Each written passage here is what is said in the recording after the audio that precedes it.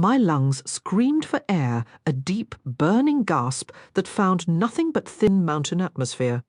My fingers twitched with the phantom memory of a cigarette, a habit I'd kicked to the curb 6 years back. The altitude always messed with my breathing, but the sudden sharp craving for nicotine. That was a special gift from Alba, Colorado. The town sign I'd passed a mile back boasted a population of 649, a number I seriously doubted had changed since the day I was born. That was Alba in a nutshell, frozen in time, a perfectly preserved relic. Just beyond the main paved road, it stood as Colorado's premier ghost town, a summer tourist trap that somehow fueled the whole place through the long, brutal winters. I watched the numbers climb on the gas pump, stretching my stiff hands toward the cold afternoon sun and the jagged, snow-dusted peaks that loomed overhead. The drive from North Carolina had left every muscle knotted and sore. A sharp March wind cut through my fatigue, its icy touch a bracing shock against my skin. Up here at 10,000 feet, it was a far cry from T-shirt weather. A sharp intake of breath drew my focus. I turned to see a minivan that had coasted in behind my Jeep. A woman with oversized sunglasses and a bulky coat was frozen mid-step, one foot on the pavement and the other still in her car, looking like a paused video. I dropped my arms, letting my shirt fall back over the strip of tattooed skin she'd clearly seen. With a quick shake of her head, she finally moved to pump her gas. At least she didn't cross herself and flee. Maybe she was new to Alba, or perhaps my notorious reputation had mellowed a bit since I enlisted. Then again, maybe the whole town had simply decided to forget I existed. After finishing at the pump, I headed into the small store for a drink. Who knew what, if anything, was left in my dad's fridge? A set of bells jingled as the door shut behind me. I gave a nod to the older man behind the counter, Mr. Williamson, still running the place. His bushy silver eyebrows shot up in a fleeting smile, then did a complete double take. The smile vanished, replaced by a narrow-eyed stare of recognition. So much for a softened reputation. I grabbed a couple of water bottles from the sparse cooler and brought them to the register. Williamson's eyes kept darting from my hands to the bottles as he rang them up, as if expecting me to bolt with them. I'd been accused of many things in this town, but petty theft was never one of them. The bells chimed again, and Williamson's posture eased. "Afternoon, Lieutenant Hall," he greeted the new customer. "Great, I didn't need to look." That stubborn, judgmental old man probably still hated my... Holy crap! Camden! That wasn't Tim Hall's voice. It was Gideon, his son. Gid stood there, his mouth slightly open, light brown eyes wide, with the same stunned look he'd had when my brother Xander once shoved us into the girls' locker room back in freshman year. A hazing attempt I never properly thanked Xander for, not that anyone would ever believe the town's golden boy would pull such a stunt. "I didn't think cops were allowed to curse in uniform," I said, giving him a quick look over. Unlike his father, Gideon was still lean, no sign of a belt-straining gut. "Says the soldier," he shot back with a grin. "Actually, we get bonus points for it. Besides, I'm not in uniform anymore." It had been 17 days. "Does your dad know you borrowed his badge anymore? Does your—" He trailed off, sighing. Forget it. I've got no comeback." His laugh was infectious, pulling one from me, too. "It's really good to see you." He pulled me into a solid, back-thumping hug, his badge pressing into my chest. "You too," I said, grinning as we separated. "Honestly, you might be the only person here I'm actually glad to run into." "What? Not even Mr. Williamson?" Gideon glanced past my shoulder and winced at whatever expression was on the old man's face. "Okay, maybe not him. He was never my biggest fan," I said with a shrug, not bothering to lower my voice. "You did put a guy through that window last time you were around," Gideon reminded me, nodding toward the pane that had been replaced years ago. "How long has it been, even 4 years?" 6, I answered without thinking of the handful of details I could recall from that night. The date wasn't one I'd forgotten. Right, 6, Gideon's expression sobered. He remembered now why I'd been in Alba then. Sullivan's funeral. A familiar heavy grief surged, threatening to claw the air from my lungs, but I shoved it down, a practiced move I'd repeated 1,000 times since we buried him. For a second, I could almost hear his laugh again. "You planning to pay for those waters, Camden? Mr. Williamson cut in." "Yes, sir," I said, grateful for the distraction, and turned back to complete the purchase. I didn't miss the flicker of surprise on his face at my polite tone, or when I thanked him and took the bag. "That stuff will rot your insides," I told Gideon as he set a 6-pack of soda on the counter. He passed over his debit card with a low grumble. "You and Julie, I swear. Can't a guy enjoy a quiet drink?" For the first time in weeks, a genuine smile touched my lips. "How is Julie and the kids? Officially driving me to drink," he said, raising his soda in a mock toast. "But seriously, they're good. Julie's working as a nurse now, something you'd know if you ever logged into the real world. Social media? No, thanks. What's the actual point?" After Gideon thanked the cashier, we stepped out into the afternoon. "The point? Maybe to stay connected to your oldest friend? We have email for that. Social media is just a stage for people to compare their kitchens, their beach trips, their highlight reels. I don't see the need to stand on my lawn with a megaphone announcing what I ate for lunch either." "Speaking of food," Gideon said, stopping between my lifted jeep and his worn patrol car. "How long are you sticking around? Julie would kill me if I didn't invite you for a meal." "For good," I said, the words tasting strange. He just stared. "Yeah, it's taking me a minute to believe it too."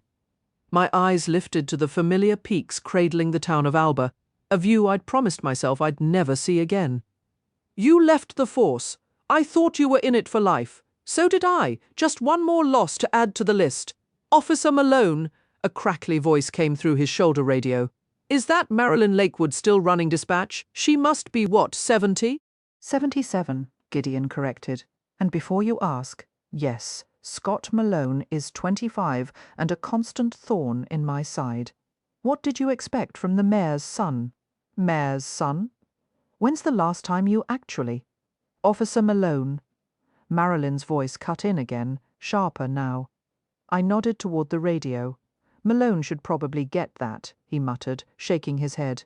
"It's likely just Genevieve Dawson complaining about the neighbor's cat again. If it's urgent, Marilyn will call my cell." "Now, talk to me. When did you roll into town? You're really back for good." "As in, you've moved back to the place you once called the Devil's Own."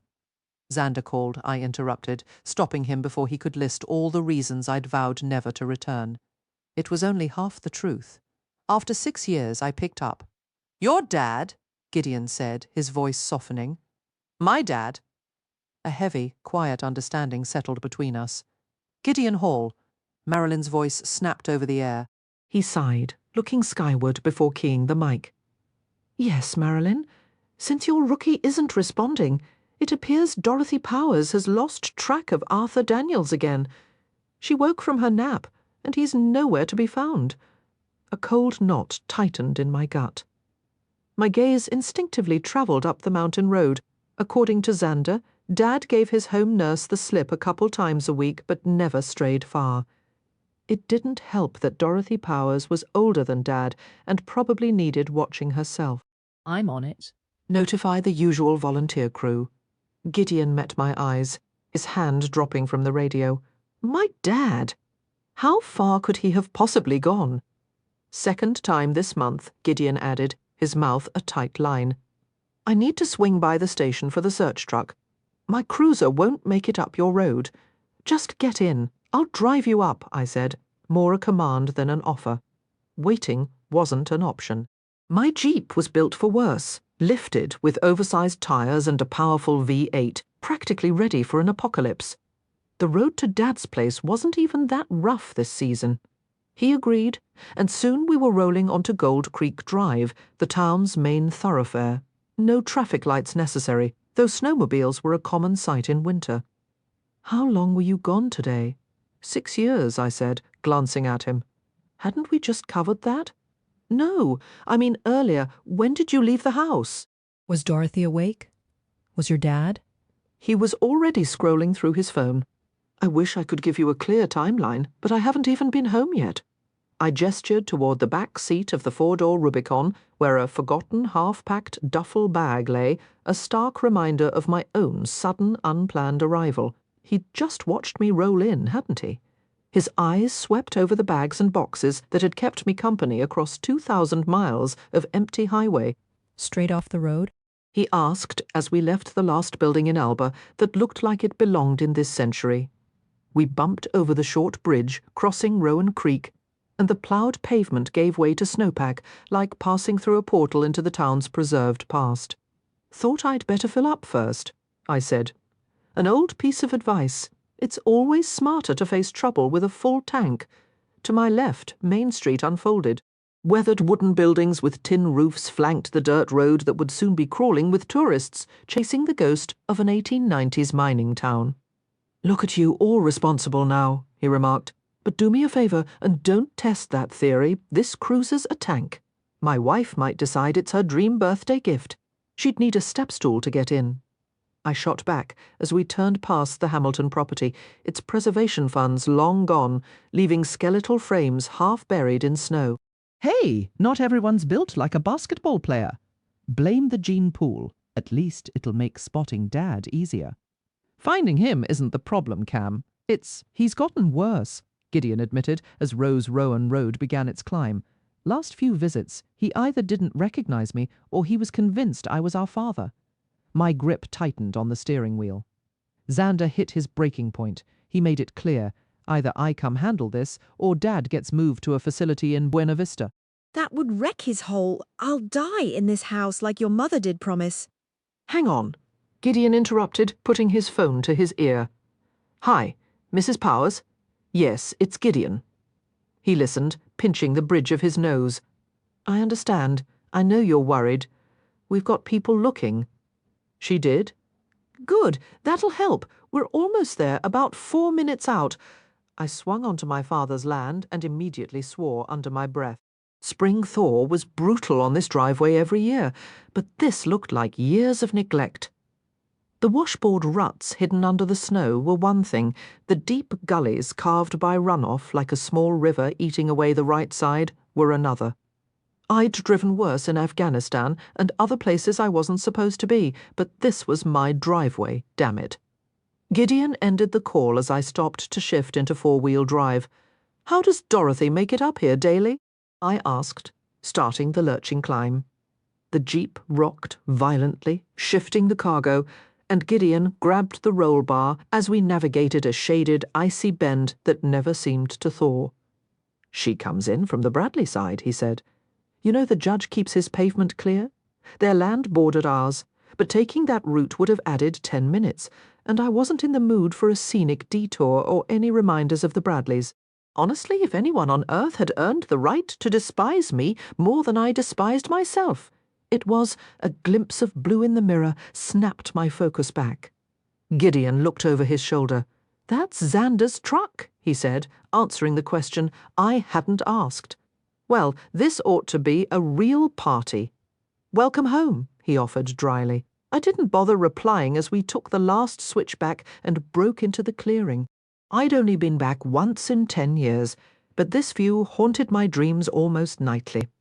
The low sun caught the windows of the 2-story house I'd grown up in, gilding it in a light that almost made the stark, bare peak behind it look welcoming. Dad always said it was safer to live at the tree line, away from the worst of the wildfires. I always figured he just liked living on the brink, where the air was too thin for much of anything to thrive. I shoved the Jeep into park, cut the engine, and snatched my coat from the floor behind me. By the time Xander's truck rolled to a stop beside me, I was already outside, zipping up the black north face and wishing it was body armor. Facing bullets would have been easier than facing him or our father. "I'll give you 2 a minute," Gideon muttered, awkwardly retreating toward the house. I heard the front door click shut just as Xander's door slammed. He came around the hood of his gleaming new truck and halted, his hands freezing on the zipper of his jacket. A flood of memories hit me, first the good, then the bad, and finally the ones I tried to forget. He ran a hand through his perfectly styled blonde hair and took a sharp breath. Camden, Alexander.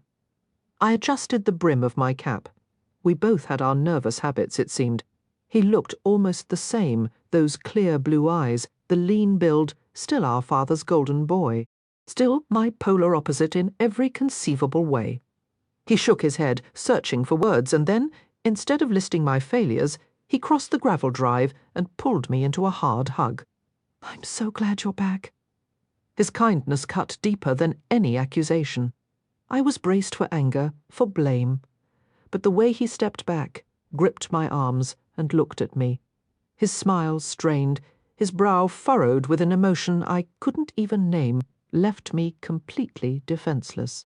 He let out a choked laugh, heavy with 6 years of silence. "Look at you. What do they feed you? Special Forces guys. And what's with the scruff?" He gestured at my beard as he moved back. "Green Beret, not Delta," I corrected on autopilot, forcing a smile that made my gut twist. "Right, right. Civilians like me can't keep it straight." His eyes darted over my face, like he was trying to memorize me before I vanished again. "God, Cam, I'm just—" A wave of nausea rolled through me as a cavern of guilt opened in my stomach. He was beaming, showing off a set of perfectly white teeth and a joy that felt completely foreign to me. "I'm just really happy you're here. You mentioned that? I was certain I'd be sick. How could he be this gracious?" "Because it's true," he said, clapping my shoulder. "Come on, let's go find Dad." "You don't sound very concerned." I am, but for every time he's forgotten my name, he's never once gotten lost on this property. We just need to find him before it gets cold." I nodded, and he turned toward the house. The temperature was already dropping into the 20s, and it would plunge below 10 once the sun was gone. "Cool Jeep, by the way. Fits you," he called over his shoulder. I squeezed my eyes shut, drawing slow breaths through my nose, fighting to keep everything down. My body seemed to reject this emotional onslaught. Of course he forgave me. Of course there was no hostility in his gaze, just this unbearable, open-hearted acceptance. He never had to list my flaws. He just had to exist, a living reminder of everything I wasn't. Just as I steadied myself, he turned back. "You all right?" His voice softened with worry. "Yeah, I lied. It was a skill I'd mastered. Altitude? Something like that?" "Just drink plenty of water," he advised, raising an eyebrow until I nodded. Then he started up the steps to the porch. It was that eyebrow now bisected by a thin, pale scar that hadn't been there before, a scar I'd given him when I'd shoved him through old Mr. Williamson's window. The sight of it sent a fresh jolt of sickness through me. Xander was halfway up the stairs when the front door burst open and Gideon sprinted out. "He's got a gun!" he yelled. Xander stopped dead, turning to see Gideon sprinting down the steps in my direction. "Excuse me."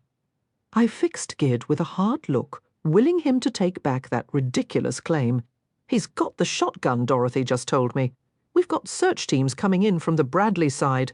Gid moved past me, already speaking into the radio clipped to his shoulder. "How in the world does Dad even have access to the shotgun?" I snapped at Xander. He shook his head slowly. "I was sure I locked them all in the safe. I even hid the key." "In the laundry room?" Dorothy asked as she stepped onto the porch, holding a familiar faded bottle of fabric softener. Time seemed to have left Mrs. Powers untouched. She looked exactly as she had a decade ago when I'd enlisted. Her silver hair was the same chin-length cut, and she wore that same green winter coat. "Yeah, right above," Xander sighed, closing his eyes briefly. "Right above the fabric softener he absolutely refuses to use." "This fabric softener I found in the entry hall?" she asked, giving him a classic maternal stare. "That would be the one." A muscle twitched in his jaw. "Please tell me you store the ammunition separately. Tell me you at least remembered that much from your 3 years of service." Xander went pale. "Perfect. Let's find him before he hurts someone."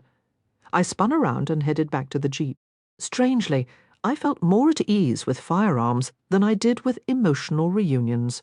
I shrugged off my coat, climbed onto the Jeep, and unlocked the cargo carrier I'd secured to the roof for the long drive. Selling most of my belongings had seemed like the right move at the time, though I'd kept a few items for reasons I didn't care to dwell on. "What's the plan?" Xander asked, looking up at me. "What do you mean?" I located what I needed and shut the carrier. Then I hopped down, landing right in front of Xander, whose eyes were as wide as my headlights.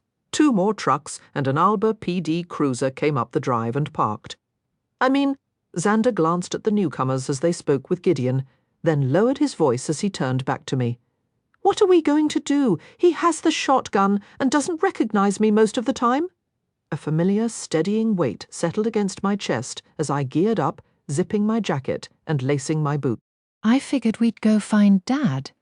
I rummaged through my glove box, snagging my headlamp and a flashlight to stuff into my pockets. I paused just long enough to tuck the small white onyx bishop safely next to my driver's manual so the chess piece wouldn't get lost. We probably had another hour of decent light, but if I was wrong, searching the 100 acres Dad owned would take much longer. And that was assuming he'd even stayed on the property. "Don't you think we should let Gideon and the police handle this now?" Xander asked quietly. I looked back to where Gideon stood with the 4 other officers that made up the Alba Police Department. They all had sidearms holstered. I was on the receiving end of more than a few unfriendly stares. Not that I blamed them, at least 3 of those guys had slapped cuffs on me at some point. "You mean, am I going to let the guys with the guns go find our dad, who also has a gun?" I didn't wait for Xander's reply, turning toward the northern part of the land. "Wait." Xander grabbed my elbow, and I stiffened, mentally repeating not to knock him out for touching me without warning. "Let go of me." My tone must have gotten through because he released his grip. "There are procedures, Cam. Protocols. They know how to manage this. The last thing we need is for you to lose your temper." Ah, there it was. That butter-soft, condescending tone Xander used whenever he thought his extra 25 months of age gave him the right to call the shots. He'd never manage a clean, decisive move to get his way. He'd just keep soaring away with that slightly serrated edge until the friction wore you down enough that you stopped resisting. I was more a fan of the straightforward butcher knife method. All these rules of yours. "Are you seriously saying if he aims that shotgun at them, they won't fire?" Xander let out a dismissive laugh. "Relax. It's just the guys." "You want to gamble Dad's life on that 25-year-old hothead who ignores his radio and has unclipped his holster at least 4 times since this whole conversation started?" "I don't. I know where he is, and I'm getting to him first." Xander's attention jerked toward the small huddle where Gideon was speaking, and I set off, following a faint trail I knew would vanish once we hit the mountain meadow. It was enough to show his direction. I swore quietly, feeling the thin air. It usually took me a few days to acclimate, but time wasn't a luxury I had. "Where are you headed?" Gideon's voice carried over. "To find our father." Xander shot back, all bravado. I rolled my eyes at his performance, but kept moving. He caught up fast, matching my pace as we stuck to the patches where the snow had already thawed. Our strides were in sync, like always. We were the same height, but I carried a solid 40 pounds more muscle. "I really hope you know what you're doing," he said as the tracks faded completely. "I do." My eyes scanned the landscape, searching for any hint Dad had passed through. "You honestly think you can find him? How long has he had that bottle of fabric softener?" I asked, granite crunching under my boots. At least it wasn't snowing. "Years," Xander replied with a shrug. "Exactly, at least 10. Paula Bradley brought it over when he was laid up sick that winter. Remember, tried to help with the laundry. How in the world do you remember that? I'm burdened with a memory that doesn't forget a thing. I adjusted our path toward the part of the land where Sullivan rested. Believe me, there's plenty I wish I could erase. Do you recall why he never used it? We topped one ridge and began descending toward the tree line, keeping the peak to our right as we crossed a stubborn patch of snow. I hardly remember Mrs. Bradley bringing it. He wouldn't let her use it, but he also refused to toss it out. I prompted. Xander just gave me a blank look. "It's lavender scented," I said, answering for him. Xander drew a sharp breath. "Mum! Mum!" I confirmed as we entered the pine trees. In the shade, the temperature plunged to an uncomfortable chill. But she's buried on the far side of the property with. That's not where he goes when he misses her. Not that he'd ever admit to missing her. Admitting that would be like announcing a vulnerability. And Arthur Daniels was not a vulnerable man. The ravine. Right. We pushed through the narrow band of forest that cut across this section and stepped into a clearing I knew painfully well. A low curse escaped me as it came into view. Oh no, Xander breathed out. Oh no was a massive understatement. My heart seemed to stall for a second before hammering against my ribs, flooding my veins with adrenaline.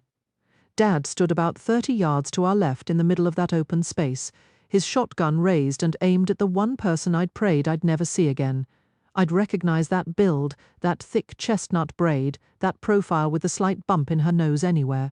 Hell, I'd been right there when she broke it as kids. I was the one who carried her out of that old mine shaft. She stood about 15 yards ahead of us, her hands open and held out, but she wasn't backing away from the twin barrels of death pointed at her chest. Backing down had never been her style, and while her stubbornness had once fascinated me, right now I was cursing that reckless streak of hers. Willow Bradley was about to get herself killed, Sullivan's Willow. You've got to give me a hand here, Sully. I thought the words instead of speaking them, knowing Xander wouldn't grasp it. I kept my voice low as I spoke to Xander, leaving no space for disagreement. Circle through the trees and come up behind him. When I give the signal, get that gun out of his hands. He shot back a tense whisper. What signal? You'll know it when you see it, I assured him. He argued, he doesn't know you. He'll pull the trigger. My response was immediate. Better it's me than her. The idea of death had never truly frightened me. We'd been engaged in this back-and-forth dance since I could recall, and I understood my turn to lose would come eventually. If today was that day, then I was ready. I began to move. Chapter 2. Willow. I had to focus. This was Mr. Daniels. I'd known this man my whole life, even with his Alzheimer's. Surely he wouldn't actually shoot me, right? The complicating factors were hard to ignore. He had no memory of who I was, and the barrel of his shotgun was aimed directly at my heart. That last part was particularly concerning. Mr. Daniels, I said again, softening my tone. It's Willow. I live on the neighbouring property, remember? If you counted a mile down the road as neighbouring. A gust of wind caught a stray piece of my hair, flicking it across my cheek, but I didn't dare move to fix it. The sun had dipped below the horizon just minutes ago, and the shadows were deepening rapidly. Maybe he just couldn't see me clearly in the fading light. Quiet, he yelled, giving the gun a threatening shake. His eyes were wide and frantic, but I saw no malice in them, only confusion and fear. My breath hitched, my heart hammering against my ribs. What if his finger slipped on the trigger? What if the next jerky movement caused it to fire? We were a good half-mile from the Daniels farmhouse and even farther from my parents' place. My phone was in my pocket, but I was certain any move for it would be my last. At this range, I wouldn't survive a trip to the hospital, assuming anyone could even find me out here. The only comfort was knowing other search parties were nearby. They'd hear a gunshot. There are mountain lions in these woods, he snapped, his mind clearly trapped in the past, back to the tragedy that took his wife on this same land years ago. You're trespassing! What are you doing here? Arguing about property lines seemed pointless, since technically I was on his acreage, but Dorothy had called in a panic, and I dropped everything to look for him, just as I had several times recently. The shotgun, however, was a new and terrifying development. I know about the mountain lions, I said, a tremor in my voice. You taught me what to do if I ever saw one. He'd given that lesson to Sullivan and me when we were just kids, with Cam gleefully acting the part of the predator, while Alexander observed with his usual quiet skepticism. Cam. Just the thought of his name sent a familiar, sharp pang through my chest, a feeling that persisted even now, heightened by the current peril. I don't know you. Stop lying. Why are you on my land? Get off. He thrust the gun forward. Okay. I nodded, easing back a single step. Don't move! He shrieked, his voice cracking with panic. Not another word. I froze completely. He was spiraling deeper into his episode, and a cold, paralyzing acceptance settled over me. The real possibility that he might shoot was no longer a debate in my mind. Then, a shift in the shadows to my left. I turned my head just enough to see the outline of a man, now only a few yards away, approaching with his hands raised in a placating gesture. Who was he? Where had he come from? The brim of his baseball cap hid his face, but his size was imposing, making my 5'4" stature seem tiny as he deliberately stepped into the line of fire, placing himself between me and Mr. Daniels. His broad back completely blocked my view. I didn't know him, which was strange, given the small, familiar group that usually turned out for these searches, but there was something recognizable in his stance, a posture that pretended submission while radiating pure, controlled aggression. The utterly irrational thought struck me. This stranger felt more dangerous than the loaded weapon pointed at him. At least, I hoped it was loaded. If it wasn't, this would make one heck of a story to tell Charity later, though the humor would be decidedly grim. Dad always said my sister was reckless, but Charity had never stared down the barrel of a shotgun. "What's going on? Who are you people? How many are with you?" Mr. Daniels demanded, his voice climbing with fear. The man shielding me squared his shoulders, bracing for something. "Quiet! No more lies. All you claim jumpers do is lie." His story sure shifted fast. A strong arm reached back, encircled my waist, and pulled me firmly against him. I stiffened, though the invasion of my personal space was nothing next to the threat of the gun. His hold was unyielding, effortlessly keeping me in place. It reminded me of a time in high school, but I shut that thought down immediately. "It couldn't be. Please be careful," I murmured to the stranger. "He has Alzheimer's. He doesn't understand what he's doing." He drew me closer, his back against my front, and the familiar scent of mint and pine washed over me. He began adjusting his stance in subtle shifts, positioning my back toward the tree line and away from the steep drop. "That smell, I knew it. We're just out hiking," he told Mr. Daniels, his voice calm and measured. A wave of certainty hit me so hard it stole my breath. My eyes closed as memories crashed over me, and I prayed I wasn't the one losing touch with reality. "Cam!" I breathed out, letting my forehead press against his back as my fingers clutched the fabric of his coat. "You all right, Willow?" he asked, his voice so low and quiet I might have believed I was imagining it if I hadn't felt the vibration in his chest. I nodded, the soft material brushing my cheek. Maybe Mr. Daniels had already fired. Maybe the impact never registered.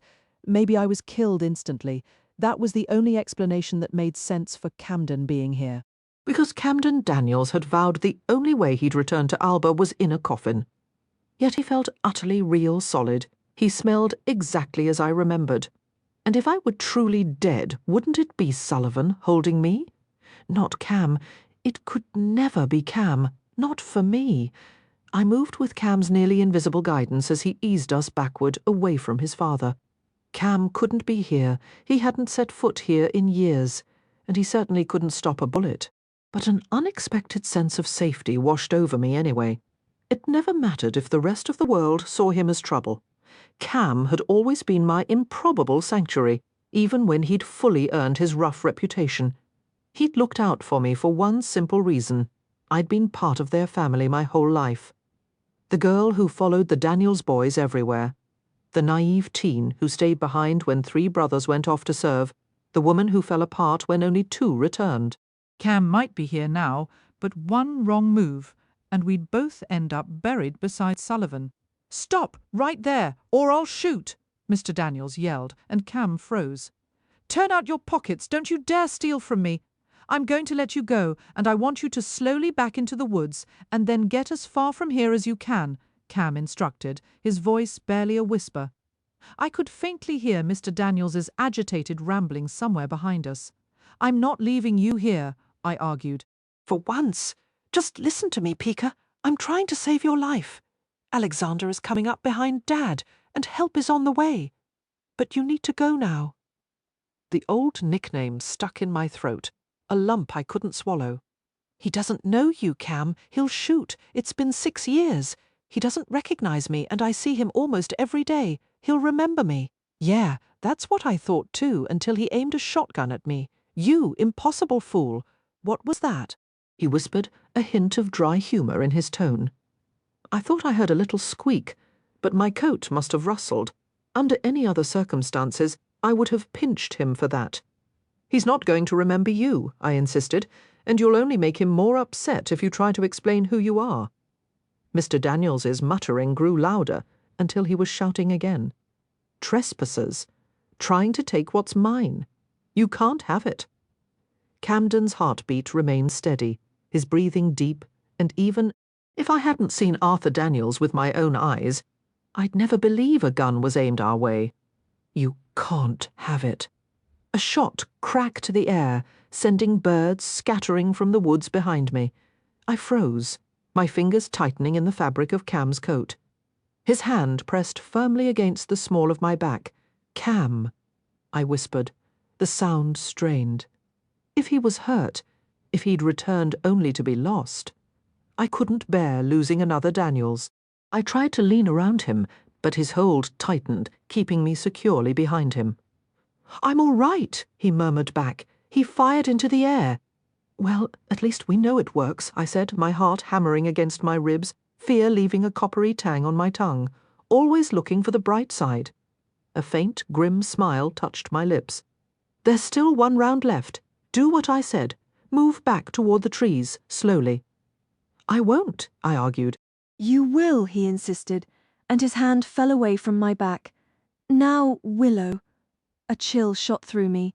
He stepped forward, and I let the rough material of his coat slip from my grasp, leaving me standing helplessly just a few feet behind him.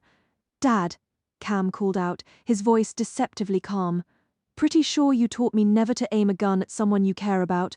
I stood rooted, watching Cam advance as if his father weren't pointing a weapon at his heart. What? Mr. Daniels shouted. I don't know you. Who are you? What are you doing here? There it was. A slight shift in his voice. If Cam could reach him, maybe they'd both walk away from this. But the chance felt so slim, it was almost cruel to hope. It's me, Dad, Camden, and you looked like you were about to hurt Willow, so I stepped in. You don't want to hurt Willow, do you? Remember little Willow from next door? Willow, who's... The farther Camden walked, the clearer his father came into view. I knew I should move, should retreat into the woods so this wouldn't all be for nothing, but the thought of leaving him alone was impossible. Sullivan had been alone. I couldn't get to him then, couldn't touch him, couldn't smooth his hair from his forehead one last time. I wasn't abandoning Cam. Come on, Dad, lower the gun. We'll go back to the house, and I'll make you that chicken recipe just like Mum used to, okay? Cam kept his arms wide, palms open toward his father. Get off my property. You can't have it. Another blast roared, and I screamed as Cam was thrown backward, landing in the field with a heavy, awful thud. No! The cry tore from my throat as I raced over the rough ground to where Cam lay on a patch of frost-brittle grass. Willow! Xander yelled from behind his father, already grabbing for the shotgun. Call for help. I barely glanced back as my knees hit the hard earth beside Cam. How would we ever get him off this mountain? Was there even a place for a medevac to land? His jacket was torn, little feathers escaping and swirling away in the wind, but they weren't red, not yet. The grass around him wasn't red either, was it? But the light was fading fast. I reached for his coat, but his back arched, and my eyes flew to his face. God, I had missed that face. Then I cradled the scruff, softened lines of his jaw without a second thought. Movement at the edge of my vision meant the other searchers had finally arrived. Too late. Always too late. I'm right here, I told him, staring into eyes so dark they seemed to pull me under.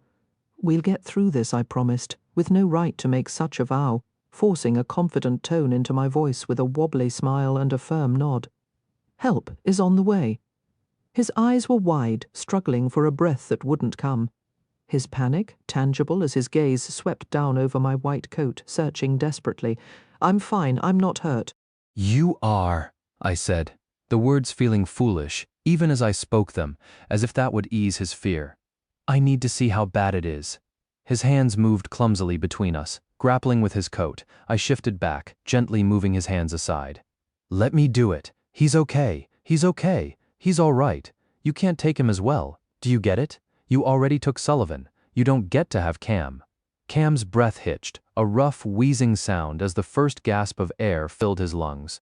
My gaze snapped to his, finding his eyes already locked on mine, his brow pinched in a pained frown as he fought for another breath.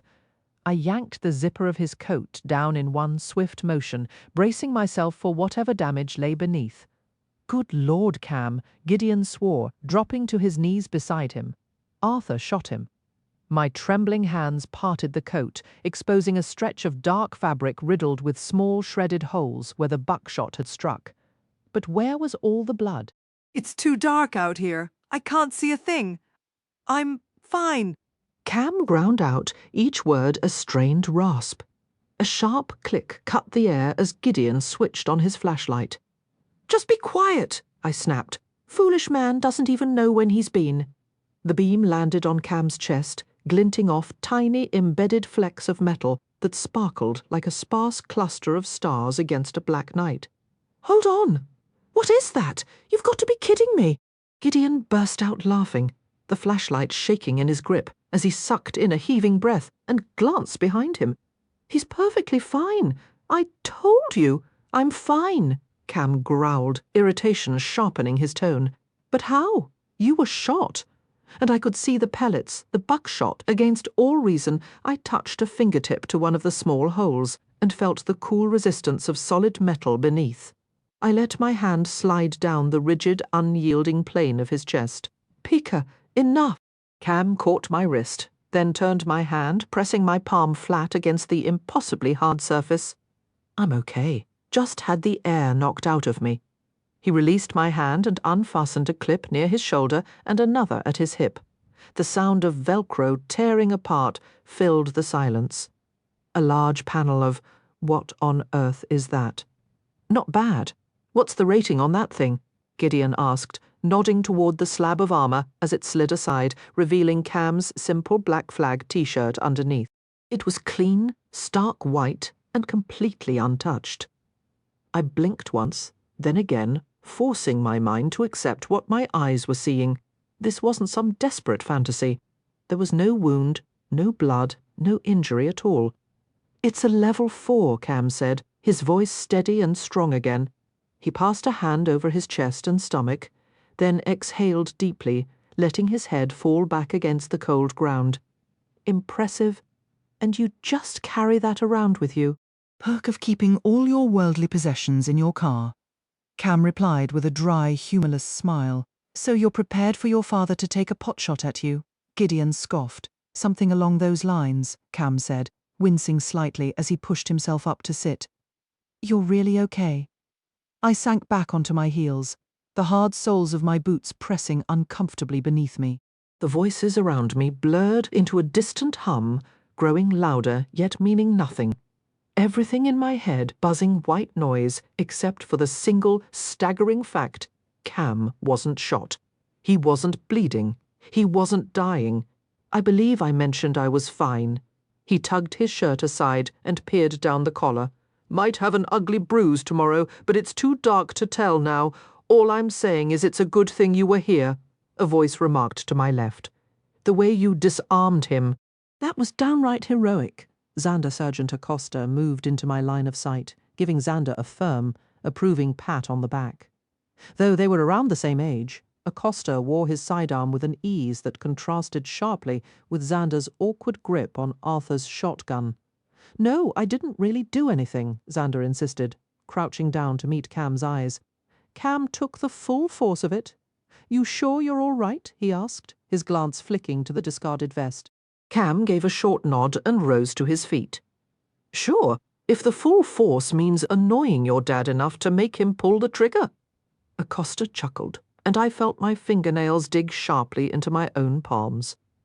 I opened my mouth, ready to tell Acosta that Cam had probably just saved my life, but a quick, almost imperceptible shake of Cam's head in my direction made me stop. He had always been willing to let people assume the worst about him, and it seemed some things never change. "Let's just get him home," Cam said. His words directed at no one in particular as he reattached the vest and stared fixedly ahead. His tone was one I knew well from years past, a definitive end to the discussion, a clear signal that he had withdrawn, sealing himself off from anything that might dare to reach him. With the immediate threat gone, I let myself really look at him. He hadn't grown taller, but he was broader, more solid, like he'd been carved from something denser than the boy who'd left Alba 10 years back. His entire demeanour had a sharpness to it now, and the walls he'd always kept up seemed fortified with steel. Yet his eyes held that same old sorrow I remembered, the very reflection of my own grief from our last painful goodbye. He and Xander moved toward their father, who was getting checked over by Captain Hall, while Mr. Daniels shook his head, struggling to explain the chaos. Losing Mrs. Daniels was a tragedy. Burying Sullivan 9 years after that shattered us. But watching Arthur Daniels these past 2 years, that was a slow, cruel funeral, one piece of his soul at a time. Don't see you in town much, Willow. Still dabbling with those paints? Robbie Acosta smirked, looking down at me as Gideon joined the Daniels brothers.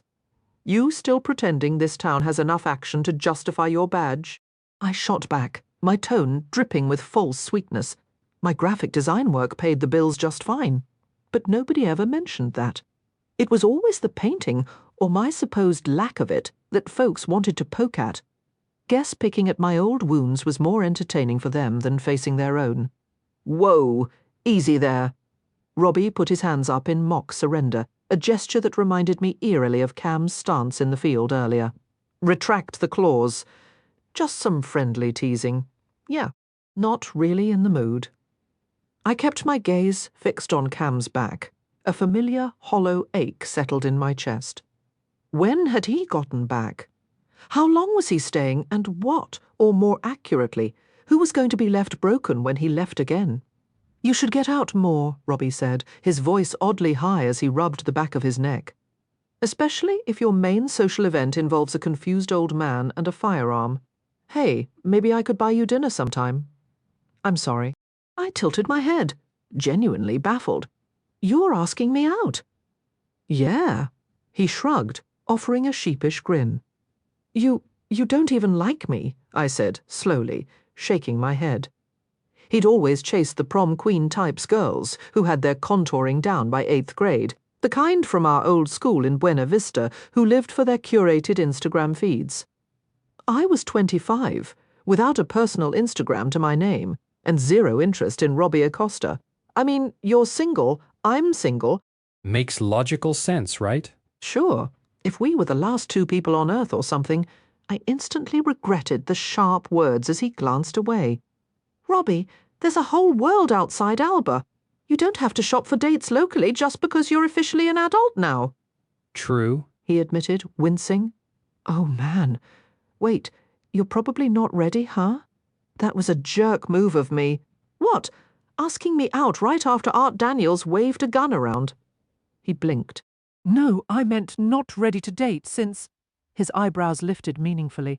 Seriously. Oh, I'm okay, really. I miss Sullivan every day, but it's been 6 years. Time had a way of standing still in a town like this. I'd done my grieving, mostly during my years away at college, but here everyone acted like the funeral was last weekend. Apparently, I was still supposed to be the heartbroken widow. Right. Good for you, staying strong, he said, with an awkward nod and a pat on my shoulder before heading toward the group gathering at the tree line. It was too dark to see who was there, but I'd bet it was the usual crowd. Minus my dad, if Dad had been here, he would have lost his mind.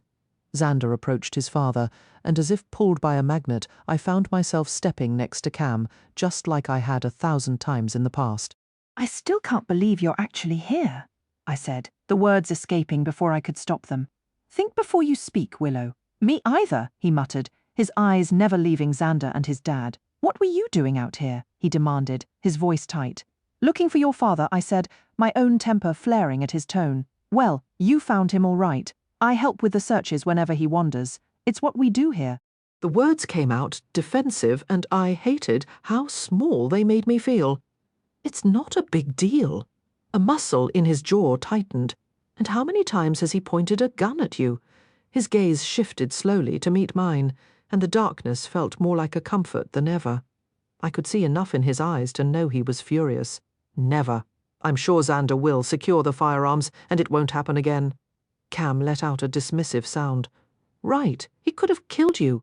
Well, he did shoot you, I pointed out, tapping his armoured vest. A faint, almost imperceptible smile touched his lips, and I felt a small surge of triumph. Seems like he's good to move, Cam observed as Mr. Daniels shrugged off Gideon's attempt to help him across the rough ground. Still as stubborn as always, he muttered under his breath as his father drew near. Must be genetic, or did you forget? I warned you he might not recognize you. I teased, hoping to ease the tension. Cam had always handled pain better if he could twist it into something darkly humorous. Not that this situation was funny. Recognize him? Mr. Daniels cut in, halting directly in front of Cam. He stood just a few inches shorter than his son, but carried an intensity that made him seem larger. I shot you! You did! Aside from the subtle clenching of his right hand, Cam showed no emotion.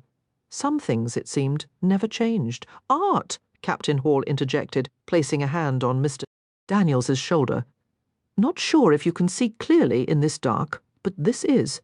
I know exactly who this is, Mr. Daniels hissed. I braced myself for whatever this dementia episode was about to unleash. Cam raised an eyebrow as his father glared. This is the bastard who killed my Sullivan. The air left my lungs in a rush. I instinctively moved closer to Cam until my arm brushed against his. He stood motionless, unreadable as stone. Mr.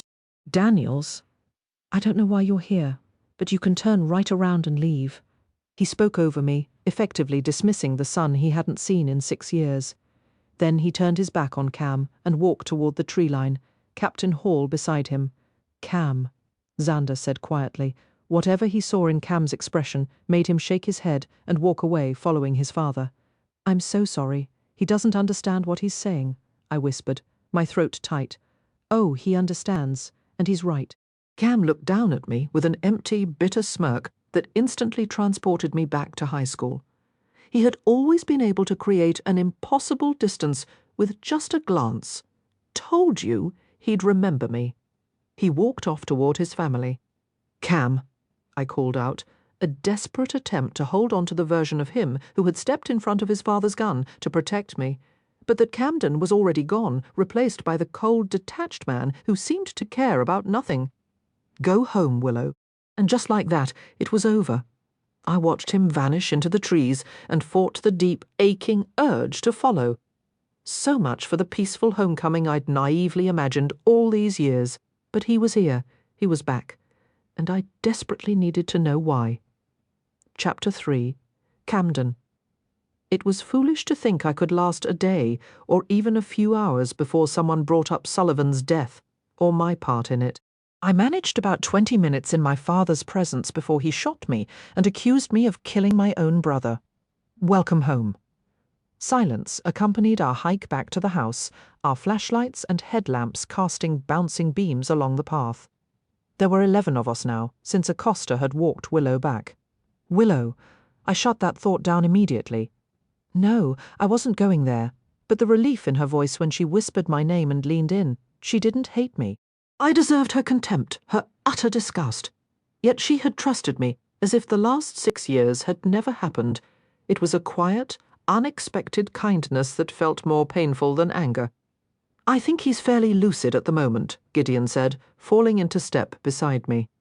You could try talking to him. I think he was plenty lucid up by the ravine, so no thanks. He's managing perfectly well with Xander handling things. I leaped over the 3-foot trench, now carrying a rush of spring meltwater. How quickly it returned to me, my muscles remembering the path even where the moonlight faded. If only I'd thought to swap my Av's cap for something warmer before chasing after Dad. You really believe he would have fired? Gideon let out a strained sound, then there was the noise of him scrambling. Good grief, wait up, still part mountain goat, I see. he puffed, jogging to close the distance. No, I don't think he would have shot me if he'd known it was me right then, I replied, answering his question and my own, but he absolutely would have thought about it. I'd wager he's imagined the scenario more than once, even on his clearest days. Some welcome home, Gideon mumbled as the house emerged into sight across the open field. Why do you think I avoided this place for years? Because you figured he'd shoot you on principle. He bumped his shoulder against mine, and I stiffened for a split second. It was a typical gesture from Gideon, though nowadays I rarely let anyone get that close without clear permission. Something along those lines. My gaze lifted toward the north, as if it could pierce the dark wooded ridge to the small stand of aspens where Sullivan rested beside Mom and Uncle Cal. You'll adjust. Hell, you could always join me at the APD. His smile gleamed in the low light.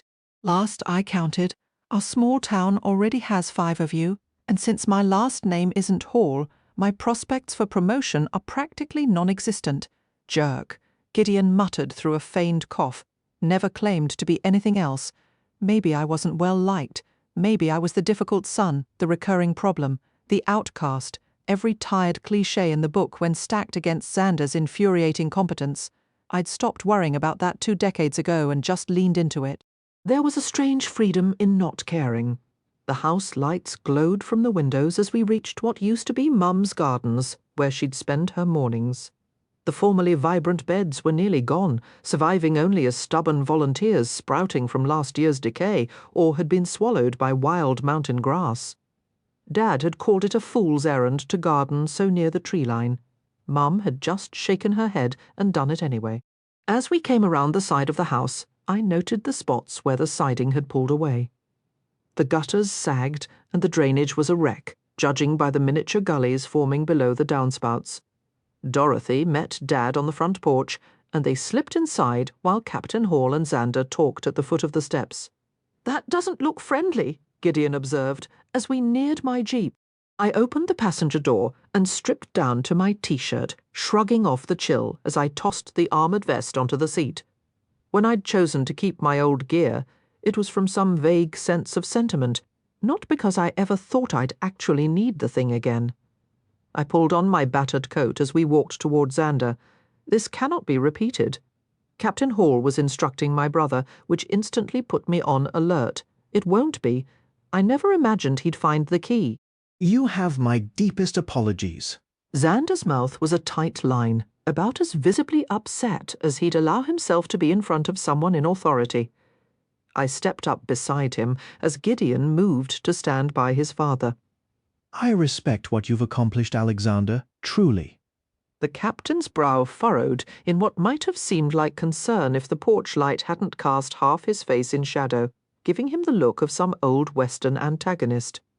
The man really needed to retire that cowboy hat. Thank you, Xander responded. Now, we're going to go see about our... But the time has come for you to place him in that assisted living facility in Buena Vista. Captain Hall cut in with that morally superior tone that always made me want to do the exact opposite. That's why I'm here. I crossed my arms over my chest. It was good to see you, Camden. Honestly, it was. Things have been a bit too quiet around here without you tearing the place apart. What exactly do you know about looking after your father? How long is this visit supposed to last? What happens when you disappear back to wherever you call home now? Gideon's throat worked, his eyes shifting from his dad to me, but he stayed quiet and still, not reacting the way he used to. I guess time had changed a few things. "This isn't a visit. I'm staying," Xander called, and I came. "That's why my jeep is loaded to the roof, you jerk. Let's review." "You've been here 5 minutes, and your father already shot at you. Does that sound like a man who should be living alone?" He raised his brows and leaned in. That tough guy act stopped working on me about 10 years ago, and it definitely wasn't working now. I wasn't about to let him bait me, though. It sounded like my brother needed me. So I'm here. We're going to make this place safer for Dad, and we'll do it together. We're grateful you all helped bring him home. We've got it from here. His expression hardened. "You need to understand, boy. You have no idea what it's been like. I'm not your boy. My voice went low and flat, the tone I used when I was fighting the urge to do something drastic. You're right, I don't know, but Xander does, so if you'll excuse us, we're going inside. Gideon, you okay to get a ride? Yeah, I'm set. Let's go, Captain. Making sure Xander was with me, I headed for the porch steps. Camden, Captain Hall called out. We both turned. Do us all a favour, and try not to cause any trouble while you're in town, will you? I'd hate to see someone else get acquainted with a window pane. Xander went rigid next to me. In my line of work, I'd ended men for less. The captain's dig hit its mark, sending a hot coil of anger tightening in my chest. You have a good evening, Captain, Xander said, his hand coming to rest on my shoulder while the other still held the shotgun. Of course he was the one to smooth things over. Of course he defaulted to keeping the peace, to that familiar space where everyone knew their part. Xander's role was to calm the waters. Mine had always been to stir up the storm. Will do, Mayor Daniels, Hall replied. I locked my jaw shut to keep from gaping. The two Halls gave us curt, unreadable nods and got into their SUV. We stood there in the growing dark, shoulder to shoulder, like reluctant guards posted to protect a man who had never really protected us. Once the other searchers and the police had cleared out, only one unfamiliar car remained in the driveway. So Mayor Daniels, is it? I asked my brother, as we turned to finish climbing the steps. He just shrugged. Come on, you're not deceitful or power-hungry enough for politics. Trust me, I've known plenty. It's possible to want to serve a community without scheming for a higher office, you know? I'm content right where I am, and it's not like we're a major city. He rolled his eyes and pushed the front door open. Except in the summer. I stopped, my focus dropping to the worn doormat beneath my boots. I'd vowed I would never set foot on it again. True, those extra thousands of tourists complicate everything, but their money is what keeps this town alive the other 9 months, so I consider it a fair trade. Now, are you planning to come inside, or did you want to bed down on the porch? I'll never return to Alba. I'll never leave the service. I'll never listen to Dad's accusations again. I'll never lay eyes on Willow Bradley again. Compared to shattering that final private vow to myself, the simple act of stepping across this doorway felt trivial. I walked in before my better judgment could argue. How was I supposed to help Dad if I wouldn't even enter the house? Xander closed the door behind me as I paused in the entryway, absorbing all the small, unfamiliar details in the place where I'd grown up. This had been a home once, but only when Mom was alive. The air inside held the faint, stale scent of old coffee and loneliness, a detail I'd forgotten until now. The house had grown hollow by degrees, like the persistent drip from the leaky faucet upstairs that everyone kept meaning to fix, but never did. The warmth had seeped away in a slow, unnoticed bleed, neglected through simple indifference. Sullivan was the one who noticed. Sullivan was gone now, and he'd taken the final faltering pulse of this place with him. I'm locking this back up, Xander said, gesturing with the shotgun. Does Dad still have the key on him? He gave it to me after we came down from the ridge. Honestly, he's only clear-headed half the time these days. You should go speak with him while he's actually present. Right, because present Dad was such a delight. Xander took the stairs 2 at a time and vanished around the corner. Out of old habit, I towed off my boots and lined them neatly against the wall. I could almost hear my mother's voice chiding. How am I supposed to keep these floors clean when you boys drag the whole forest inside? The ghost of a smile touched my lips, then died as my gaze landed on the hallway rug, the one that permanently covers the stain in the hardwood where my father cradled my mother after the mountain lion attack. She'd pleaded with him to let her stay, to let her go in the home they'd built together. He honoured that wish, always saying it was a miracle she held on long enough for him to carry her back, that she never would have survived the trip to a hospital. He wasn't wrong. Camden, is that really you? I turned to find Hope Bradley, Willow's mother, staring at me from the hall. Just fantastic, another person with every right to despise me. Her lips quivered. Her eyes grew shiny, and it took considerable willpower not to retreat behind the door as she hurried toward me. You? She shook her head, offering a tearful smile. You haven't changed a bit. I had no idea you were back. Just got in today, I said, shoving my hands into my pockets. Oh, wow, does Willow know? She would be thrilled to see you. The kindness in her hazel eyes, so much like her daughter's, nearly unravelled me. It was no wonder she'd been my mother's closest friend. Actually, I ran into her a little while ago, I admitted. Where was Xander, anyway? What could possibly be taking so long upstairs? Oh, good, she's always the first to volunteer when Art wanders off. Her brow furrowed as she studied my coat, her eyes catching on the white feathers poking out from the buckshot tears. What in the world have you been up to, Cam? Hope, I'll be just a minute, Dorothy called, crossing toward the kitchen. I give her a lift home, Mrs. Bradley explained. It also lets me check on Art and give Xander a bit of a respite. I'm so glad you're here. How long are you staying? I'm back for good. The words left a sour, metallic taste in my mouth. She clasped her hands together. Really? That's the best news I've heard all week. Her eyes drifted back to my coat. You might want to invest in a new jacket, though.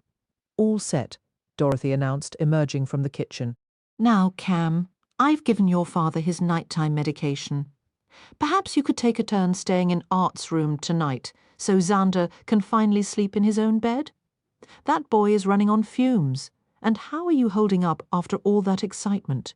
She spoke as if I'd merely stepped out for an hour, not been gone for years, casually resuming a conversation we'd never actually had. All what excitement? Hope asked. This one got himself shot. Saving your daughter, Dorothy said, matter-of-factly, fetching her coat from the rack. At least that's the story Art just told me. You were shot, Hope's attention snapped to the holes in my jacket. And Willow? Her eyes flew back to mine, wide with alarm. She's perfectly fine, I said quickly. That was the only result that mattered. Because you were there, Xander remarked, finally making his way down the stairs. Perfect timing, as usual. I shot him a warning look, but it did nothing to shut him up. Camden placed himself directly in the line of fire, even with the weapon aimed squarely at his heart. Xander grinned with a pride that felt completely out of place. This was a nightmare, and Hope, sharp as ever, would see right through my facade. You actually stepped. He was holding her hopes. Words faltered, her eyes blinking rapidly before she whirled around as my father entered the hallway. You pointed a gun at my child? The gloves are off, Xander whispered under his breath. Thanks to your big mouth, I shot back, as if the entire county won't have heard by sunrise. He retorted with a dismissive wave. What in God's name are you doing in my house? Dad roared, his finger stabbing the air toward me. You aimed a firearm at Willow? Hope demanded, closing the distance until she was inches from Dad's face. I didn't recognize her, and you have my deepest apologies, he said to her, his voice low, before all his fury pivoted back to me, a familiar target. Start talking, Dad. It's Camden, you recall. He was up at the gorge with us today. He's back now, Xander explained slowly, as if addressing someone very young or a man whose memory failed him half the time. I know damn well who he is, Alexander Camden. Why are you inside my home? Hope inhaled sharply and took a step backward. I came here to assist you, I told him, forcing my voice into a flat, mission-ready calm, bundling every raw feeling and locking it away. You, the kid who swore he'd never set foot here again? The kid who torched the bunkhouse out of sheer restlessness? The kid who's shown his face once in a decade and only to lay his brother in the ground? You're here to offer help. The child I once was would have broken down in tears. The angry teen I outgrew would have unleashed a stream of curses and stormed off. The man I am today simply stood there and absorbed the blows because I finally possessed the strength to endure them. Dad! Xander interjected, moving between us. Enough! You don't understand what you're saying. I understand perfectly. He's the reason Sullivan isn't standing here. He's the reason your daughter, his gaze cut to Hope, had to bury the man she loved at 19. He's the reason everything falls apart. Arthur, you know that isn't fair, Hope said, her voice soft but firm. He gave the order that ended Sullivan's life. The air left my lungs as my father's glacial blue eyes locked onto mine. I couldn't argue. Not when it was the undeniable truth. I had no idea the intel was, I began. You got him killed. You are not staying beneath my roof. You are not welcome here. Get out. My gut turned to solid iron, dropping straight through the floorboards. Dad, you can't, Xander shouted. There was no mercy in my father's expression, no flexibility, not the slightest chance he would reconsider, yet he was the one who had asked me to come. Did he even remember that? To hell with this, to hell with all of it. He was never going to hear me out. His mind had been made up the instant he read that report Xander had sworn he wouldn't share. I turned on my heel and walked out of the house, the screen door banging shut in my wake. Sharp gravel bit into my soles as I hit the driveway. Damn it! My boots were still inside. It didn't matter. I had spare pairs in the Jeep. I'd find a motel. Cam! Xander called out as I reached the vehicle. I slid into the driver's seat, but he was at the door before I could pull it closed. A ring of keys dangled from his fingers, but I kept my gaze fixed on the dark road ahead, unwilling to meet the sympathy I knew was in his eyes. Head to my place. This will settle down. I give you my word. He'd made that exact promise. When the gloom in this house still hadn't lifted 6 months after our mother's funeral. Xander's optimism was just a pile of convenient lies, he told himself, to make the bitter pills easier to swallow. Not happening, I said. The last spot I wanted to be was in Mayor Daniels's pristine home, tracking my mess across his perfect existence. I didn't even know where he lived now.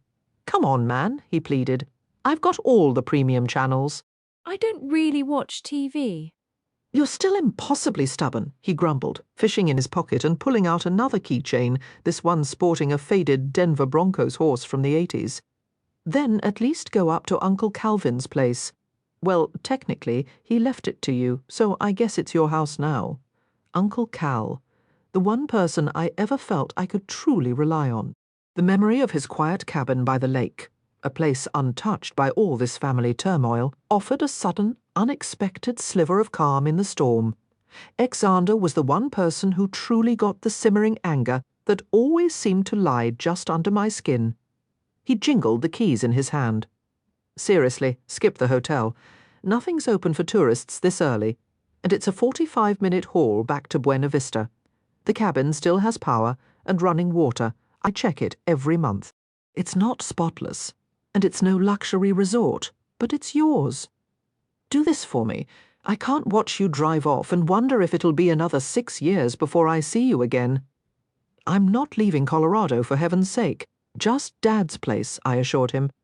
We both knew I hadn't planned on returning the last time I left. I couldn't fault him for that hint of anxiety in his tone, so I took the keys, and his shoulders relaxed. I'll stop by tomorrow. I'll be fine. What about you? I nodded toward the house. You need some space, too. I'll get space once Dad comes around, right? Like that was ever going to happen. Listen, he said, his voice gentler. We all know you didn't kill Sullivan. Dad just... He trailed off, shaking his head. I gave the order. Might as well have fired the shot myself, I murmured, my eyes fixed on the porch. Our unit had been scrambled to back up an outpost under attack. When our helicopter finally touched down, everything dissolved into chaos. I was told to take whatever soldiers were nearby and plug a gap in the perimeter. You relayed a command? That's it. I picked a squad leader to reinforce the side, getting hit the hardest. I corrected him. That sergeant took his team and did exactly that. We'd divided what remained of the platoon. I could have chosen the staff sergeant on my right. Instead, I went with the one on my left and moved toward the wall with his soldiers. Sullivan was in that squad.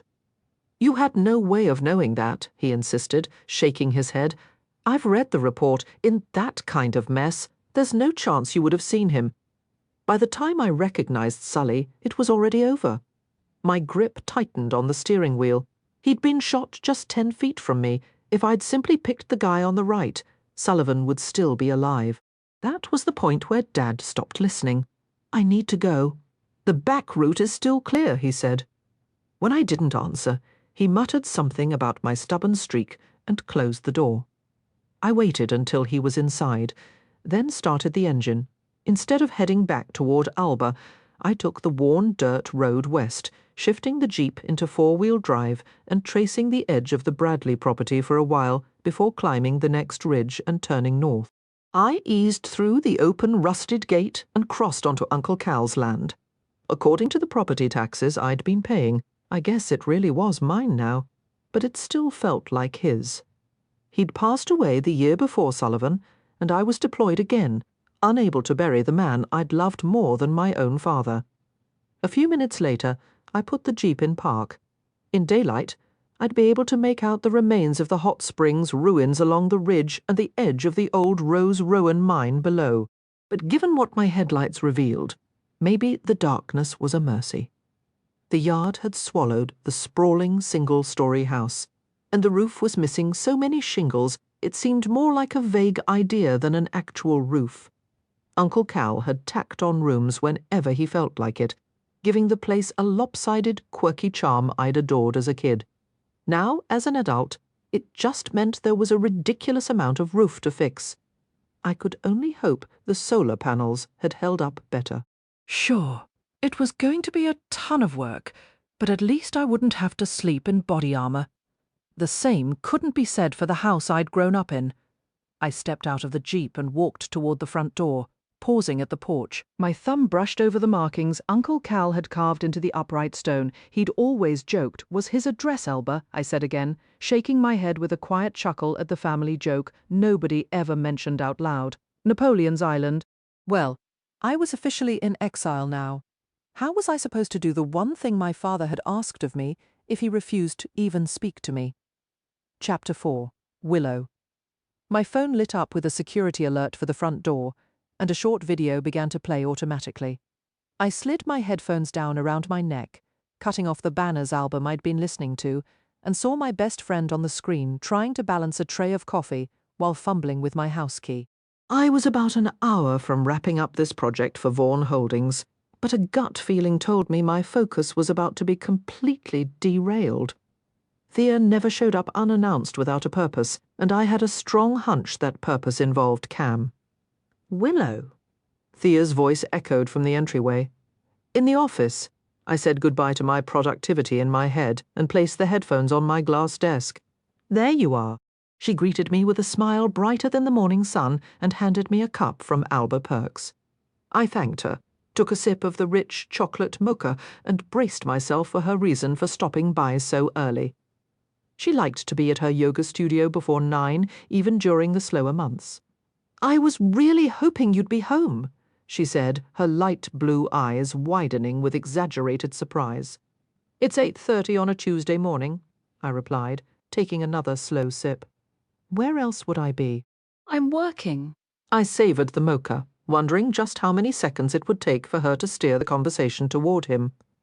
Oh, I don't know. Maybe paying a visit to the Daniels family place? She asked, feigning innocence as she blew steam from her own cup. So much for a slow build-up. All right, what's the latest gossip? I leaned back in my chair while she made herself comfortable, perching right on the edge of my desk. Small-town chatter wasn't something I'd missed during my years at college, but Thea's presence was something I'd felt the absence of every single day at Rutgers. Let's just say I was dropping Jacob off at preschool this morning and overheard some very interesting chatter among the other moms, she began, her eyes sparkling. Apparently, a seriously attractive, heavily tattooed man who looked an awful lot like a Daniels stopped for gas before heading up the mountain. You wouldn't happen to know anything about that, would you? I played dumb. Why in the world would I know who buys gas in this town? Oh, please. Julie Hall was dropping off Sawyer before her hospital shift, and she told me. Another alert chimed from my phone, and a glance showed my mother letting herself in. So much for the peaceful, productive work-from-home life everyone promised. Mum, we talked about boundaries, I called out toward the hallway. Thea? What a wonderful surprise. Mom chirped, completely ignoring my protest. Her overly cheerful grin sent a wave of instant suspicion through me. What was she plotting now? Mom, we literally had the key is for emergencies only conversation last week, I reminded her. Moving back home last year had been a constant test of her hovering instincts, though I knew it came from a place of love. She thrived when she had someone to worry about, and lately that someone was me. Well, you get so snippy when I interrupt your work, she explained, as if it made perfect sense. I thought I'd just peek in and see if you were here before bothering you. I decided not to unpack the flawed logic of that plan. Okay, what's going on? You didn't drive all the way up the mountain just to check if I was home. A phone call would have done that. She adjusted a bulky canvas tote on her shoulder. Is it a crime to want to see my daughter? You were away for 4 years, and I'm still getting used to having you back. I love having both my girls under the same roof again. Her tone was so thick with sentiment, it was almost comical. But I do need a small favor from one of you. We both know Charity is still asleep, so just tell me what you need, I said, laughing. No question, my older sister had gone straight back to bed after getting Rose to school. She typically worked the late shift at the bar she lived above. Mom smiled, a mirror of my own expression, and set her heavy bag down on the purple armchair in the corner of my office. When I first purchased the property I affectionately named the Outpost, I painted every wall and trim a crisp white, accenting the space with vibrant splashes of colour I could swap out whenever I felt the urge. My time in art school taught me how deeply colour influences emotion, and after Sullivan was gone, well, I had craved a lot of brightness. These days I'm content with just little touches here and there. You're correct, we both know Charity is still asleep, so I was hoping you might drop a few items off for me at Camden's. Ha! I knew you were aware. Thea leaped from my desk, causing the monitor to shake. I reached out to steady the expensive equipment, worth more than my entire first-year income, and let out a sigh, my gaze drifting to the onyx rook beside the screen. That small chess piece held more value to me than any gadget in the room. Yes, I knew, I admitted to Thea, but why can't you take it over yourself, Mom? The Daniels house is much nearer to you than to me. I had been actively avoiding thoughts of Cam since dawn, and by avoiding I mean stubbornly, ignoring each time he flickered into my mind, which was roughly every 60 seconds. My brilliant strategy was working wonderfully. It wasn't as if I could control it. He'd been absent for a decade. Of course his return would stir up old memories and certain feelings. Because he isn't at the Daniels place, he's staying up at Cal's old cabin. Not that it's Cal's anymore. It's his now, you understand? Mom concluded with a knowing nod. He's at Cal's? I asked softly. We'd all felt more at ease there as kids, but that cabin was hardly in livable condition yet. Arthur? He was rather challenging last night, as you're well aware. Mum fixed me with a look that said she'd been fully briefed on the ravine incident. Seriously, Cam just got back and Arthur threw him out. That had to be why he was holed up at the cabin. My eyes wandered to the large picture window in my office, facing east over the ridge, and my heart gave a painful thud against my ribs, as if trying to break free and travel on its own. If he was at Cal's, that meant barely a mile separated our homes. For 10 years, he'd been thousands of miles distant, sometimes halfway across the globe, and now he was close enough to reach with a short stroll. If I ever dared, which of course I never would, because I'm a fool, not a glutton for punishment. Willow. Mum's voice pulled me from my thoughts. Always here, but never fully present. That's what Dad used to say fondly when I'd zone out as a child. He doesn't find that trait quite so charming now that I'm grown. Sorry, I apologized out of reflex. So why not just take the things to him yourself? Mum winced. Well, I sort of ended up with his boots. It's a complicated story, but I was there when everything unfolded. So I thought he might be a little too embarrassed to face me. And he'd be thrilled to see me instead. I tilted my head. You know he can't stand the sight of me. Camden's disdain for me was the worst-kept secret in all of Alba, and our town is famous for rapid gossip. Even when I was with Sully, Cam could barely tolerate being near me in those final months before he left for basic training, and even then it was clearly forced. It hadn't always been that way between us, but it was certainly where we landed. Right, and that's exactly why he stepped in front of a loaded gun for you, Mum scolded. Oh yes, she was definitely annoyed. I hadn't given her the full story last night. He did what? Thea exclaimed, her voice bouncing off the sparse walls. Take it easy, I muttered. He was wearing a vest. Not that I had known in the moment when I thought those bullets had torn into his chest. I never want to experience that terror again. As for whatever else I felt, well, I wasn't stopping to analyse that either. He didn't have a vest on his head, Mom shot back. Who had a gun, now? Thea was glaring at me too. Arthur Daniels, Mom explained. Don't worry, Xander has the weapon secured. But you cannot tell me that young man hates you when he literally risked his life to save yours. My mind drifted back to his scent of mint and pine, the firm pressure of his arm around my waist, the commanding way he'd told me to leave, both before his father fired, and in the agonizing moments after. It was reassuring in a way to be reminded he was still a walking contradiction. I let out a sigh, leaning my head back against the tall chair. One thing I'd figured out about Camden was this. He might despise having me around, but he would never just stand by if I were in real trouble. I never use the word hate. He did that because he cares about all of you. He always has. And I'm sure there's some twisted sense of duty mixed in there too because of Sullivan. As usual, both Mom and Thea looked away. I can say his name, I told them, my voice steady. You can too. It doesn't hurt me more than it already does. The truth was, the loss still ached, but not like it used to. That first year felt like a gaping wound in my chest. I couldn't catch my breath, couldn't sleep, couldn't see beyond the next 5 minutes. Now it was more like an old injury that flares up when the pressure drops. I knew it could throb back to life under the right conditions, but it didn't consume me every day. I'd put myself back together a long time ago. Funny how the rest of Alba hadn't gotten the memo.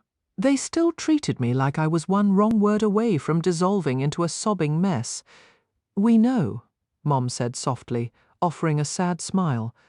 We just worry. Thea pressed her lips into a thin line and nodded. Sullivan had been her husband Pat's closest friend, and Pat had grieved just as hard as I had, but nobody had come apart quite like Camden. One look at him during the funeral told me Cam had been shattered for good by what happened to Sully. So the boots are in the bag? I steered us back on track, eager to avoid the wave of sadness threatening to swallow the room. Right. Yes, and a few other things he might need. Would you mind taking them over? I'd be so grateful. I know you two aren't exactly friends these days, though heaven knows you used to be inseparable. Oh, she loved to bring that up. How I was once glued to the Daniels boys, Camden especially. She went on when I stayed quiet. I know he's not my son, but if Lillian were here, she shook her head, unable to finish. I'll take it, I agreed, partly to soothe her and partly to quiet my own restless thoughts. If I hurry, I can be back by 10 and finish up here. Oh, I have to get to the studio. Thea jumped up, as if suddenly noticing the time. I've got a bridal party coming in at 10, and I need to set up. Business is going well? Mom asked. Starting anything new in Alba was a gamble. Sure, summer was a flood of customers, but fall slowed to a crawl and winter was practically a ghost town before a faint trickle returned in spring. It was one reason so many of the younger folks kept leaving. Not bad at all. We partnered with that little resort down near Mount Princeton, so they've been sending clients our way. Today it's a whole bridal party. Thea finished, her voice bright with excitement. Only I caught the subtle shift in Mom's expression, a flicker of pain she'd learnt to mask over the years. But it was there, in some ways. Losing Sullivan had been harder on her than on me. I'd lost the man I loved, the future I'd planned. She'd lost the dream of holding a grandchild who carried pieces of both her and her best friend Lillian. It was like losing Lillian all over again, coupled with mourning the future she'd imagined for me. You see that shadow all over our small town. The ghost of what if parents' dreams for their children die hard here, and laying those dreams to rest requires 1,000 little funerals over a lifetime. You can bury the past, and eventually it lets you go. But hopes for a future, that'll never happen. Those are the real ghosts that haunt you. Mom pulled herself back from that quiet burial. That's wonderful, Thea. I'm so proud of you. How about I walk you out? You can tell me how Jacob's doing. I just love seeing his sweet little face around town. Thea agreed, then pulled me into a tight hug. Call me, she said firmly. I mean it. I want to know everything. She stepped back, fixing me with that familiar, determined look I remembered from high school hallways. I promise. Oh, and Willow, Mom added, her tone light but loaded. If you have anything you think Cam might find useful, why not take it over while you're there? He says he's settled back for good, so he might need it.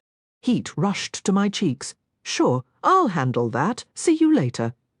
I managed a tight smile and guided them out the front door. As soon as it clicked shut, I leaned against the solid oak, trying to steady my breathing. So what if he jumped to the wrong conclusion? So what if I was inviting a wave of mockery and that icy, dismissive glare? Mum knew exactly what was piled in my spare room. Wasn't it smarter to deliver it myself before she accidentally spilled my secret to Cam?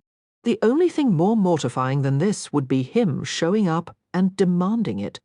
I was doing this to avoid further humiliation, not because some foolish part of me wanted to see him, obviously. My bare feet moved across the sun-warmed hardwood floors of my small house, past the open living area and my office, toward the 2 bedrooms, only one ever used. My parents built the outpost the summer I chose not to leave for college, the summer I decided to stay and wait for Sullivan to come home from deployment. While bed and breakfasts were popular here, these little vacation homes for families were even more in demand. They rented it out for a few years before Mum decided the landlord life wasn't for her, and now it was mine. Well, in another 348 mortgage payments it would be. I opened the spare bedroom door and sighed at the sight. Stop being a coward, I muttered to myself. I slipped on my shoes, twisted my hair into a messy knot, and got to work. About 30 minutes later, my SUV navigated the final stretch of snow-dusted dirt road leading to Cal's place. Camden's black Jeep was parked in the drive, its tires and lower panels splattered with dried mud. I parked, turned off the engine, and before my nerves could fully revolt, I was knocking on his front door. It swung open barely a minute later. He really was larger than when he'd left. My mind hadn't exaggerated it yesterday. He towered over me in a way that would have been intimidating if I didn't know him so well. Camden might shred my feelings with a few careless words, but physically I had always been, and still was, completely safe with him. Ironically, I was probably the only person in Alba who could claim that. What do you want, Willow? I was in the middle of trying to get the scout running. His voice was even rougher than the scruff covering his jaw. That explained the grease smudges on the white t-shirt stretched over his muscular frame and the jeans that fit him entirely too well. Enough of that. This is Cam. I brought you a few things, I said, gesturing to the bag on my shoulder. Can I come in for a minute? A silent debate flashed in his dark eyes before he gave a short nod and stepped aside. The house was just as I remembered, a quirky tribute to the man who'd built it between jobs in far-off places. Smooth hardwood in the entryway led to walls painted in warm tones, decorated with exotic artwork framed by exposed beams of reclaimed wood. A small smile touched my lips as I looked around. What? Cam asked. Saying nothing would only annoy him, so I told the truth. I was just thinking Cal was years ahead of that whole reclaimed wood trend. He'd be the ultimate hipster now. He just stared, and warmth crept up my neck. You know, because hipsters do everything before it's cool, I added, trying to salvage my awkward joke. It didn't work. Right, he said flatly, his expectant gaze making me clear my throat. I nudged the door open with my shoulder, the paper bag crinkling in my arms. Mom sent this over. He didn't move to take it, so I slipped off my sneakers, maneuvered past his solid frame, and made a beeline for the kitchen. Having spent nearly as much time here as Cam over the years, I navigated the familiar space on autopilot. At the worn, handcrafted table, I set the bag down and started unpacking. An avalanche of homemade cookies tumbled out first, followed by enough muffins and banana bread to feed a football team. She must have gone on a baking spree, I said, under my breath, placing his work boots beside the table leg. His gaze dropped to the boots, then lifted slowly to meet mine. The silence between us was so heavy, you could have used it as a blanket. It drove me crazy, the way he'd just wait, letting me squirm, always knowing which buttons to push. He had this infuriating talent for staying locked up tight while I was practically an open book.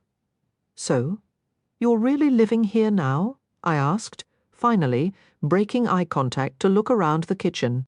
A fine layer of dust coated everything, settling deep into the crevices of the custom tile backsplash, a mosaic of local granite pieces that formed the silhouette of the surrounding peaks. "Looks that way. Tell your mom I appreciate it." I brushed off his curt reply, letting my fingers drift over the cool stonework. "I always liked this backsplash. You ought to. You made it." My head snapped up. He remembered that? He'd been scarce that whole summer. I just handed you tiles. I said with a shrug, trying to sound casual. "If you say so." I took a breath, choosing my words carefully. "Thank you. For what you did yesterday, you really saved me." I paused, hoping for a response that didn't come. People are saying you're back for good. "Since when do you pay attention to gossip? Well, is it true?" If he was going to dodge my question, I could dodge his right back. He gave a single nod. "Yeah, I'm staying." He crossed his arms, the movement drawing my eye to the tattoos covering his forearms. On his left arm, a detailed scene unfolded, pine and aspen trees framing a winding creek that pooled into a familiar pond just below his elbow. I knew that pond. It was the hot springs, right on the border between what used to be our family's land.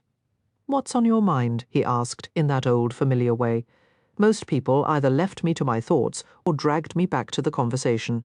Cam had always been different. He'd dig them out, even if he was just going to tease me about them later. Maybe I did have a masochistic streak. "I always thought you just took off and never looked back," I admitted. Almost without thinking, my finger reached out, tracing the inked lines of the hot springs. His skin was warm. My touch lingered on the tiny, detailed ruin of the old shed we used to dare each other to jump from. "But you brought a piece of this place with you? Where had he even found a reference for that old drawing? Did he know it was mine?" The clean, familiar scent of his soap hit me then, and I suddenly became acutely aware of how close I was, that I was actually touching him. I snatched my hand back, feeling a flush burn from my cheeks to the tips of my ears. He didn't say a word, didn't even flinch, just stood there, solid and unreadable as a stone monument, though at least he wasn't laughing at me. "Anyway," I said too quickly, "I've got a couple more things in the car. I'll just grab them and get out of your hair." Need a hand with it? The idea of him peering into my messy sedan sent a jolt of panic through me. No, you go back to whatever you were doing with the Scout. It's just a box or two. I've got it." I forced a smile. "I'll see myself out." His eyes narrowed for just a second, but he finally gave a slow nod. "All right, your call. I'll be in the garage if you need me." He turned and walked toward the east side garage door. I shoved my feet back into my sneakers and hurried out the front. Even with the garage door up, he wouldn't have a clear view of the assortment of stuff I was about to haul inside. The outside air was sharp and sweet, a stark contrast to the stale, closed-up smell of the house, which suddenly seemed in desperate need of a deep clean and about 100 open windows. How much time had passed since anyone truly called this place home? It had been since before Sullivan was gone. Journey after journey, I moved from my car to the grand entry hall, first nudging boxes against the wall, then building them into stacks until every last thing I'd brought was inside. The deep chime of the grandfather clock sounded, and a faint smile touched my lips. I adored that clock. Cal had it custom-made in Germany. He'd told me once, right before teaching me the careful ritual of winding it. Almost without thought, my feet led me from the entry into the heart of the house, for me, the library. Sunlight streamed through the towering windows, illuminating dust motes dancing in the air. Books claimed every wall, climbing toward the ceiling in haphazard, glorious rows. It was a beautiful chaos of paperbacks and leather, and while a fine layer of dust coated the floorboards, the shelves themselves and the solitary chessboard in the corner remained untouched. Camden had only been here a single night, and had already stripped away the old sheets Sullivan and I had torn up to protect everything when Cal died. That day, with Sullivan so near to him leaving, should have been the memory that held me, should have drawn my fingers to the book spines, but it wasn't. Instead, it was the echo of Cam's younger voice, bright and clear, reading stories aloud as I worked at the small easel Cal kept in the corner, just for me. My hands were occupied, my mind still filled with the tales of others, and the sound of him. I pulled a volume from the shelf, my thumb tracing over the highlighted passages in a rainbow of colours, just as Camden found me. "Sorry, I got sidetracked," I said, my nose wrinkling. Obviously, his gaze swept the room, and I couldn't help but wonder if his memories of this space mirrored my own. He walked over, his boots thudding on the wood, and I winced. "Sorry, I forgot to take off my shoes after that last trip." He let out a short laugh. "That's our parents' old rule, not mine, as you can probably tell." He took the book from my hand and, to my surprise, didn't reshelf it, but turned it to see the cover. "East of Eden, solid pick." "Steinbeck?" I offered.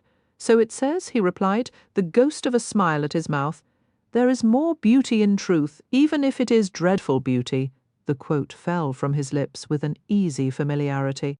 "You always did have an incredible memory for books." That was an understatement.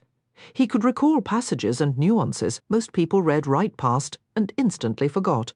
"It's a favourite. Books are straightforward," he said with a shrug. "They present their truth in plain black and white. Probably why Dad never cared for them.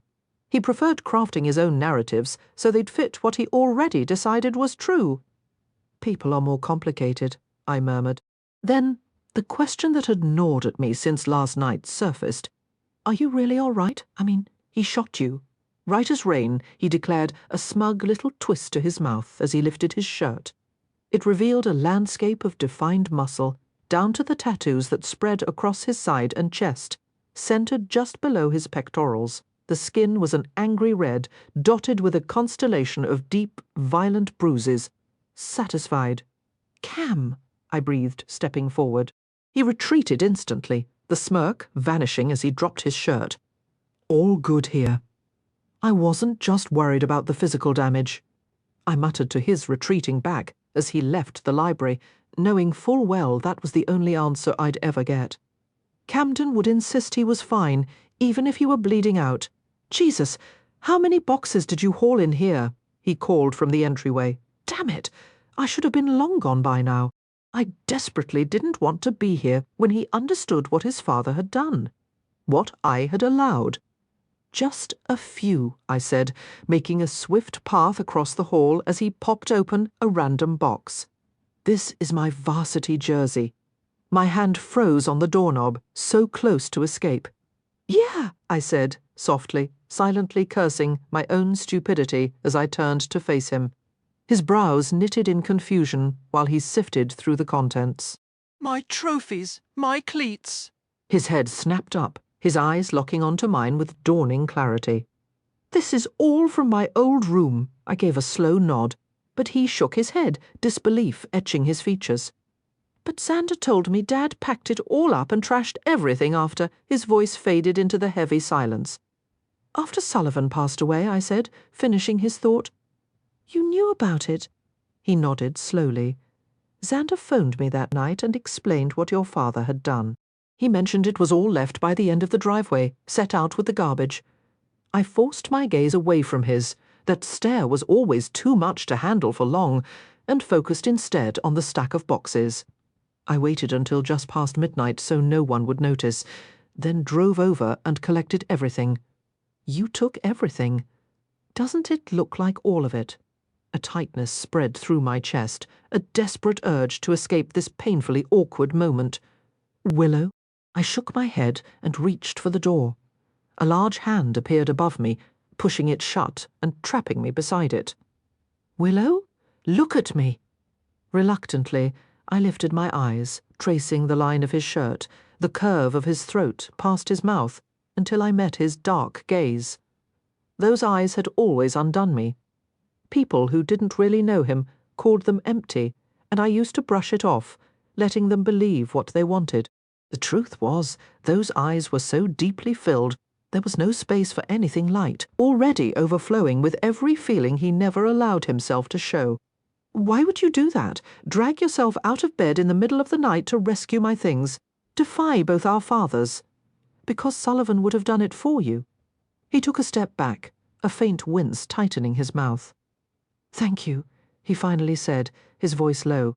I gave a quick nod, opened the door, and hurried to my car, leaving Cam standing in the doorway surrounded by the boxed-up remnants of a childhood he'd tried to leave behind. I'd never lied to Cam, not once. Whenever those eyes were on me, I couldn't manage it. And I hadn't really lied just now, not exactly. I'd just offered him the simpler half of the truth. Yes, Sullivan would have done it for him. That was the kind of person he was. But I hadn't done it only for Sullivan. I'd slipped out of my parents' house and loaded my car down to the last box for a reason Camden would never say out loud. Sullivan might have done it for Cam, but even during our hardest times, Camden would have done it for me. I was nearly home before it hit me. I still had no idea why Cam was really back. But if he was staying, my quiet, predictable life was about to be turned upside down like a snow globe shaken hard unless I could somehow keep my emotions locked away. Chapter 5. Camden Gutters, I mumbled, jotting the word in the small notebook I'd brought, siding. I'd been planted in front of my dad's house for 20 minutes, cataloguing every repair it needed and putting off the actual knock on the door, if I was being honest. To be fair, it hadn't even been 2 full days since he'd told me to leave, but I'd walked away from the life I'd built to come back here, which meant I didn't have time to nurse my pride if I wanted to get things moving. Replace the banister on the front steps, I added, scribbling another line. The front door groaned open, and my hand stilled. I've witnessed plenty in my years, Dorothy announced from the porch, her steps heavy as she came down toward where I stood at the foot of the stairs. But I've never seen a grown man so tall trying to hide behind a notebook so tiny. Not hiding, I corrected, finishing the note. Just delaying. Sure. She crossed her arms and gave me a look that saw right through me. I see you got your shoes back. I did. Thanks to Willow. I had more than just my shoes because of her. Why don't you come inside? I'm certain you'll find plenty more to add to that list of yours. He told me to get out. And yet here you are. I'd never won a staring contest with Dorothy Powers. And something told me today wouldn't be the day that changed. I don't want to upset him, I admitted. I came back to help, not to get him all stirred up. Well, he's not quite himself today, so I doubt he'll mind you being here besides. It's Wednesday, so Walter Robinson is inside keeping him busy. Now, get in this house. She waved me up the steps like I was still a kid. I went, How's Walt doing? I asked as she ushered me through the front door. Stubborn, set in his ways, and never one to keep his opinions to himself. Sounds about right. I slipped off my shoes and placed them neatly by the wall, making a mental note to actually remember them when I left. People don't usually change unless life gives them a real reason, and Walter's never had that particular push, that's certain. On top of it all, he's still got that same charm, which honestly feels a bit unfair. Let's get you settled with a drink and have ourselves a proper talk. I trailed Dorothy down the hallway where I'd taken my very first wobbly steps, my gaze catching on the senior portraits of Xander and Sullivan still hanging on the wall. A faint frame-shaped patch of darker paint marked the spot where mine used to be. I didn't need to wonder where it ended up. I'd already uncovered it earlier in a box Willow saved from my purge of old things, right alongside my baby box with its first curl of hair and lost tooth. Willow, who followed every rule unless I was the one egging her on, had secretly rescued pieces of my past from being tossed out. A tiny, unwelcome flicker of something warm ignited in my chest at the thought, and I immediately smothered it. Willow existed in a category beyond reach, So far off limits she wasn't even on the list.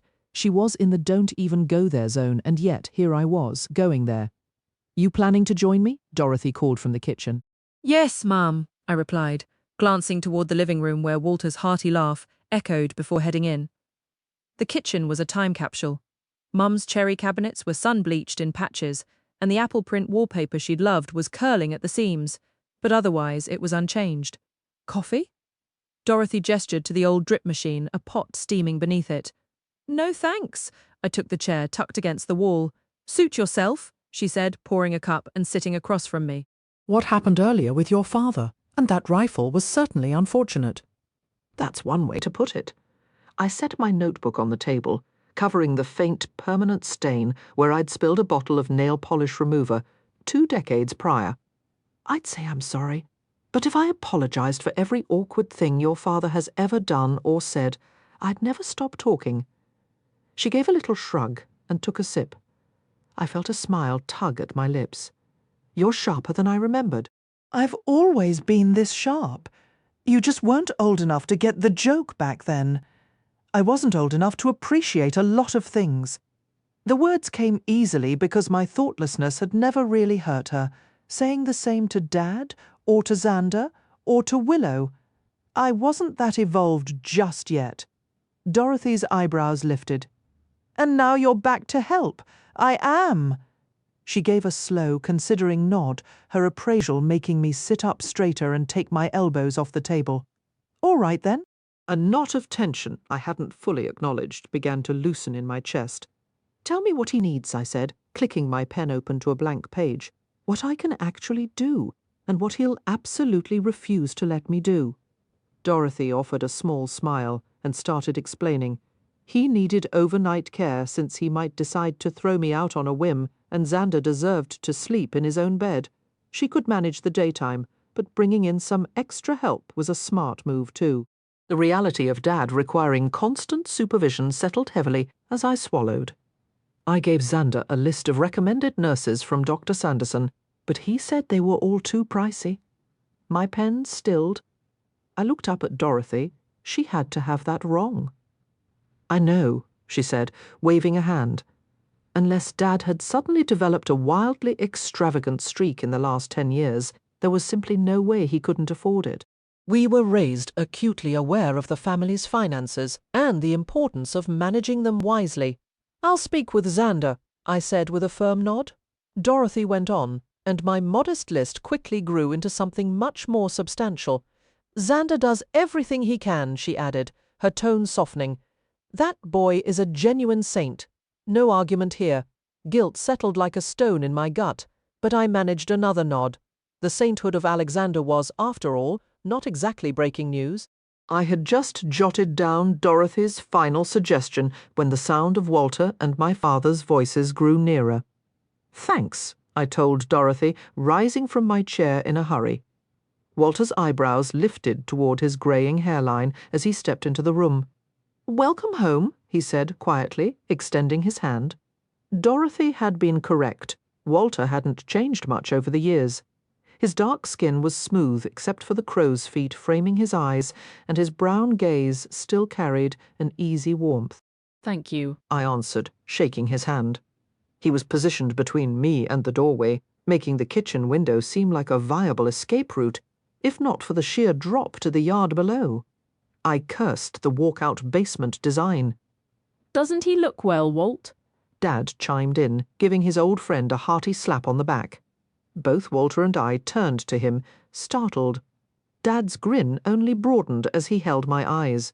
So young to have achieved so much. Certainly a son to be proud of. He is, Walter concurred. My breath hitched, as if drawing air might shatter this fragile moment like a soap bubble. I'm truly surprised to find you here, Dad continued. I only dropped by to check if you needed anything, I replied cautiously. His expression softened.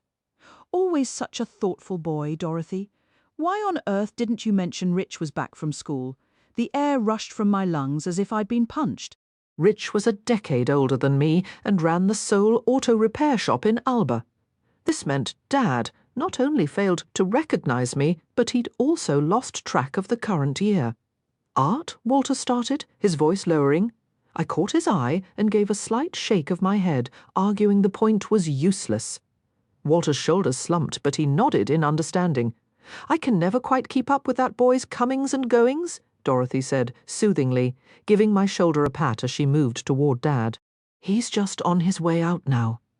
Seizing the opening, I snatched up my notebook and made for the door. Asking Dad about the voicemail was impossible now anyway.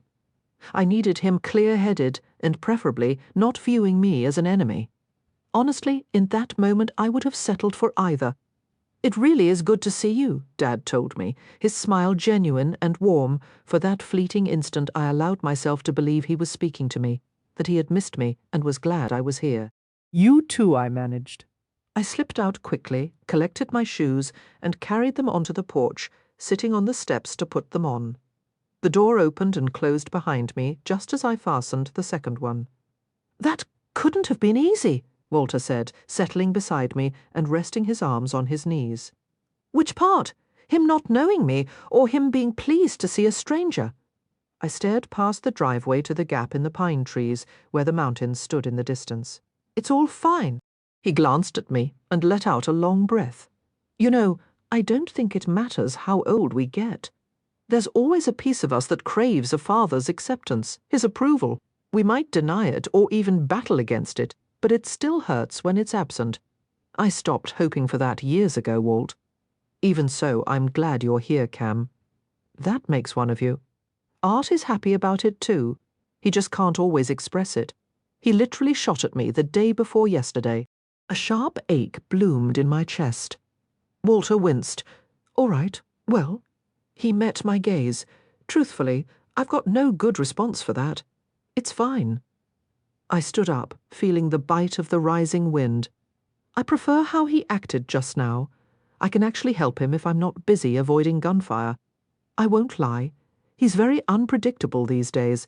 Half the time I visit, he knows me, but might be fuzzy on the date, like you saw, and the other half. Those days are harder. If you'd told me 10 years ago that Arthur Daniels would be battling early-onset Alzheimer's, I would have laughed you right off this mountain, not someone as tough and stubborn as he is. There was plenty about the last 10 years. I wouldn't have believed either. Losing Sullivan topped that list. How's Simon? I asked, attempting both to remember my manners and to steer the conversation elsewhere. Walter's face brightened. That kid is really something. He's practicing family law over in Buena Vista now. That's wonderful. You've got plenty to be proud of. Simon had always been direct, as far as I could recall. You do as well, Cam. I mean it. It took real courage to return. I gave a nod and raised my notebook. I suppose I should dive into this, or at least what he'll allow me to handle. Need anything? I doubt your father or Alexander thought to ask. I'm settled up at Cal's place, though I guess it's mine now. It had always felt more like home than this house ever did, but the silence without Cal was strange. All right, well, if you reconsider or need work, just say the word. This town isn't always welcoming to those coming back. Trust me, I understand. He stood, hooking his thumbs into his jean pockets. I appreciate that. My savings were decent for now, so I wasn't panicking. Still, it was a kind gesture, especially knowing the upstanding folks of Alba would likely balk at Walter hiring me for the Rowan Inn, the biggest hotel around. Then again, civil engineering jobs weren't exactly plentiful here. You should come to the Historical Society meeting next week, he added. I know it wasn't your thing growing up, and Alexander's been casting your dad's vote. But nothing reminds Alba you're one of us, like showing up. Just a thought. Alexander was voting for Dad. What else was he managing? It was a risk to ask, but Walter had been Dad's closest friend since childhood, so he'd learn sooner or later. Does Alexander handle Dad's medical decisions too? His brow furrowed. Yes, he holds the medical power of attorney. Why? Just trying to understand how things work. I have a few questions. My thumb traced the spine of my notebook. Alexander takes him to all his appointments, but now that you're back, I'm sure he'd welcome sharing that duty. might give him some breathing room. You are staying, right? For good? Looks that way. I can't help him if I'm not here, whether he wants me around or not. Fair point. His eyes drifted to my tattooed forearms, exposed where I'd pushed up my sleeves. A bit of advice. I stayed silent, but he was going to share it anyway. I know I'm not your dad or your uncle, but humour me. Stay out of trouble, Camden. If his tone hadn't been so gentle, I might have laughed it off. My posture tightened, but I met his gaze as he went on. I know you're a good man, not because of who you were as a teenager, but because that reckless kid grew into the man who came home when his family needed him. You knew exactly what you were walking into, given what happened last time you were here, and that says everything about who you are now. But some people in town, particularly those with the last name Hall, aren't planning to give you a fair chance. He's still tallying every misstep from a decade ago. If his chatter this morning at Earl's was any sign, he's waiting for the first excuse to have you arrested or run out of town. The warning was unexpectedly heartfelt, even though the teenager still inside me wanted to snap back and tell him to back off. You all still gather at Earl's. That old barber shop had always rivaled Ivy's salon for gossip, starting to notice that nothing ever changes around here? He smiled. Yeah, it's sinking in. I headed down the steps and paused by the Jeep's hood. Thanks. I appreciate the heads up. His eyebrows lifted slightly. You're welcome. And if you need anything, you know where I am. Just don't make me post-bail deal. His mouth twitched, fighting a smile. Hey, that only happened once. Twice, if you count the... I do. Everyone does. It's good to have you back, Camden. I pressed my lips together and offered a nod. Then I got out of there. A few days later, we were settled at a back corner table in Mother Lode, the only bar in Alba. I looked at Xander. When I suggested we get together, I didn't necessarily mean tonight or at a bar. It's Saturday. You probably have better plans than babysitting your brother. Xander relaxed in his chair, his suit jacket already off and his tie loosened. I haven't seen you in years. Having dinner with you twice in 1 week is a priority, not a chore. You could have picked Biggs, I said. I've really missed those burgers. We can go tomorrow, he replied easily. It's not like we're racing a clock anymore, is it? Right, I said, the reality settling in that this small out-of-time town was now my permanent address. I glanced around the corner of our booth. At least 20 people were doing a poor job of pretending they weren't watching us, Tim Hall among them. He didn't even try to hide his stare. The jukebox was thankfully loud, pumping out a steady stream of classic rock that drowned out our conversation. You sure you should be seen here, Mr. Mayor? I asked. Xander laughed, drawing even more looks. It's not New York City. Besides, it makes me seem approachable. At least, that's what I keep telling myself. I shook my head. A born politician? I've been keeping the peace around you since you were a kid, so why not get paid for it? He took a sip from his craft beer bottle and then gestured toward my glass, just waiting to acclimate to the altitude. Nope, I said, watching the ice cubes swirl. I don't drink any more. His eyebrows shot up. Since when? Since the day we buried Sullivan? He winced, setting his bottle down carefully. Because nothing good happens when I drink, and honestly, I'm too skilled at causing harm to ever let my control slip. Look what I did to you. I rubbed a hand over my brow. His expression tightened. I never told you how sorry I was, how sorry I am, how utterly sick it made me every single time I caught sight of the scar. No, Xander said firmly, shaking his head and leaning in to keep his voice low under the bar's noise. This was not your fault. I grabbed your shoulder. I knew how raw you were after coming home. I knew better. You reacted. That's on me, not you. I was putting Oscar Hudgens through the snack aisle at the gas station, I countered, my grip tightening on my glass. You stepped in, and I threw you through a goddamn window. Don't make excuses for my mistake. Oscar deserved it, Xander muttered, dropping his voice even lower. I heard what he said about making a move on Willow with Sully gone. A flash of rage, as familiar as it was disturbing, clenched my jaw. I took a slow breath through my nose, spotting Oscar sitting at the bar. Even now, the old urge to slam his head against the countertop surfaced. But unlike before, I'd mostly learned to leash that temper. Willow was the only woman I'd ever fought over, and that night hadn't been the first time. I don't think I would have stopped, I admitted quietly, turning my baseball cap around so he could see my eyes and know I meant it. I know, he said, his thumbnail picking at the label on his bottle.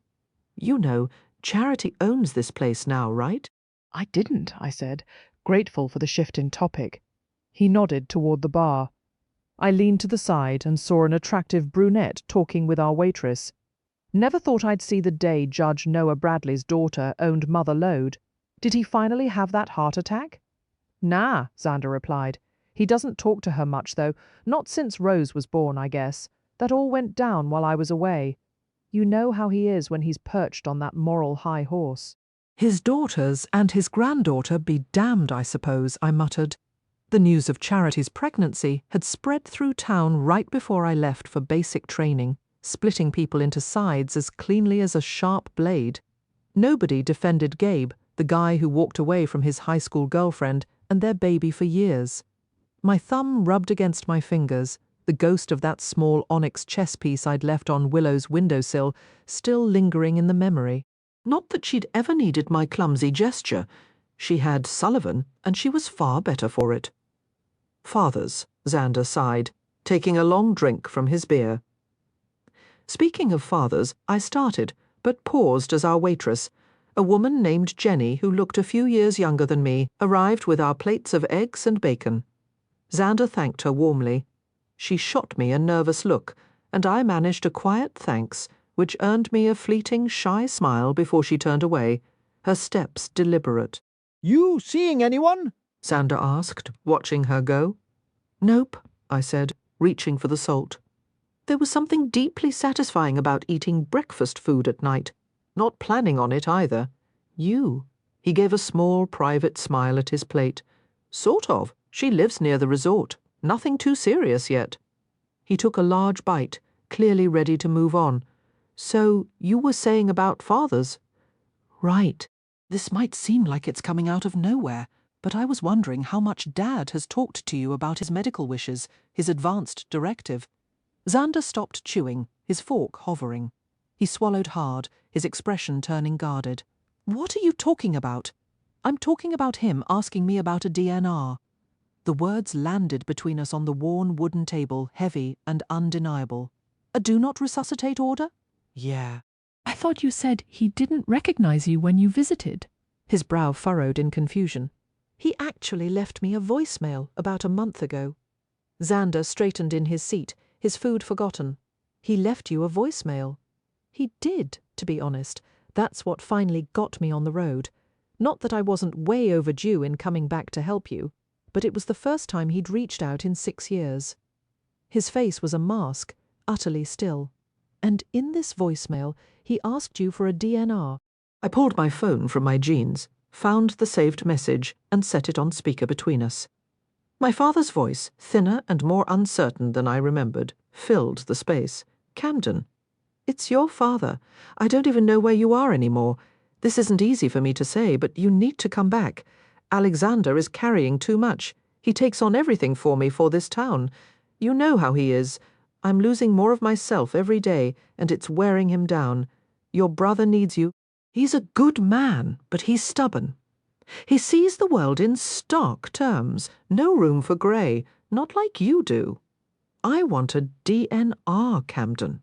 Alexander thinks that means I'm ready to die, and that's not what this is about. I'll live as long as God intends, but if he calls me home to your mother, to Sullivan, then I don't want to be kept here by machines and tubes. I deserve to make that choice. You're the only one Alexander might listen to, and the recording cut off. Xander blinked, then picked up my phone, searching for a continuation that didn't exist. That's all there is, I told him quietly as he handed it back. He can't possibly understand what he's asking for, Xander said, shaking his head slowly. He probably wasn't even fully clear-headed when he left that. He's asking for a DNR. Does he have one filed? I leaned forward, my elbows on the table. Of course he doesn't, Xander snapped, his composure cracking. You think I want to plan our father's funeral? He's 58. This was going to be so much harder than I'd braced for. Has he ever brought it up with you? Sure, he said, waving his fork dismissively. A couple times in passing, always when he's in a low place. I'm not going to help our father end his life. He pointed the fork at me, his knuckles white. That is not what he's asking for, I replied, keeping my voice steady despite the flush rising in his neck. It's close enough. Even if it were, it's his choice, his life, his body. The fact that you hold his medical power of attorney means you're the only one who can make it legal for him. How could he so plainly ignore what our father was pleading for? Exactly. I do hold it, Xander said, his voice dropping to a low final note. And my answer is no, Camden. He's not getting a DNR order. Since when is that your decision to make? My voice sharpened, the tension rising between us. Since the moment Dad signed that power of attorney, making it my responsibility. He shot back, his fork clattering against the plate. Listen, I'm really glad you're back. I've missed you, and we need you here. But I won't stand by while you suggest we give up on our father just a week after you return, all because of a single voicemail. You have no idea if he was even in his right mind when he left it. That's not what I'm saying. The divide between us was clear, just as Dad had once described. Everything felt starkly black and white. Sounds exactly like what you're saying, he retorted, his jaw tightening. My years in the army had taught me to recognize when to pull back and reassess. This was one of those moments. I only want to respect Dad's wishes, I said, lowering my voice. Let's just leave it for now, and I'm trying to show him that his good days still matter, he insisted. It's only been 2 years since the diagnosis. On the days he's aware enough to understand what's happening, it breaks him. He's still fighting. We both are. As if I wasn't fighting too. Maybe I'd forfeited that right the day I brought our younger brother home in a flag-draped casket. I focused on my food, just to keep from speaking, and Xander did the same. A few minutes later, Willow walked in. She shrugged off her coat, tossing it to her sister behind the bar, and everything in me stilled. My breath caught. Her pink, long-sleeved shirt clung to every curve, and her jeans fit in a way that was downright distracting. Her hair, a cascade of mahogany and amber waves, shimmered as she moved. Great! Now I'm losing it, noticing her hair, but my fingers practically tingled with the urge to touch it, to twist those soft strands around my hand and pull her close. And that smile of hers. I forced my eyes back to my plate. Don't go there. If I could have given myself a mental slap, I would have. Telling myself not to imagine her was one thing. Convincing my brain to listen was another. This was Willow, for crying out loud.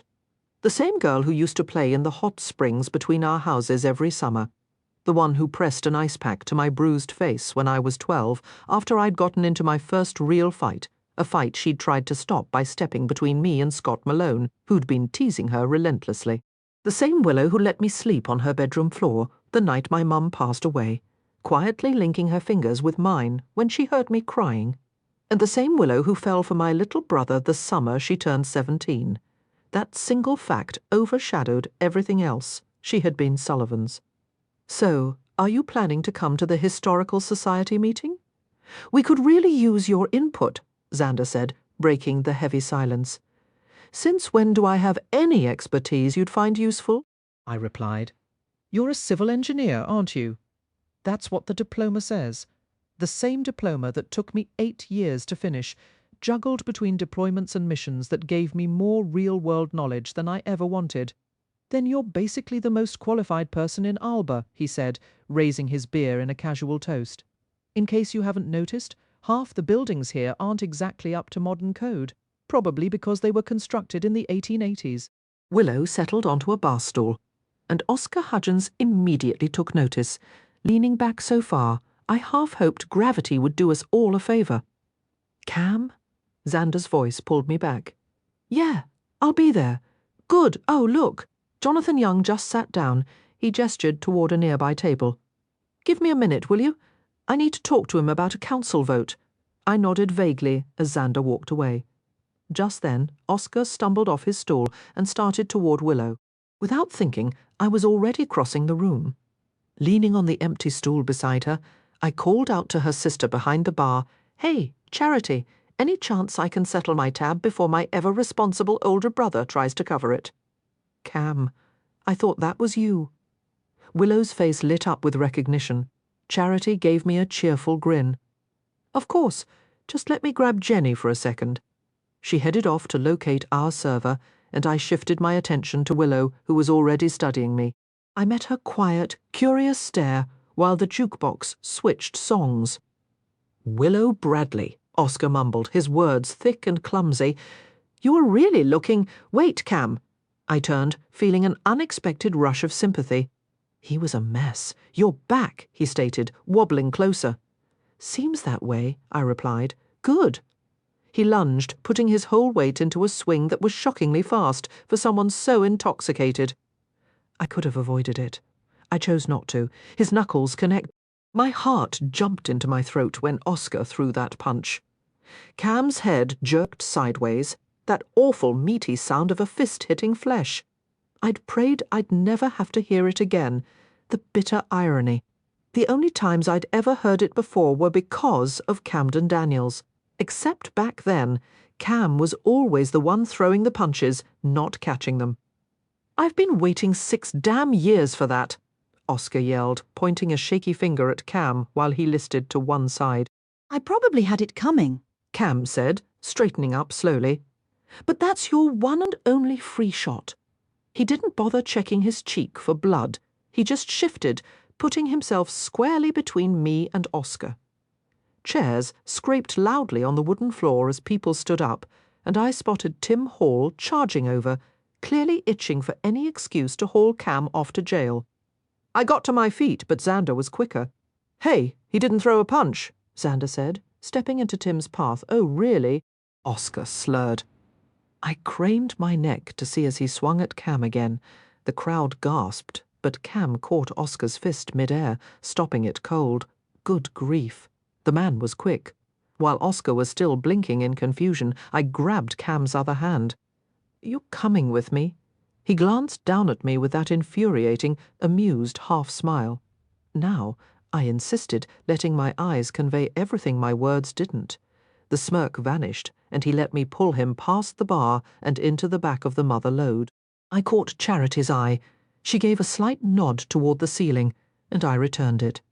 Right now, the priority was getting Cam out of Tim Hall's line of sight. I waved quickly to Marie in the kitchen, but didn't slow down, tugging Cam through the storage area until we reached the stairs up to Charity's apartment.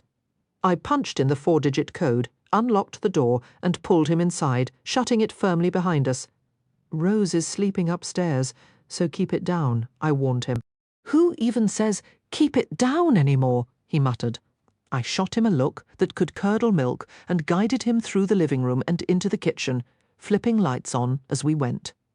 "Sit," I commanded, pointing at a chair at the table. He sat. "Okay." That actually stunned me for a full second. I couldn't recall the last time Camden Daniels had ever obeyed a direct order from me, probably because it had literally never happened. "Now what?" he asked, those dark eyes glinting with mockery. I spun around, yanked open Charity's freezer, and pulled out Rose's ice pack. It was a slender, glittery maned unicorn with a cold gel pouch in its belly. Closing the freezer, I turned back and winced at the vivid red mark spreading across Cam's cheek. To his credit, he didn't utter a single complaint as I pressed the chilly unicorn against his face. "Hold that right there." He did as he was told. It's not a big deal. I turned my head, so most of the impact just glanced off. His ring didn't even break the skin. "And you'd know that how?" I asked, lifting a corner of the unicorn to check for myself. "It's not like you stopped to look in a mirror. I've been in enough scrapes to know what a cut feels like," he answered, sounding utterly bored. "Well, that's a comforting thought," I mumbled, confirming he was right. The skin was unbroken. "Why didn't you hit him back? No one would have blamed you for it. That was a lie, and I knew it. If there was any blame to be handed out, Tim Hall would have pinned it all on Cam. It wouldn't have mattered that Oscar threw the first punch. I'm not giving Tim Hall a reason to chase me out of this town, Cam said flatly, his tone shifting from detached to something harder, more resolved. He held the glittering unicorn to his face, a ridiculous contrast to the grim set of his jaw. It would take a lot more than Oscar throwing a punch to get me into a real fight. I'm really not in the mood for a manslaughter charge, you know. I studied his face, looking for any sign he was joking, but found none. You honestly believe you could kill someone with just your hands? His eyebrows lifted a fraction. I don't just think it, Willow. I know I'm not the same kid who left this town 10 years ago. His eyes held a depth of experience I was both curious about and afraid to confront. While I'd been off at art school studying beauty, Camden had been living through a war. That much is clear, I admitted. The Cam I remember would have thrown the first punch without a second thought. He'd have left the rest of us to clean up the mess afterward. His hand brushed over mine, where it still rested on the unicorn ice pack. I'm still that same Cam you knew, just not the version everyone else remembers. Same guy, just with better judgment now. The contact was so brief I almost thought I'd imagined it. Cam tilted his head. Rose is awake. What? How could you possibly? Before I could finish questioning his weirdly sharp awareness, my 9-year-old niece appeared in the kitchen doorway, wearing her Taylor Swift pajamas. Aunt Willow? She asked, her big brown eyes far too awake for someone who just got up. Her chestnut curls were still neatly braided into pigtails. Hey, sweetie. Sorry if we were too loud. A glance at the clock showed it was only 8:30. Charity must have just put her to bed before going to check on the bar downstairs. Rosie's gaze shifted to Cam, her eyes widening with surprise. Oh. Hello. Who are you, Camden Daniels? It's nice to meet you, Rosie. His voice softened, which in turn softened something inside me. You too, she replied, looking to me for confirmation. Cam's been a friend since we were kids, I explained. He grew up right next door to your mum and me, like Mayor Daniels. She stole another glance at Cam. That's right, he's my older brother, Cam answered. Oh, I like him. Everyone does, I said with a smile. We just needed to borrow your unicorn for a minute, I told Rose, opening my arms. She walked right into them, giving me a tight hug. Do you need anything? I asked before kissing the top of her head. Nope. I just heard the door beep and thought it was Mum. She's still downstairs, but I think she's just checking on things. She's not working tonight. Want me to go get her? She shook her head against my chest. No, I'm okay. Love you, Aunt Willow. She gave me an extra tight squeeze. Love you too, Rosie. Thanks for letting me borrow your unicorn, Cam told her, pulling the ice pack away from his face. Rose's nose scrunched up. You're welcome, and you should probably put that back on. She nodded encouragingly. That's going to leave a mark, she finished in a tone so perfectly mimicking her mother's that I couldn't help but laugh. I'll do just that, Cam said, immediately reapplying the ice pack. I let her go, and she gave Cam a shy little nod before heading back to her room. Charity doesn't bring men up here, so you probably gave Rose the shock of her life, I told him, leaning back against the counter. Even when Gabe comes for visitation, Charity makes him wait downstairs. Not that I blame her. He didn't reappear until Rose was all ready too. Is she going to be angry that you brought a man upstairs? You're hardly just a man. I shrugged, then laughed a little at his wounded look. I mean, you're you. You're our friend, not some random guy. Besides, Charity gave me the okay to bring you up. I rushed through that last part, hoping to stop my own rambling. He'd always had a way of making me talk too much, a familiar flutter returning to my stomach I thought I'd forgotten. So this is why she bought the bar, huh? So they could live above it, he asked, his eyes scanning the hand-drawn pictures taped to the 20-year-old refrigerator. Exactly. She used the inheritance from our grandfather. When Rose was born, Charity and our dad weren't exactly on speaking terms. Mom and I helped when she'd let us, but she was determined to make it on her own. We'd watch Rose for her, but she had the whole place wired with an alarm and cameras linked to her phone. That way, she could handle the business downstairs while the baby slept and still be with her during the day.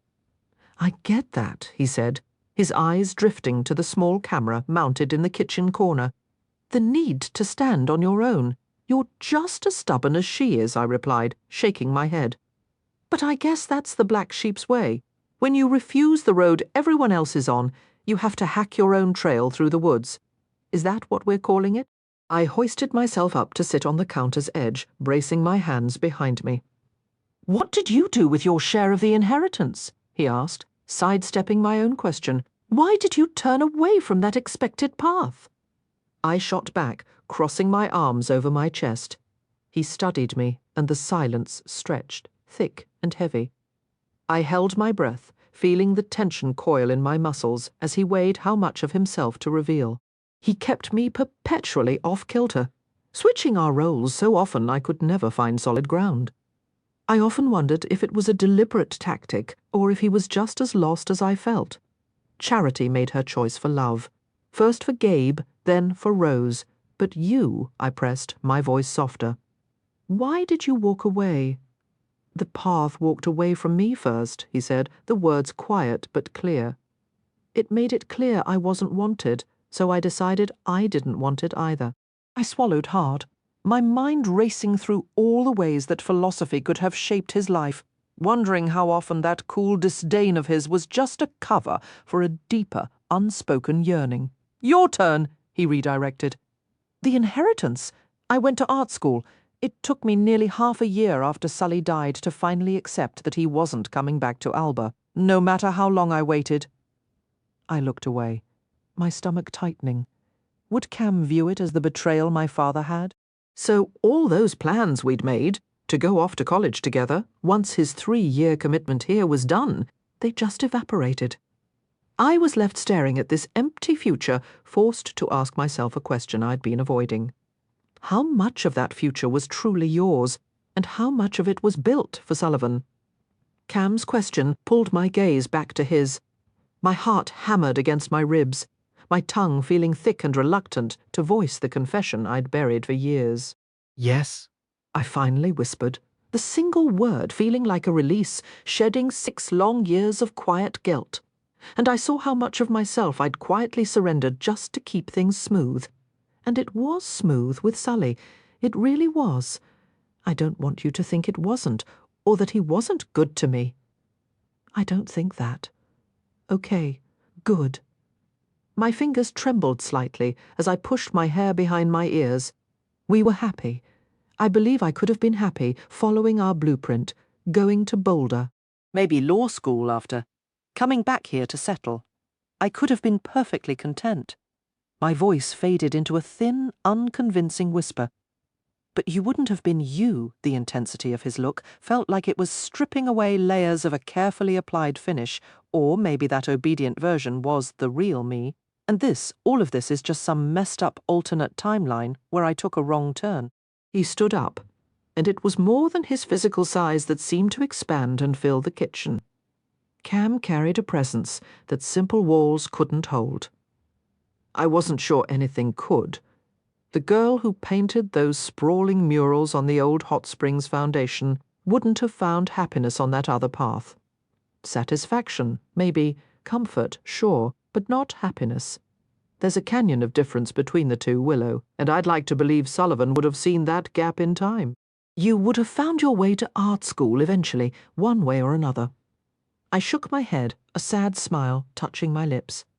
Sully never liked to make waves. If Alexander was the golden child and you were the rebel, then he was the peacekeeper, the one who just wanted a quiet life. He would have followed Dad's plan. He was the easy choice, and loving him felt effortless. I'd come to understand in the intervening years that it wasn't the fierce, all-consuming passion I read about in novels or heard in songs, but that particular truth would stay locked inside me where it could quietly decay before I'd ever give it voice. It was easy to love him, Cam agreed, his tone unexpectedly gentle. For all those reasons, and probably a dozen more. But that doesn't explain why you had to use your inheritance to go to college. My father believed I was still reeling from Sully's death. He saw my choice as an irrational rebellion against what he considered a perfectly sensible plan. The truth was, I was trying to honour a dream I'd once had, since my last one had vanished. I was trying to discover who I was without Sullivan. And without you, though I'd lost Cam years earlier when he left for basic training. Dad wouldn't pay for it, which was his right. It was his money. But once I understood his refusal for what it really was, an attempt to control me because he'd lost control over charity, I decided to fund it myself. You made your own way. He stepped nearer without invading my space. For 4 years I did exactly that. I studied, I experienced life. And yes, I even went on dates, though I doubt anyone back in Alba would believe it. I drew a steadying breath, gathering my nerve. Does that make you resent me? What, that? I moved forward. His brow creased. No, absolutely not. Why would you ever think that? He shifted to lean against the counter beside me, breaking our eye contact. Xander was disappointed when I mentioned it one Christmas. The look in his eyes, it was as if I'd betrayed Sully, and honestly, that first date felt a lot like a betrayal. Willow, you can't betray someone who's gone. His eyes dropped to the floor. I understand that now. It took me a few years to truly grasp it, but I got there. Every time I came home on break, though, it felt like I was moving on while the town stood still. And I get it. Change is practically Alba's arch-nemesis. The folks here would still have me dressed in widow's black, if they could, weeping at a shrine for Sullivan. And yet you returned. It's my home. I turned to face him. And you came back too, I should point out. Why? His eyes lifted to meet mine, and he adjusted the ice pack on his cheek. I came home because Dad left me a message saying Xander wouldn't agree to a DNR and he needed my help. Then he shot me, threw me out, and forgot who I was, all within 2 days. So I'm not entirely sure which part of that he was clear-headed for, Cam, I murmured. The weight of what he'd endured settled in my gut like a stone. Just imagining losing my own father and battling charity over it made me feel ill. But you chose to come back. Why? To settle down and do what? Marry a man who'll never live up to St. Sully in Alba's estimation? To be whispered about because you didn't grieve on their schedule or follow their expected script. I came home for the same reason you did. Family, and people can change. The town will just have to get used to it. Don't kid yourself, Willow. This town exists for the dead, not the living. When the younger folks leave, they only return for funerals, their families, or eventually their own.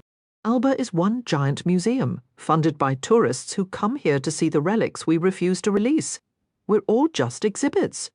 If you're expecting change or acceptance, don't. Survival here depends on our refusal to change, on preserving the past.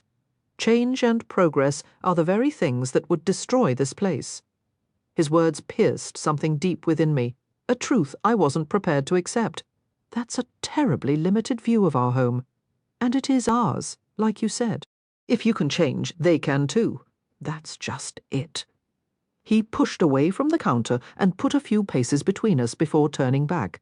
It doesn't matter who I am now. They won't allow me to be anyone except the kid who threw too many punches, broke too many rules, and got Sullivan killed. They can't let me change the same way they can't let you. It's about self-preservation. And you know it. Otherwise, you wouldn't live way up on that mountain, tucked safely away from prying eyes and judging whispers. So you're saying I'm doomed to a life alone? To become the eccentric old hermit? Because I'm going to love again, Cam. I'm going to love and get married and have a family. All of it. A flush of heat warmed my face as I frowned. What I mean is, you might have found more happiness somewhere else, at least until you were sure the person you chose was strong enough to stand in Sullivan's long shadow. I let out a dismissive sound, sliding off the counter and turning for the door before my words could cross a line. His hand caught my arm, the grip firm yet gentle enough to make me pause. I could have easily pulled away, but I didn't. I let the touch linger. I know you're strong enough, Pika, but this town won't be kind to anyone you decide to give your heart to, unless it approves first, and I don't see you bending to that. You let the town have its say once before. You loved him, and he loved you. But can you honestly tell me you'd let Alba make that choice for you again? Are you really that attached to playing it safe? My shoulders slumped in defeat, and he released my arm. He was right, which only made me angrier. Loving Sully had been effortless because we just clicked. We were cheered on, practically pushed together, by everyone around us. He set the stuffed unicorn down on the counter. Thanks for looking out for me. It's been a long time since anyone has. I'm going to head downstairs, try to settle my tab, and get out of here. I watched his broad shoulders as he walked past. How could it be that no one had shown him care in all these years? You should come to the Historical Society meeting, I said suddenly. He stopped but didn't turn around. If you want to help your father, you're going up against Alexander. You'll need allies, and reminding people you're from a founding family carries weight. You don't have to enjoy the game to know how to play it. I'll consider it. He left, and almost immediately Charity floated into the kitchen. Camden's in a real state, she noted, grabbing a glass and the apple juice. Want some? I shook my head. Camden is perpetually in a state, stubborn mule. My tone lacked its usual sharpness when talking about the middle Daniel's sibling. She laughed softly as she poured. How did you two never get together? I asked. You're so similar. I always thought you'd end up dating in high school, both rebels through and through. Not to mention Charity possessed a classic, timeless beauty, while I was merely cute on a good day. She looked at me as if I'd said something profoundly stupid and put the juice away. Are you serious? She took a sip, peering at me over the rim. What? It's a fair question. He's not exactly hard to look at, and you were in the same class. It made logical sense for all I knew.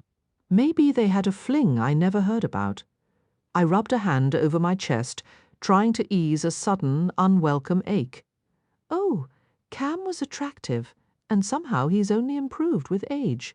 Have you seen his arms? And the way he caught Oscar's punch? Absolutely scorching, little sis. Maybe I truly didn't want the answer to the question I never should have asked. I certainly didn't want to watch my sister stroll through the door I'd foolishly opened. Stop being so selfish. Right. Well, I'm going to head home. Want me to toss Rosie's unicorn in the wash? I offered. I've got it, she said. Her eyes, so like my own, saw straight through me. I moved toward the door, my sister following. I love you, rule maker, she said, pulling me into a tight hug. I love you, rule breaker, I replied before stepping out, wondering for the 1000th time if our dad had any idea who we'd become when he gave us those nicknames in grade school. And Cam was correct. I needed movement and growth, but what I truly wanted was for the rules themselves to flex, to give way. He'd always shattered them, just like Charity. I was halfway down the staircase when Charity leaned out the door. Willow? Yeah, I turned, thinking I'd forgotten something. There's a reason I never got together with Cam. He only ever had eyes for one Bradley girl, and it wasn't me. Her voice was completely serious, without a hint of a joke. What? I stammered, completely thrown. That was the last thing I'd anticipated. Just consider it. You're the only one who ever stuck around him for more than a few minutes. Sure, he might have looked in other directions, but you were the only one he ever truly saw.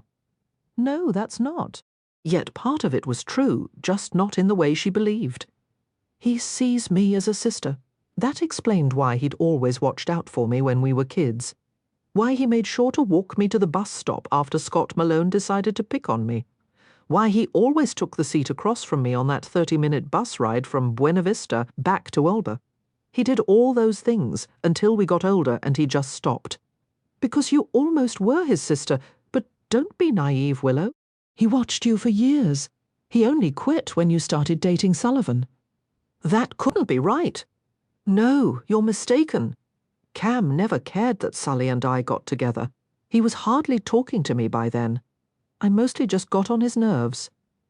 She gave an exasperated sigh. All right, if you insist. I do, sure. Okay, see you tomorrow night. She closed the door, leaving me staring blankly up the staircase.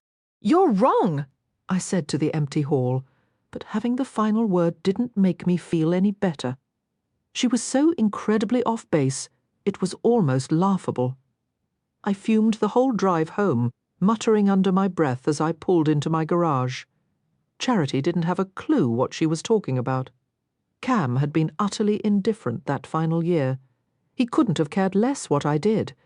Picking up the onyx rook from my desk, I rolled it in my palm. The path rejected me. It didn't want me. So I decided not to want it. His words from earlier played on a loop in my head as I got ready for bed. "You're wrong, Charity," I whispered into the darkness. I needed her to be mistaken. Cam needed her to be, too. But a treacherous, quiet thought wondered, what if she wasn't? Chapter 7. Camden. Holding my breath, I turned the key. The engine coughed once, then roared to life. Yes. I stood up, pumping a fist at the sky in triumph. The 1967 International Harvester Scout hadn't run since before I shipped out for basic training. Not even with Uncle Cal's supposed mechanical wizardry. It had demanded a new alternator, belts, hoses, and more than a few desperate pleas to a higher power I wasn't sure I listened to, but she was finally running.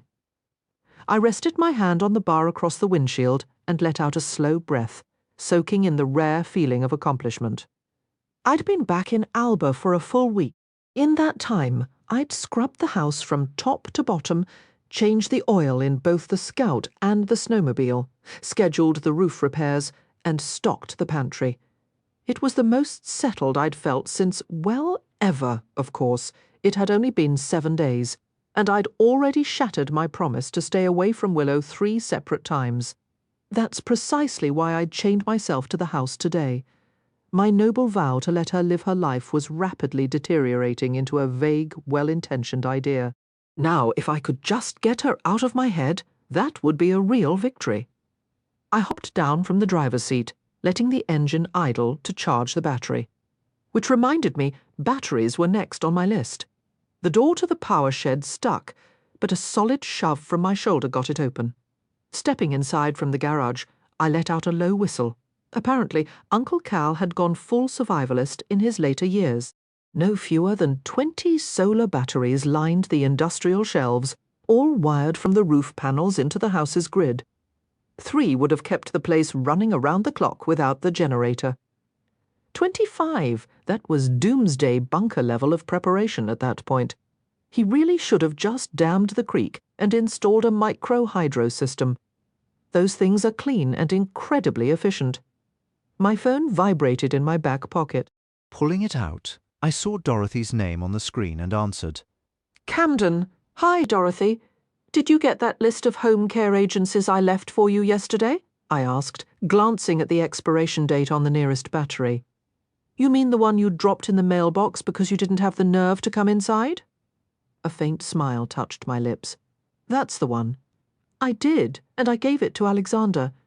Now, you asked me to call if he was having a clear day, just like I did the last 2 times. A familiar weight settled behind my ribs. And he's having another one today. Well, he knows you're outside, and he remembers telling you to leave last week, so I'd say yes. The quiet on the line felt longer than the distance between our homes. Camden Daniels, are you coming over here? I tilted my head back, my gaze finding the ceiling. Is he going to yell at me from the porch again like yesterday? Most likely.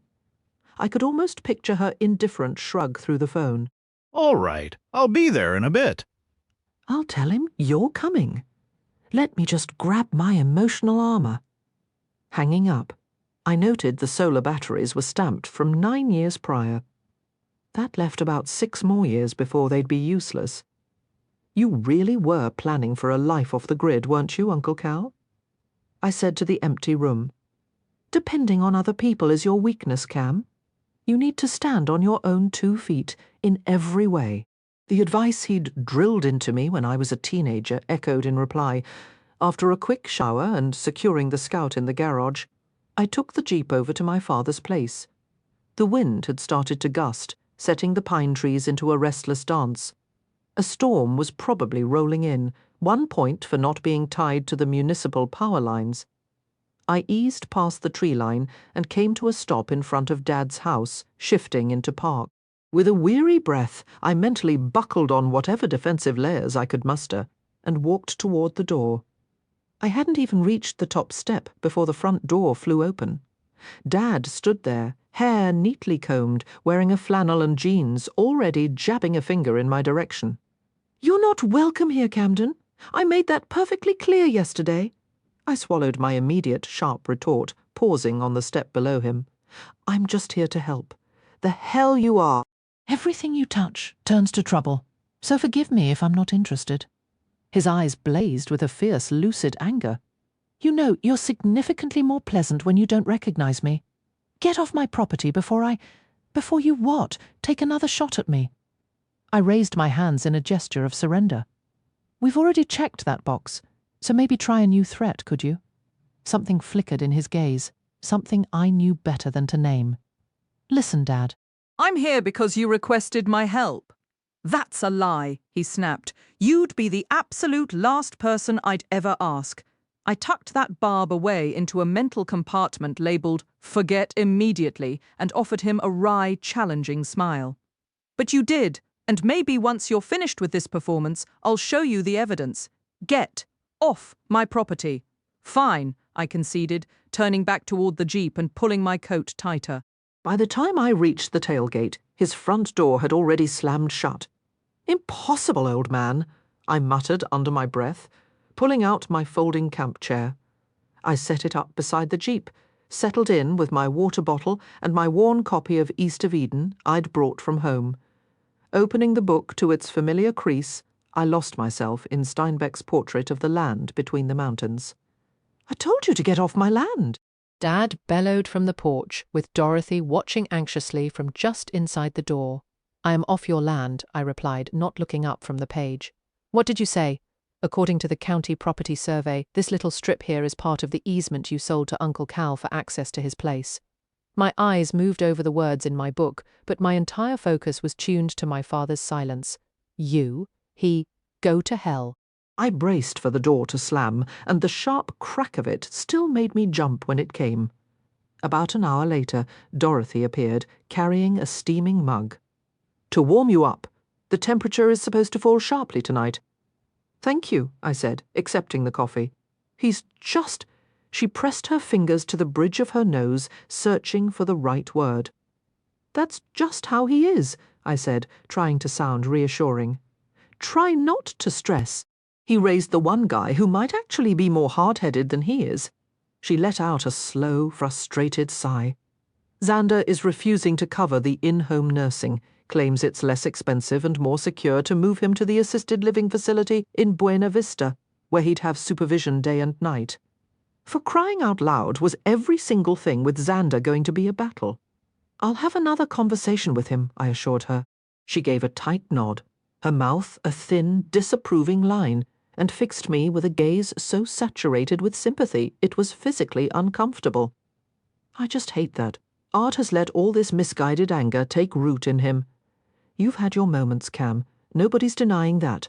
But this treatment is beyond what anyone should have to bear. My eyes drifted to the far edge of the land, where Sullivan rested under a headstone I had never visited. I'm not sure that's true. The coffee was scalding and strong, its taste instantly pulling up memories of chaotic breakfasts and the sound of backpack zippers. "Thanks," I said, returning the empty mug. "Of course he'll soften eventually," she replied, with a small, encouraging nod before turning back toward the house. I went back to my novel for another hour, until the sun dropped behind the collegiate peaks, stretching long shadows over the printed words. I could feel his stare the whole time, unwavering, as I folded my chair and tossed it into the Jeep. "I'll be here tomorrow, and the next day, and the day after that," I announced toward the window where he was posted. "You're the whole reason I'm in town, and frankly, my social calendar is wide open." The curtains swished shut, and I almost chuckled, imagining the stream of grievances he was undoubtedly listing inside. "Just as long as he doesn't go for the rifle," I muttered to myself. I showed up even earlier the following morning. not bothering to announce myself before arranging my chair in the driveway. I repeated the routine the next day. By Wednesday, I was considering an upgrade to a proper lawn chair. About an hour after I settled in with my book, Dad appeared on the front porch, arms crossed tightly over his chest as he observed me. It was a strange feeling, looking at him and having no idea which version of him I'd be dealing with. I lowered the book to my lap as he descended the steps, each footfall heavy on the complaining wood. "So you finally decided to be useful?" His tone was dripping with disdain. "I came because you reached out." His eyes narrowed into slits. "And what, precisely, did I ask for your help with?" He likely wasn't even fully coherent in that recording. For the first time, a sliver of doubt about Xander's perspective crept in. "The end," I said flatly. A jolt of surprise crossed his face, and I immediately regretted my bluntness. "Dorothy made lunch," he stated abruptly, then turned and walked back toward the house. "Fantastic," I mumbled, reopening my book. "If you're planning to eat, get inside." "She's not young enough to be carting your meal out to the driveway," he called over his shoulder from the porch. I looked up sharply, checking to see if the invitation was actually meant for me. "I'm not standing here forever," he added, answering my unspoken question as he held the door. I scrambled up, leaving the paperback on the chair, and trailed him in. "Take your damn shoes off," he commanded. I obliged, then followed him into the kitchen where Dorothy was already seated at the table with lunch laid out, watching our every move like a spectator at a tense sporting event. "Rabbit food," Dad grumbled, slumping into his chair in front of a bowl of greens. "It's healthy," Dorothy countered. "Thank you," I said to her before starting on the grilled chicken atop my salad. "Where's your evidence?" Dad asked abruptly. "You mentioned you had proof." So we were skipping the small talk. Still chewing, I placed my phone on the table and played the voicemail. I watched him closely as it played. True to form, he revealed nothing. God forbid he ever let anyone see what he was actually thinking. The message finished, and I slipped my phone back into my pocket. "Is that all of it?" he demanded, his eyes locked on mine. "That's everything. You didn't leave a second one." He gave a slow, deliberate nod, then turned his focus to his salad, aggressively stabbing pieces of cheese with his fork. "I really don't want to bring this up, but Xander made a valid point," I began. "You played this for your brother." He cut in sharply. "I did." My whole body was rigid, as if I were standing on the only safe patch in a minefield. One wrong step, and everything would explode. "Just ask what you need to ask." Dorothy's eyebrows lifted, but she stayed silent. "Do you actually remember leaving that message? Is this request really coming from you?" I was gripping my fork so tightly, the metal pressed painfully into my finger. Dad watched me, his expression unyielding and severe. He speared another piece of cheese, deliberately avoiding the lettuce. "No, I don't recall recording it." I slumped back in my chair. Had I travelled all this distance for nothing? But it's the truth. I want one. I've been telling him that for months. He shoved the forkful into his mouth and chewed slowly. "I'll speak with Xander about it again." I didn't bring up the fact that my brother had been giving me the cold shoulder ever since I first mentioned the DNR. Dad's shoulders relaxed slightly. He won't budge. Once Xander decides he's correct, that's the end of the discussion. This is your decision, not his. The heavy reality of opposing Xander settled over me. If this is truly what you want, I'll stand up for it. He let out a derisive snort. "You prepared to take on the whole town? Because that's Judge Bradley presiding. In case you've forgotten, he can't stand you. Never one to sugarcoat things, are you, Dad?" I pushed the lettuce around my bowl, my thoughts racing. "You've never needed me to," he shot back. "And Judge Bradley hardly represents the entire town. He's just one man who wouldn't lift a finger to help me if I were drowning, but still, one man who's facing a retention vote this November," Dorothy pointed out. "He'll be paying close attention to public sentiment. You can count on that. How is that right? He's supposed to be a judge." "Since when is politics about what's right? Remember your brother is the mayor," she countered. "Xander is not corrupt," Dad snapped. "Don't you dare suggest otherwise. Easy, Art. All I'm saying is that Judge Bradley won't forget it's Mayor Daniels on the opposing side of his courtroom. Dad grunted in agreement. That, I believe. He turned to me and shook his head. The unfortunate truth is you're the only person Xander might actually listen to. If you've already asked and he's refused, then there's not much left to do except get thoroughly beaten in court. He set his fork down and leaned back. The mental list I was compiling was overwhelmingly negative, but I knew one powerful reason could tip the scales. I need to hear your reasons. I want to understand them while you're still yourself. I kept my tone gentle, but the request was firm. I'm not trying to end my life, if that's what you're worried about. I simply don't wish to linger beyond what's necessary. If my mind is going to be taken, then I sure don't want my body sticking around afterward. The thought of waking up, not knowing who I am or where I am, trapped in a hospital bed with machines breathing for me. I can't fathom anyone actually wanting that kind of existence. Taking on Xander. Dad was right.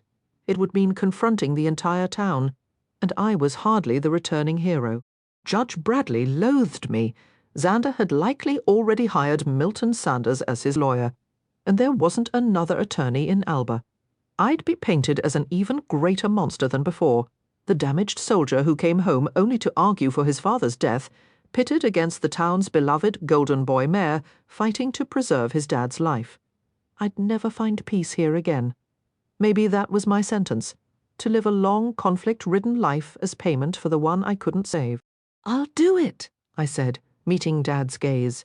"I'll take it before a judge. I'll fight for your right to choose your own path. You've earned that much, but I need two things in return." Dad's brow furrowed. "Naturally. What are they? First, I want a truce." I enunciated each word carefully, leaving no room for misunderstanding. A genuine truce. "I know you share the town's low opinion of me. I'm not a fool. But from this moment forward, we have a ceasefire. You don't bar me from this house. You don't come at me with words, and you absolutely do not point a gun my way again. The house." He gave a slow shake of his head. "I'm staying put at Cal's place. My house. It's time. Me lingering here would just complicate everything." My father considered this, his nod deliberate. "And the other condition?" A knot tightened in my gut, but I pushed forward. This was my shot. "You blame me for Sullivan, you always have." He went rigid, a storm of anguish and fury darkening his eyes. But I didn't stop. "For 6 years you've refused to let me tell you what really happened that day. You shut down after the part about the choice I made." I watched the tension work in his jaw. "When this is done, after I've met your terms, you will listen. You might despise me even more once you hear it all. That's a risk I have to take.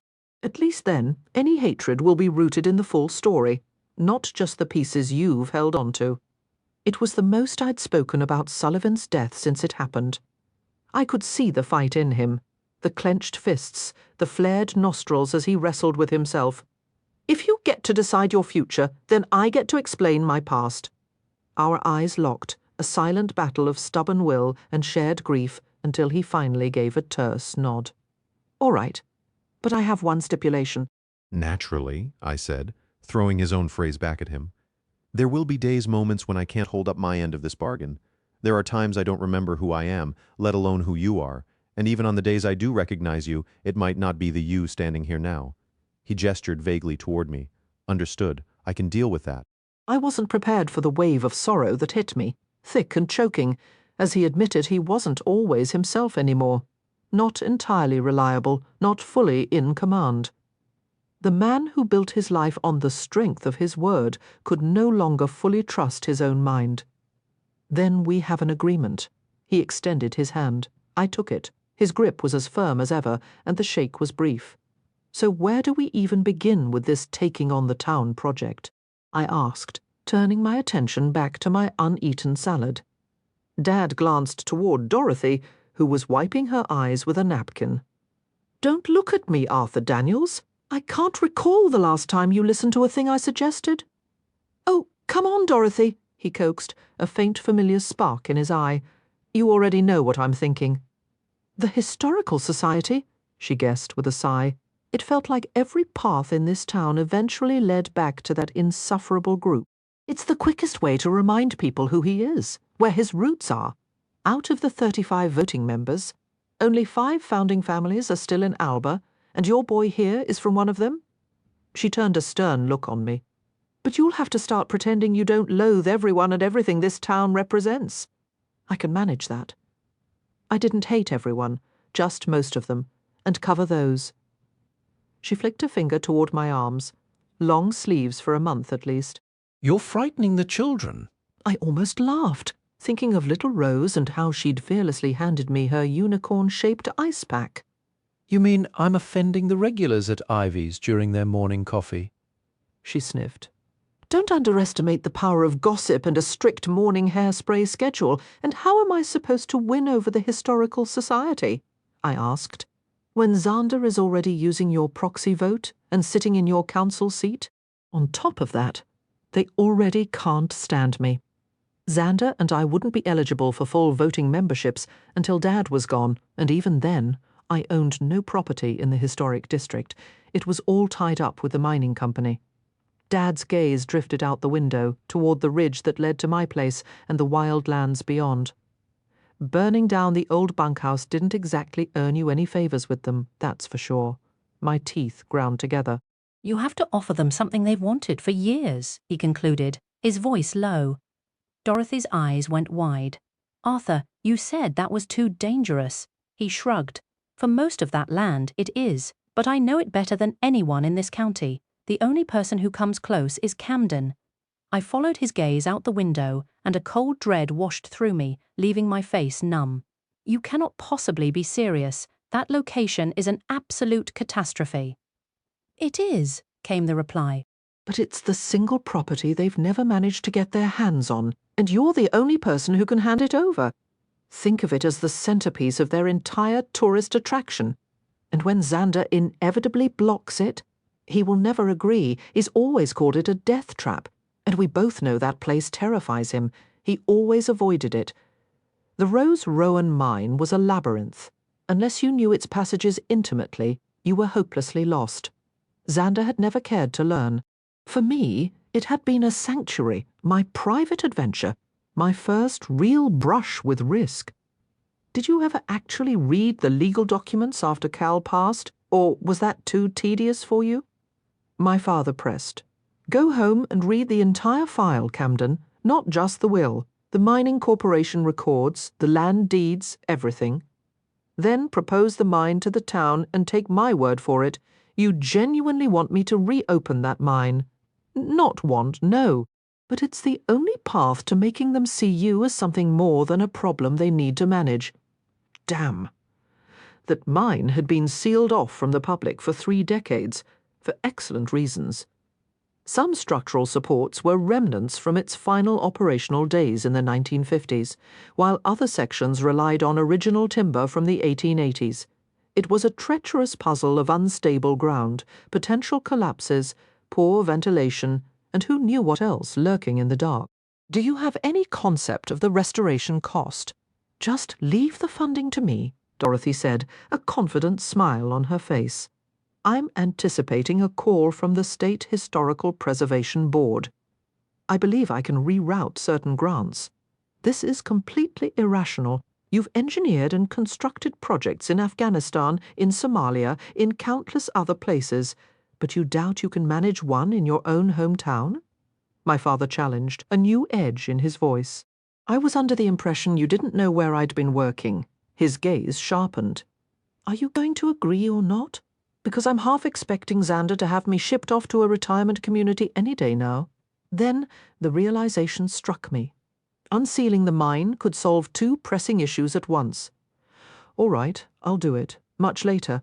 After I had pored over every page of Uncle Cal's extensive files, a cold wave of dread settled in my stomach. The town might celebrate the offer I was preparing to make, but they could just as swiftly despise me for the action I was about to take against my own brother. Chapter 8. Willow. Every single year we request the caramel corn concession, and every single year you award it to the Halversons, Peter Mayville declared, standing firm at the wooden podium as he addressed the formidable Alba Historical Society Council. While the town council managed municipal affairs, true authority resided with this historical group. Typically they convened monthly, but with the summer season just 7 weeks away, meetings had shifted to weekly. Attendance had swollen accordingly, as families returned to town to prepare for opening weekend. Town Hall, which essentially functioned as Alba's all-purpose community building, was growing warm and stuffy, packed to near capacity. Everyone present either owned a building within the historic district, granting them a society vote, or their livelihood was tied directly to the tourist economy. Such was the thrilling nature of small-town Friday evenings. Now, Peter, I understand your position truly. Walter Robinson responded from the centre of the horseshoe-shaped dais, peering over his spectacles. But this isn't about us giving it to them, so much as it is about respecting their established claim. It seems unfair to strip away a tradition they've refined for the past half-century. I shifted in my folding chair at the rear of the room, scanning the week's agenda. We were already 20 minutes into the meeting and still debating item number 3, where various members proposed alterations to their seasonal business operations. Luckily, I'd packed some snacks because things were about to get real competitive in here, and I needed to stay sharp until item 7, when I'd present my new Alba logo for the marketing plan. He complains about this every single year. Thea grumbled beside me. Then, raising her voice, she added, "Let it go, Peter. Be grateful for your cotton candy machine already." My pretzel caught in my throat, and Thea had to thump my back until the coughing fit subsided.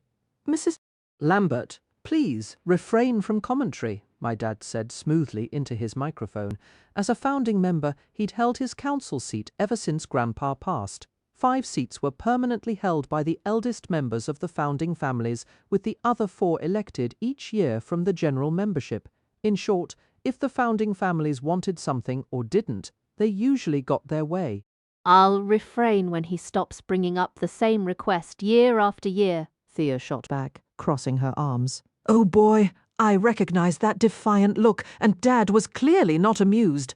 "All right, let's try to stay on track," Walter interjected, leaning forward from his foreman's seat. "Peter, I'm sorry, but we have to deny your request. We all support free enterprise, but it doesn't benefit anyone to undercut each other during the season, and you know that, Mrs. Halverson's feed store practically runs on her caramel corn sales. Besides, last I checked, you're the only vendor approved to sell sunscreen. Would you consider a trade? Her caramel corn for your sunscreen rights?" Peter glanced at Mary Murphy, the Society's secretary, as she poised her pen above the record book. "No," he said quickly, shaking his head. "I'm content with what I have. Thank you." He gathered his papers and retreated to the edge of the 3rd row. Total greedy jerk, Thea whispered. "He runs the drugstore. He probably makes more during the season than almost anyone else up here." "Not that your mum doesn't clean up with her restaurant," I reminded her. "True, but you don't see her trying to steal Jennifer's beloved caramel corn." "Fair point," I conceded, doodling in the notebook I'd brought along, sketching a logo concept for a commission I'd landed that morning. Business was thriving, and the freedom to work remotely was a huge plus. James Hudgens stepped up to the podium to outline his summer proposal for the old Alba firehouse. How that man ever fathered someone like Oscar remained a mystery to me. As I added some shading to my design, someone slid into the seat beside me. Thea nudged my elbow, and I jumped, shooting her a look. She raised her brows and gestured pointedly to my other side. "Does he seriously think Alba FD beer koozies are going to sell?" Cam's voice washed over me like a sudden rock slide, demolishing the flimsy defences I'd tried to build over the past week. Not that I was keeping track. I tried to steady my racing heart with a deep breath, but it refused to cooperate. Apparently I could go 6 years without seeing him and be perfectly fine, but 6 days turned me right back into a nervous teenager. Fantastic. I really was counting the days. "It's tough for guys like James," I said quietly. "The supplemental fund helps, but, you know, the civic building owners don't pull in much." "I don't have a problem with his merchandising idea, just the merchandise itself," he replied with a shrug. Ugh, his profile was irritatingly, flawlessly imperfect. He was fully aware of it too. Even his eyebrow had a smug arch to it. His beard was trimmed close, softening his jaw, but I could tell from the way he absently rubbed his thumb along it that he'd probably shave it off soon. I hated that. I still notice things like that. Couldn't he have at least grown a little less attractive over the last decade? Maybe developed a receding hairline or something. What are you even doing here anyway? I thought you told me to come, he answered, still looking straight ahead. Right. And when was the last time you actually listened to me? Seems like right now, he said, a smirk playing on his lips. I fought the childish urge to stick my tongue out at him. Like we were back in grade school all over again. Just 2 weeks ago, my world in Alba felt orderly and safe, a predictable rhythm I had always counted on. All of that comfort vanished the moment Cam returned. "What's that you've got?" I asked, noticing the manila envelope in his hands. He gave me a teasing, childish grin. "That's my little secret for now." It seemed I wasn't the only one having trouble acting like a grown-up. "If there's no further new business, I move. We finalize all seasonal plans," my father stated from the council table. Cam's jaw tightened visibly.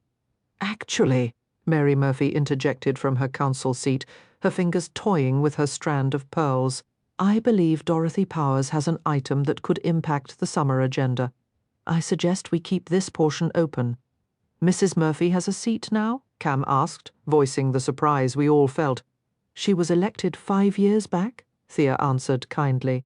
It's good to see you, Cam. You too, Thea. How's Patrick? Cam leaned forward with a brief, warm smile. "Probably bored stiff right about now," she said, gesturing to her husband, seated a few spots down from my dad. He joined the council last year after his father passed. Cam's eyes found Patrick in the crowd. Wow, I didn't even recognize him. The warmth in his expression faded, and he looked down at the folder in his lap. "I'm sure he'd be happy to catch up," Thea offered, though the sentiment felt thin. "Right? I somehow doubt that," Cam muttered. He pushed his shirt sleeves up, then seemed to reconsider and tugged them back down. "What has you so on edge?" I whispered as Tyler Williamson finished his report. When Cam finally met my eyes, a flock of butterflies erupted in my stomach. Don't you dare react. It was a cruel joke how my body always ignored my brain whenever he was close. "I'll explain later," he promised quietly, just as Dorothy Powers approached the podium, leaving Arthur Daniels standing awkwardly beside her empty chair. "It's still strange seeing Xander in your dad's old spot," I murmured, as if he'd heard me. Xander spotted Cam in the audience and offered a strained, unconvincing smile. Cam responded with a quick, two-fingered salute before looking away. My confusion deepened when Arthur glanced back at Cam and gave a slight, almost imperceptible nod. What in the world was happening? As you're all aware, Dorothy's voice amplified through the hall as she leaned into the microphone. One of Alba's own has recently come home. I'm pleased to announce that Camden Daniels wishes to present a summer proposal. Now, what he's suggesting may not be workable until late in the season. I stared, certain I had misheard. "With all due respect, Dorothy, let me stop you there," my father cut in. "Only a voting member can submit a seasonal plan." Since Arthur still holds the Daniels family seat, they only have one vote in the Historical Society. "You have a summer plan?" I whispered sharply to Cam, feeling an irrational sting of betrayal that he hadn't mentioned it. A summer plan meant he wasn't just visiting, he intended to stay. My heart did a clumsy stumble, then began to race. Cam kept his eyes forward, his knuckles whitening around the folder. Every council member's gaze darted between Dorothy and Cam in naked astonishment. "With all due respect," Dorothy replied, her voice dripping with false sweetness, "I'm quite familiar with our bylaws, Mr. Bradley. I've held a voting seat for 25 years, if I recall correctly. You've been in that chair for, 7? My father's mouth pressed into a hard line, but he stayed silent. I was profoundly grateful I didn't live under his roof anymore. He'd be simmering for a week. "Now, you are correct, of course," Dorothy continued, placating him. "But if you'll all look at these documents," she nodded to my mother, who approached the dais with a folder and began distributing papers to each council member. You'll see that when Cal Daniels passed, he left his entire estate to his nephew Camden. He did not divide it between his sons. He named Cam his sole heir, which includes the transfer of his membership seat. A hushed, frantic buzz broke out among the council members as they covered their microphones, their whispered conversations lost to the rest of us. A wave of murmurs swept through the room as heads turned, some with open curiosity and others with outright hostility, all focused on Cam. From her place on the council, Genevieve's voice cut through the noise. "Milton," she prompted. Milton Sanders, who served as Alba's sole local attorney since Simon practiced over in Buena Vista, rose and approached the podium. He took a moment to smooth his thick brown hair before carefully reviewing the papers Dorothy had provided. "He can't stand me," Cam muttered under his breath. I leaned closer, keeping my voice low. "It doesn't matter. He's the Historical Society's legal counsel." My whisper drew sharp glares from several women seated in front of us, including a disapproving headshake from Mrs. Rhodes before she turned away. I felt a flush of irritation. That was completely unnecessary. "This is Alba," Cam said quietly, his tone firm. "Everything matters here." My gaze hardened as I met the stares directed at him, holding them until one by one they looked elsewhere. He didn't deserve this public scrutiny. After a moment of study, Milton addressed the room. "It appears the young man does indeed have a claim to a seat." A swell of conversation erupted instantly. "You can't bequeath a voting membership in a will," my father argued from the council table. "Ordinarily, no," Milton agreed, adjusting his glasses. "However, Section 7, Paragraph 3 of our bylaws specifies that seats transfer to recognized familial heirs. The wording in Cal's will explicitly names Camden as his sole recognized heir." He offered a slight shrug. "He understood the rules perfectly," I whispered to Cam. "He always did." Cam's attention remained fixed on the council members, his expression unreadable. "Then the designation isn't valid." Genevieve protested, her voice rising. Milton glanced up. Well, Judge Bradley accepted the will as valid upon Cal's passing, so the matter of probate is settled. He looked toward my father, whose face had flushed a deep, mottled red. I couldn't tell if it was from anger or embarrassment, but the effect was striking. From his council seat, Pat chimed in. "He still doesn't meet the requirement. He must have been a full-time resident of Alba for a full year before he can exercise any membership rights." Thea crossed her arms, and I could almost hear the lecture Pat was going to receive later. Were they all lining up against him? Looking around, I saw numerous nods of agreement. Apparently so. Milton consulted the document again. Normally that would be correct. However, Paragraph 5 includes a provision that the residency stipulation is waived for any member returning from military service, provided they do not delay in requesting that waiver. He turned his gaze toward the audience. "Camden, are you formally requesting the residency stipulation be waived?" "I am," Cam stated clearly, rising to his feet. Every eye in the room that hadn't already been watching him was now riveted. "Well, much as it may pain some to hear it, Camden Daniels qualifies for a voting membership seat," Milton announced to the council. "That brings our count to 27 voting members and 9 council members. And what personal property does he intend to nominate for inclusion in the historical district?" Xander's question followed, and my heart dropped. Was Xander really speaking against his own brother? Even during our most heated arguments, I would never publicly oppose charity. Cam showed no flicker of surprise. Had he anticipated this lack of support from Xander? "Come on up here, Cam," Dorothy encouraged, beckoning him forward. Cam walked up the center aisle, his posture straight and confident. "This is the most interesting historical society meeting I've attended in years," Thea remarked beside me, which earned another round of glares from the women ahead. I noticed, however, that Mrs. Rhodes didn't glare at Thea. Instead, she fixed her sour expression directly on me. "It's not as though he can claim the bunkhouse as his property, now can he?" she hissed, her voice low and sharp. "You barely escaped that fire with your own life, Willow Bradley. I would think you'd know better than to champion this." My jaw went slack as she turned away with a dismissive toss of her head. He didn't have anything to do with I started, but Thea placed a calming hand on my arm. Save your breath. They've already decided what to believe. Cam reached the podium and adjusted the microphone. I'm glad you asked, brother, he said, his voice carrying clearly. I'm the owner of the Rose Rowan building on Main Street. Cal purchased the property from the mining company and left it to me in that same will. Every muscle in my body coiled tight with tension. Are you serious? Xander asked, while my father merely smirked. I am, Cam confirmed, and although the building is not currently in a condition 2, there's 3 feet of snow inside it right now because the place has no roof. Xander finished for him, his tone dripping with sarcasm. The room held its breath, waiting for Cam's response. That's right, the chairman confirmed, consulting the open binder before him.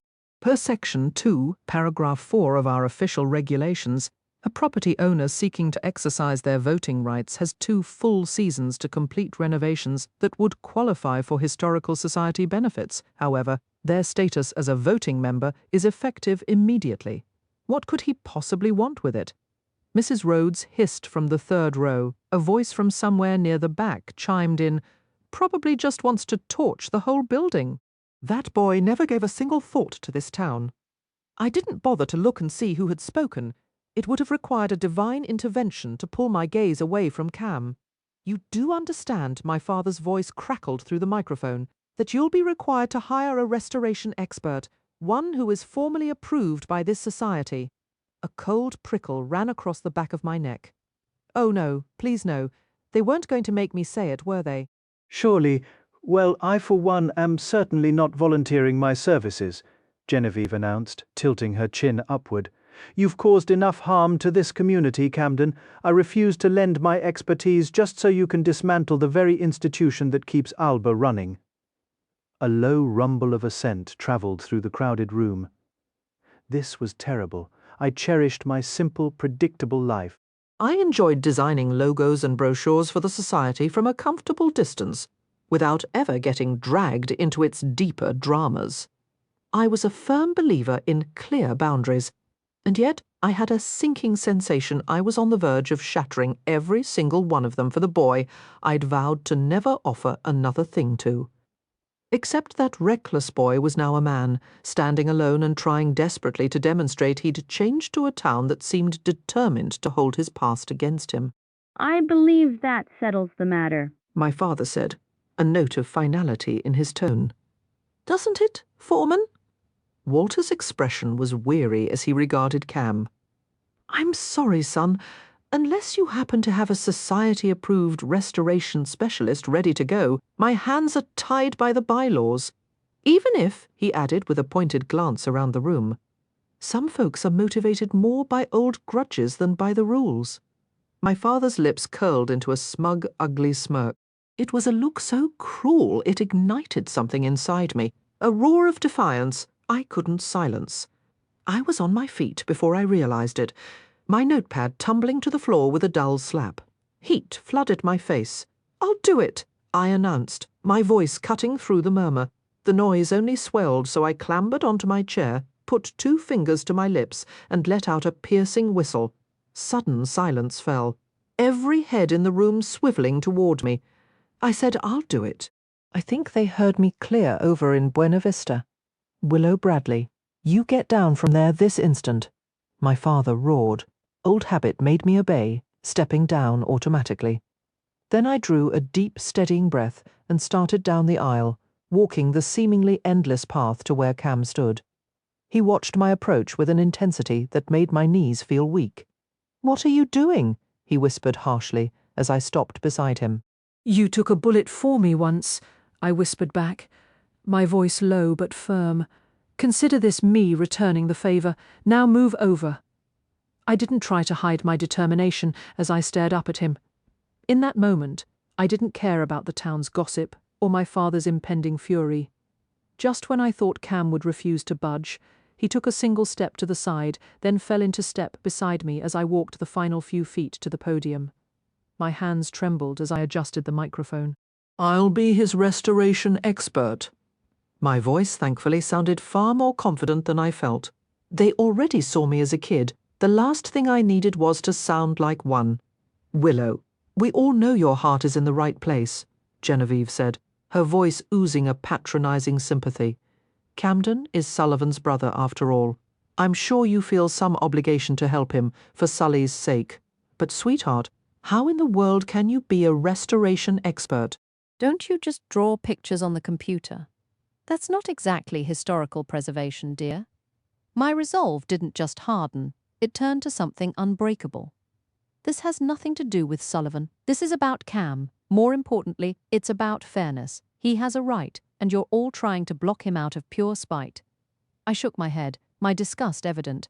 I turned my attention to Walter. As foreman, his approval was what mattered. I graduated last year from Rutgers University, I stated clearly. It's consistently ranked among the top 5 art schools in the nation. In graphic design, my father interjected loudly. Not the same thing at all. My mind flashed to the small onyx rook sitting on my desk at home, and to the knight I kept tucked away in my nightstand drawer. The other fragments I'd kept to myself were memories from the boy now standing beside me in a grown man's frame. I actually double majored, I said, directing the words toward my father, who went pale. Yes, I have a degree in graphic design, but I also completed a second degree in art restoration and conservation, with a focus on the American West. I'd always sensed this moment would arrive, when I'd need to fill Genevieve's role to help our town endure. I just assumed it would be decades from now, not in the next half hour. Genevieve gripped the arms of her chair as if I might physically remove her from a position I had no desire to claim. "And you're only telling me now," Dad hissed, his voice deceptively steady. His anger wasn't about the degree itself. He would have celebrated loudly if he'd been the one to unveil my qualifications. This was about control slipping through his fingers, and about my open support for Cam. Cam shifted closer, his arm grazing my shoulder and sending a subtle electric warmth through me.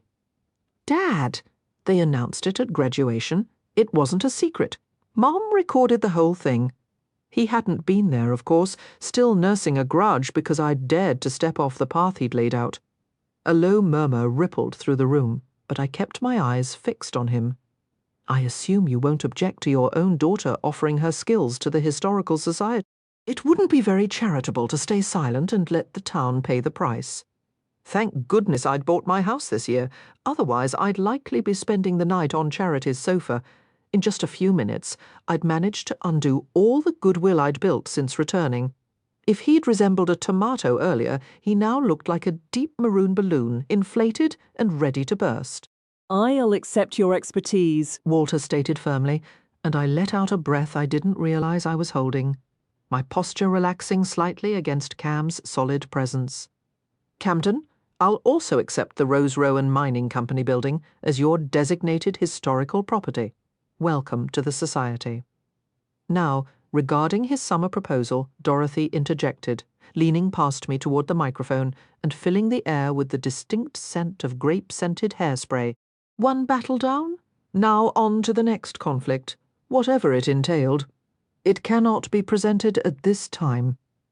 Tim Hall's eyes flicked toward my father's furious stare aimed in my direction. He's a first-year member, heck, a first-day member. He can't propose a plan until his second year unless a council member agrees to sponsor it. Rules are rules. "Surely one of you will sponsor it," Dorothy pressed, raising her eyebrows at the council members. "Believe me, you'll want to hear what he's offering." I caught the slight shake of Cam's head, directed at Dorothy only because I was watching him so intently. Walter scanned the council dais as foreman. He couldn't sponsor a proposal, and it was unclear who else up there might back Cam. "I'll sponsor it," Julie Hall said, leaning forward and deliberately avoiding the gaze of her father-in-law. She was the youngest council member, having inherited the seat after her mother's passing the previous year. "That's my girl." Gideon called out from the second row, prompting a few scattered chuckles. "What is this plan?" Walter asked quickly, before any further objections could surface. Camden reached over me to take the microphone, and I shifted to the side, ceding the podium. When I tried to step back, Dorothy placed a firm hand on my shoulder, keeping me in place. I'd like to open the Rose Rowan mine for public tours. Another collective gasp swept the room, and this time my own breath caught with it. The Rose Rowan mine was the one property this council had always coveted, but Art and Cal had kept it sealed off for generations. "I'm sorry, son," Walter asked, his eyes wide with disbelief. "I want to open the mine for tours. I'll begin work immediately, though I can't promise it'll be ready this summer. Next year is a more realistic timeline." "How?" my father barked, visibly torn between his disdain for Cam and his deep-seated desire to see the mine reopened. "I'm thinking a big open sign out front should get the job done," Camden said, immediately regretting the flippant tone. Of course he'd come this far only to let his own mouth sabotage everything at the last possible second. It was classic Camden Daniels, losing his cool and watching a solid plan crumble. "That wasn't my question," his father shot back. "That mine is a disaster zone and completely unfit for the public." "We all want it operational. That's no secret. But have you actually thought this through? Have you consulted an engineer?" It was funny how the man's tone shifted whenever something he personally wanted was suddenly within reach. "Well, I am a civil engineer, so it's not as though I'm lacking the expertise. I've managed projects from Afghanistan to Somalia that make this look like a backyard shed. I've got the degree and the resume, since that seems to be what matters here. If the U.S. government trusted me to design dams and bridges, I think you could manage a little faith too." "But the funding?" John Royal pressed. Dorothy jumped in. "The State Historical Fund has approved a grant for $200,000 for us to use as we see fit. I got the confirmation today, though I admit I'm skipping ahead on the agenda. That money is for the entire historic district," Tim Hall spotted. "What about restoring the old tannery?" At least Tim was consistent. He didn't care what Camden brought to the table, he just wanted him gone. "Running public tours through the Rose Rowan will bring in another 30,000 visitors a year, you obstinate man," Dorothy snapped. "Are you seriously saying you don't want that? That we don't need it? You'd punish everyone in Alba just because you have a personal issue with Camden Daniels." A low murmur of agreement rippled through the room. Seizing the moment, I spoke up. "I'll help with the mine too." "Well, now I could certainly," Genevieve began, but Camden cut her off. "I accept Willow's offer," he said firmly. Then he turned, his gaze sweeping over every council member before finally landing on his brother. "But you don't have the authority to just open the mine," Xander said, his forehead creased with concern. "Not that the town doesn't need it, but you and I both know how dangerous it is down there. That's why it was sealed. Think of the liability. One tourist wanders off, and we become a ghost town in more than just name. I'm sorry, Cam, but you can't make it safe enough. Speaking for Dad's share of the Rose Rowan Mining Company, I can't in good conscience allow this. Cal left you the building on Main Street, but the mining company belongs to both of us." Every council member swiveled to stare at Xander as if he'd just snatched the last cookie from the jar. "We can't let tourists get hurt. That would finish this town faster than anything," he insisted, and a few others nodded. "Cam's only been back a couple of weeks. That's not enough time to even assess what the mine needs. I'm thrilled he's willing to explore this, but it's a business matter that should be handled after the season, not in haste, and certainly not now." Camden's jaw tightened, his fingers gripping the podium until his knuckles turned white. "Then it's a good thing I'm more than qualified to handle both the safety upgrades and the mechanical restoration. The designated tour paths will be completely secure by opening day, and every other area will be sealed off. And as for my authority to speak for the mining company, why don't you all take a look at the first page of the Rose Rowan documents I included?" The council members shuffled through their stapled packets.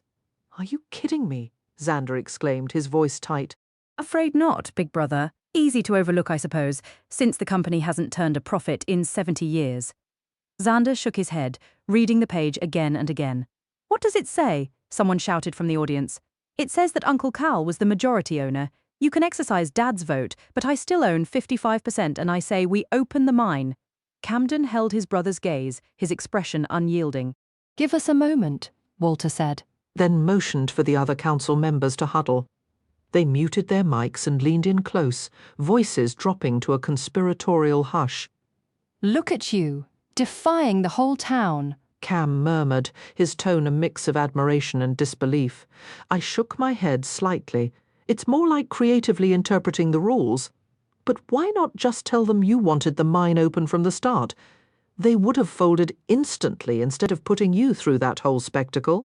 "It's not just about the vote for the Historical Society," he confessed, his gaze fixed on the council members.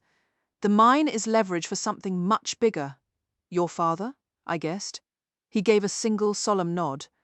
"My father, and honestly, if they'd reject me from their little club because of my history, then they don't deserve to benefit from what the mine could do for this town's future. I understand that. I didn't know about your degree. That part, anyway."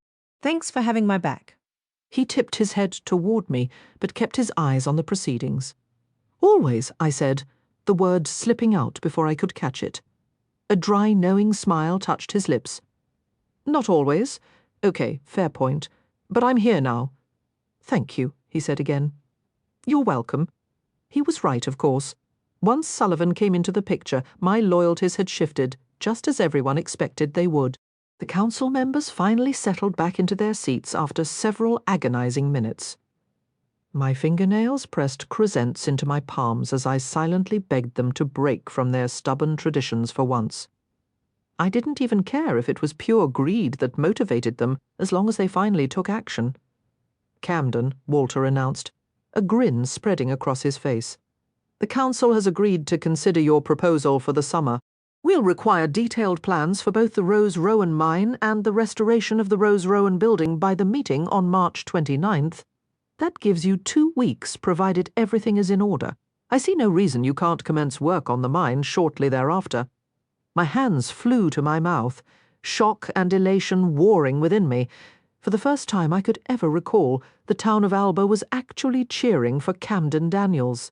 The mine's reopening meant he was here to stay, a thought that made my heart leap and my smile briefly waver.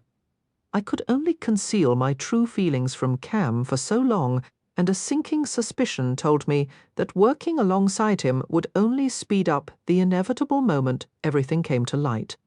Chapter 9. Camden. It's definitely seen better days. I straightened up from examining the interior support beams and turned to find my brother framed in the doorway of the Rose Rowan building. I had about 20 minutes before Willow would walk into whatever mess he was here to deliver. That could practically be Alba's official slogan, I replied. And yet here you are, swooping in like some hero to rescue the whole town. He crossed his arms, but flashed that charming, expensive smile of his. "Hardly," I said, the snow crunching under my boots as I closed the distance between us. "The town is managing just fine. Opening the mine might give it a little lift. But that's all. Honestly, I'm surprised you didn't think of it first." His lips tightened briefly before relaxing. "I knew there was absolutely no chance I could get you back here, much less get you to sign over your share of the mining company, and finding an engineer willing to tackle that place."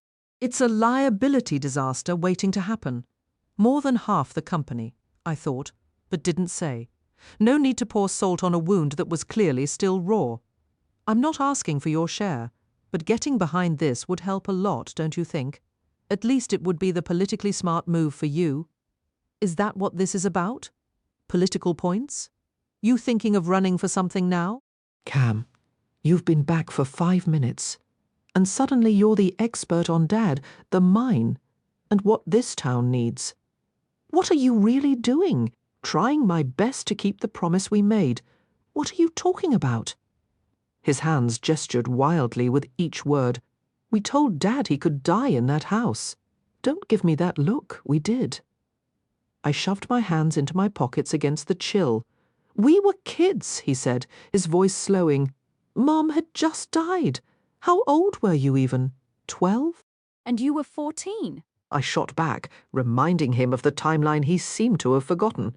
And Dad was drunk.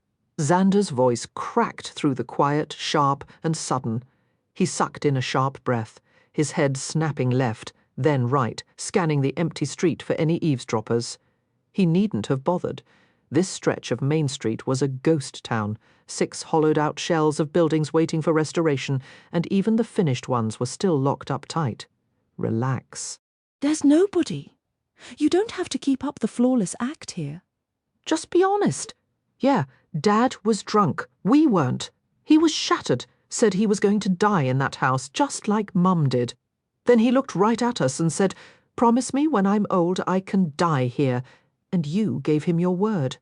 We had no idea he'd get early onset Alzheimer's. My voice tightened. We didn't foresee Sullivan passing or you vanishing for a decade. Life happens, Cam. What does any of this ancient history have to do with the damned mine? Let's be real, you couldn't care less about what goes on in Alba. My gaze swept across the skeletal structure I stood in, from the rough-hewn timber walls to the few miraculously intact glass panes on the north side. Survivors of a century and a half. A sudden vivid memory flashed, a summer storm from our childhood, the two of us huddled in a shed just like this, sharing a stolen candy bar while rain hammered the roof. The nostalgia was a physical ache. This is my home. Of course I care what happens here, and fine, I was gone 10 years. Judge me, I'm used to the verdict. We couldn't predict any of it. Not Dad's illness, not Mum's death, not what happened to Sully. But keeping Dad in his own house is within our power now. Don't start with the cost. We both know he can afford in-home care. You want me to drain every last dime from Dad's accounts? Xander's expression oscillated between disbelief and fury. Do you get? That's the end of it. Once he's gone, all that's left is the company and the land. That's the entire legacy. Dad isn't exactly in any shape to go back to his old job with the Forest Service, is he? It's his money. If keeping him at home cleans him out, then we'll deal with it. Please don't tell me your big argument for shoving him in a facility is about protecting your future cut. The accusation left a sour taste on my tongue. He's 58, Cam. You have no clue how many years we're talking about, but his savings sure as hell won't cover another 30 years of round-the-clock care. And the inheritance, that's a cheap shot coming from you. You waltz back into a house that's already deeded to you, land that's yours. This very building is in your name. You walk in holding 55% of the mining company and a voting seat on the Historical Society. You're on the damn town council. I fired back, the heat rising in my chest. Do my votes actually keep you up at night? I'm not on it, Dad is. I'm just keeping his chair warm because he can't, and you know that. So what happens when he's gone? Are you seriously asking me about a council seat right now? A hot, reckless anger began to simmer, threatening to boil over into words I couldn't take back. You think I give a single damn about who sits at that table? I didn't think you cared about the company or the mine either, yet here you stand. He gestured broadly at the crumbling doorframe with a gloved hand. The only reason I'm even in this ruin is because I need a proposal for the council by next week. That's the only path to reopening the mine. This is just a necessary step. Why is it so important to you? Because it will pay for Dad's care if you won't. The words erupted from me, my finger jabbing toward him. His jaw went slack for an instant before he clamped it shut. You're reopening the mine to fund Dad's care? Now was certainly not the moment to dive back into the debate over environmental regulations. Xander played politics. I'd spent the last 10 years in trenches, both literal and figurative, building and battling. I wasn't showing all my cards yet. Not when I couldn't trust him to have a reasonable discussion about it. Yes, I have zero leverage here, Xander. You hold all of it. You control Dad's medical decisions, his money, his seat on the council, his entire life. So if the bank balance is truly the only thing stopping you from letting him stay in the house he was born in, the house where our mother took her last breath, then I'm removing that obstacle. The revenue from mine tours will more than cover the expense. Even if I can only give Dad 55% of the proceeds. He visibly recoiled at that final statement. I honestly thought you needed the work. Needed the stability, he confessed, his voice low. Stability. I've lived on less than half my military salary for a decade. I walked away from a career to come back here, and I've already fielded a dozen offers from firms promising salaries that dwarf anything a seasonal mine could ever produce. If I were just hunting for a paycheck, I'd have taken one of those positions and saved myself this mountain of grief. Do you genuinely believe I showed up here because I had nowhere else to go? His gaze dropped to his polished leather shoes. I imagined his toes were freezing, and a petty part of me was glad for it. The possibility did cross my mind, yes. Not that I'm unhappy you're back. You have a fantastic way of showing it. He let out a long breath, looking skyward as if begging for divine patience. Maybe the big guy still took his calls. Good for Xander. You went around me, he murmured, and a flicker of genuine pain surfaced in his expression. By coming home, I shot back. You've been begging me to return to Alba for 5 years. You practically demanded I leave the service after Sullivan. Not that, the mine. You could have approached me. We could have presented it as a united front. Instead, you cut me out and made me look like an idiot in front of the town council for being clueless about your plans. I bit back the immediate urge to say he was only angry because the situation didn't make him look good. But it had to be more than that, right? Sure, he was far more concerned with appearances than I'd ever be, but it couldn't all be about his public standing. I'm sorry, I said, pouring every ounce of sincerity I could muster into the words so he'd know I meant it. I was scared you'd react, well, precisely like this. After that dinner at your place, I didn't trust you to hear me out. I should have, and I apologize. He stood perfectly still for an uncomfortably long beat, then finally gave a slow shake of his head. I want to believe I would have listened and backed you, but you might be right. What happened with Dad put me on edge. I don't want to see you as the opposition, Cam. You're my only brother, the only one you have left. I don't want to be your opponent. Not ever. I'm just trying to do right by Dad. And if that means stepping on your toes sometimes, then I'll have to live with it. But I am sorry for not bringing the mine proposal to you first. It was a low blow. He shook his head again, a faint, almost disbelieving smile touching his lips. You've apologized twice in as many minutes. I should have recorded it. I doubt I'll hear those words again for another decade. A reluctant grin tugged at my mouth. I'm going to mess up, but I'm grown enough to admit it when I do. You didn't used to be. I didn't used to be a lot of things. All right, he said, drawing the word out as if settling on a conclusion. I have more than enough to handle with Dad and keeping my accounting practice afloat. Not to mention the whole mayor gig, I interjected, unable to resist. Let's be real, running Alba is hardly a full-time occupation. The truth was, the town's biggest weekly crisis was usually about parking during the farmers' market. My point is, I'm swamped. And I know you technically don't require my blessing, but you have it for the mine. I still think it's a terrible idea with serious risks, but I'm trusting your judgment. I'm trusting you. So while I'll complain about it constantly when it's just us, I'll stand behind you with the council, seriously. I kept my tone flat, refusing to let either hope or skepticism colour it. Seriously, he gave a resigned shrug. If I'd understood your real reasons from the start, I like to think I would have been in your corner from day one. But you're in it now. I am. And we can discuss in-home care for Dad. Come to my place for dinner this week. I'll show you the financials and the research I've gathered on care options, and maybe we can find a solution together. The tight line of his mouth communicated what his words didn't. Surrendering any control was agony for him, but he was making the effort. I'll bring takeout. Sounds like a plan.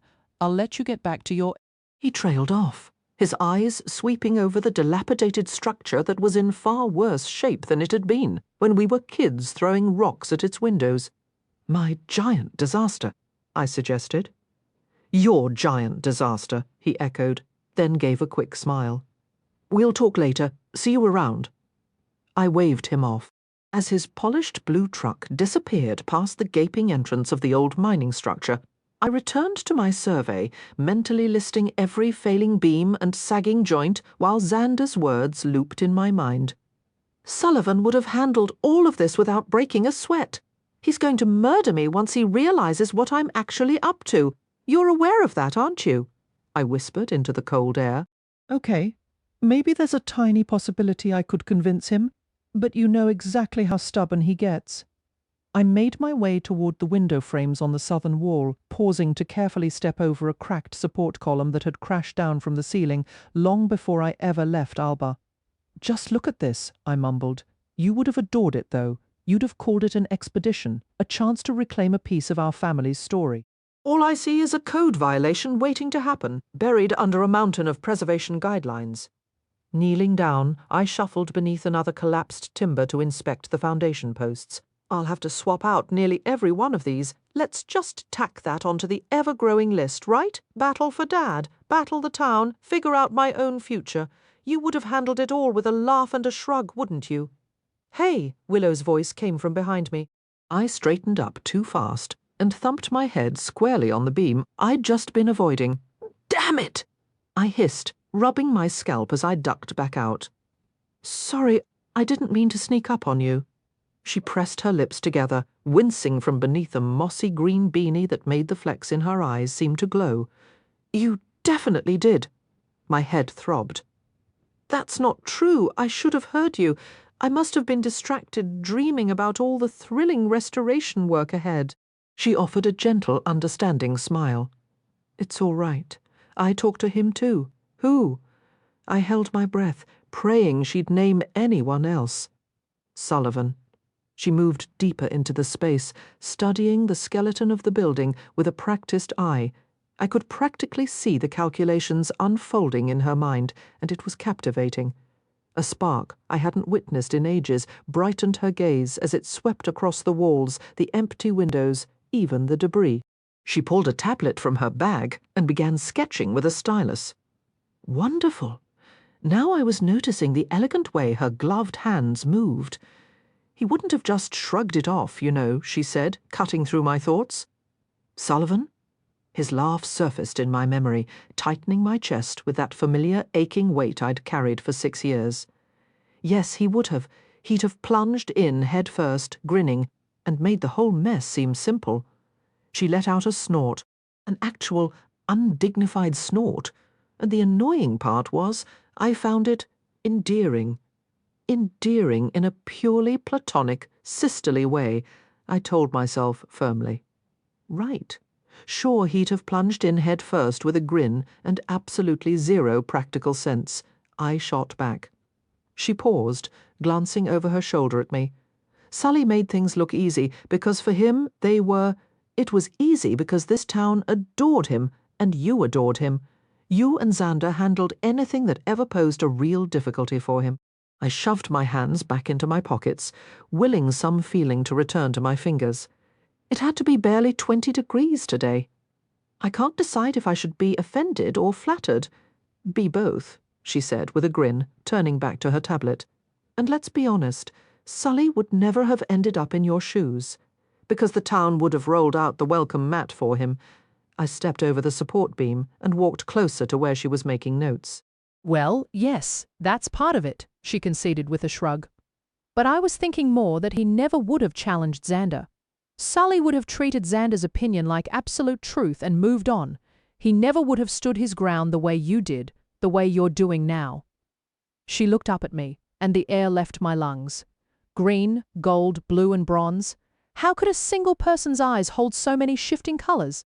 "Maybe," I finally managed to say once she glanced away and I could think clearly. "Or maybe we wouldn't even be standing here having this conversation. Maybe you would have come back after those 3 years," she murmured, her focus still on her tablet screen. But I knew I wouldn't have. There was a reason for that, a messed-up reason I couldn't voice. "Maybe you'd be married to Sullivan by now." The words slipped out before I could stop them. She went rigid, then slowly lifted her gaze, her forehead creased with a tension that her hat couldn't hide. "Maybe," was all she whispered back. But maybe not. That silent possibility lingered in the air between us, heavy and out of place, because it was a complete lie. I had to turn away, pretending to study the seam where the south and east walls connected. Of course she would have married Sullivan. Everyone in Alba saw them as the perfect pair. The cheerful boy and the thoughtful girl who expressed herself through her paintings. Childhood neighbors who grew up and fell in love.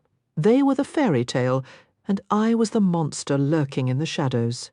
Sure, I'd wrecked plenty of things in my life, but never them, never him, never her. I would have swallowed fire before letting my chaos touch either of them, but in the end I gave the command, and Sullivan died right in my arms. And now here I was, beside the woman he adored, the woman he planned to marry, the woman he left behind to enlist. Not because my own service was ending, but because he was impressed I'd earned a green beret. I got to wear that symbol. Sullivan got a flag-draped casket. Willow never got to wear our mother's wedding ring, even letting my mind wander to her, to the colour of her eyes or the way her hair looked in the light, made me the worst kind of traitor to my own brother. I've got the official measurements from the Historical Society, so I can begin the restoration plans at least. Are you set on the structural assessment? Yeah. I have enough to draft a proposal. Every instinct told me to stay facing that corner, to lose myself in the wood grain and shut out the world, but I made myself turn around. All right. She didn't look up from her tablet. How about we survey the old mine on Wednesday? I've got a deadline I need to hit tomorrow. Sounds good. I agreed quickly, desperate for this moment to be over. Okay, I'll see you then, she asked, finally meeting my eyes. Yep, I said with a sharp nod. Her lips parted as if she wanted to say more, but she stopped herself. Offering a tight, hurried smile, she said goodbye and practically fled the building. I waited until the sound of her car engine faded, then my legs gave out. I didn't leave. I dropped to my knees right there on the floor. The snow seeped through my jeans, a shocking, icy burn against my skin. I stayed there, kneeling, until my breathing steadied into a slow, controlled rhythm. Finally, I looked up through the gaping hole where the roof should be, staring into a clear, endless blue sky. I'm sorry, I whispered to him, and I meant it. I just didn't know if I was apologizing for what I'd already done, or for what I was terrified I might still do. Chapter 10, Willow. All right out with it. Why are you dodging my calls? Thea's voice was direct. I'm not dodging anything, I insisted, hopping awkwardly as I wrestled with a pair of tights. If I were avoiding you, I wouldn't have answered the phone, right? I might believe that if my calls from the last 3 days hadn't gone straight to voicemail. Have you been calling? I lost my balance and tumbled backward onto the bed with a grunt. Abandoning the balancing act, I switched Thea to speakerphone. You know I have, Jacob. I mean it. If you don't eat your dinner because you filled up on those cookies. Pat, a little backup here. Thea didn't bother covering the receiver. Our friendship was long past such formalities. I finally succeeded in pulling the black tights up and surveyed my skirt options. Thanks, sweetie, Thea said, her voice softening. Okay, sorry, I think I just bought myself 5 minutes of peace. No problem, I said, with a soft laugh, easily imagining the joyful, cookie-fueled chaos unfolding in her kitchen. What's going on with you? You're asking me that. You're the one who announced your second major in the middle of a historical society meeting and then sided with Camden Daniels over your own father. And you want to know what's up? This is exactly why I didn't pick up. I am not doing the high school thing again, Thea. I refuse. The black skirt was the safer choice, and Dad would approve. The shorter red one had been a staple in college, but it would undoubtedly invite a lecture. Ha! You were dodging me, and by high school thing, do you mean those hours we spent dissecting every boy in town? Or was it just the Daniels brothers? I'd set myself up for that one. I just don't have anything to say about Cam right now. I could say plenty. I mean, it's Camden. And there it was. High school all over again. Yes, it's Camden, I mumbled, stepping into the black skirt. Oh, come on. Is it at least interesting being around him again? Throw me a bone here. I'm starving for details. Interesting isn't the adjective I'd choose. I zipped up the skirt and walked to my closet, phone in hand. Thrilling? Electrifying?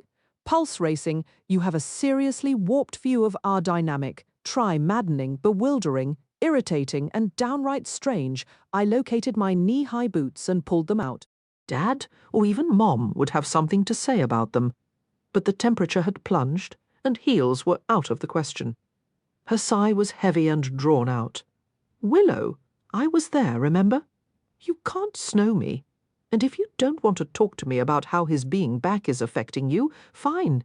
I get that your dad's issues with him make it messy. Just promise me you're talking to somebody. That guy has always twisted you up inside. Can we please just pretend you weren't a witness to all that? I asked quietly, bending to pull on the boots. No, she said, her voice softening. Because you can't pretend, sweetie. You buried those feelings for years, and I'm scared if you shove them down again, you'll just collapse. I'll be okay. Being okay was my default setting. It was the only one I allowed. Maybe. But last time, you both just walked away.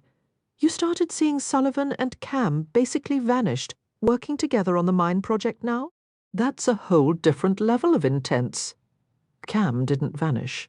There was nothing to vanish from, and I loved Sullivan. I know you did, it's just... I held my breath, waiting for her to detonate the truth bomb, to shred every last bit of my carefully maintained denial. Having a best friend who's known you since you were kids is a special kind of torture sometimes. She never lets me rewrite history or edit the old scripts in my head. I'm here if you need me. That's all, she finally said, and I let out the air I'd been holding. Thanks. I might just take you up on that. Right now, I have to head to my parents for another delightfully tense family meal. All right, at least your drama will distract from the Judge Bradley glare of death aimed at your sister. Give Rosie a hug from me. Love you. Love you, I replied, ending the call. I took a moment to study myself in the mirror. The black was sensible, a solid shield. But the red would draw some of the heat away from Charity and onto me. Red it was. If we were rating awkwardness, it wasn't quite the nightmare of showing up to the first day of school without your homework, and that was the best I could say for the evening. Thank goodness Rosie kept a steady chatter going with Mum, because Dad was barely making eye contact with Charity or me. Mum's typically amazing cooking tasted bland and dry, though I knew it was my own nerves, not her skills. I just hoped we could wrap up this fantastic gathering quickly. A cold front had swept in earlier, and a heavy blanket of snow was already covering the ground when I'd arrived. When did you become public enemy, #1? Charity whispered as we sat in the formal dining room. Dad presided at the head of the table, Mom at the foot, with Charity and me on one side, and Rosie, in her vibrant skirt and sparkly unicorn shirt, bringing a desperately needed splash of colour to the solemn wood-panelled room ever since she picked the Daniels kid over her own family. Dad replied, his voice tight. Charity leaned in close to me, her whisper barely audible. He's got supersonic hearing, I swear. I shot her a sharp look before turning back to my father. I didn't choose Cam over you, Dad. Cam? Oh, wow. I bet. He was really hoping you'd say Xander, Charity said with a smirk. Mom gave her a warning glance. I like Cam, Rose chimed in. He's nice. You... Dad's face flushed a splotchy red as he fought to keep his composure. You had that boy near Rose? Noah, Mom corrected gently. He's 28, hardly a boy anymore. He's a grown man, which only means he's capable of causing even more trouble. Dad fired back. He turned his furious gaze on me, his knife and fork gripped so tightly he looked ready to carve me up instead of the turkey. What were you thinking, Willow?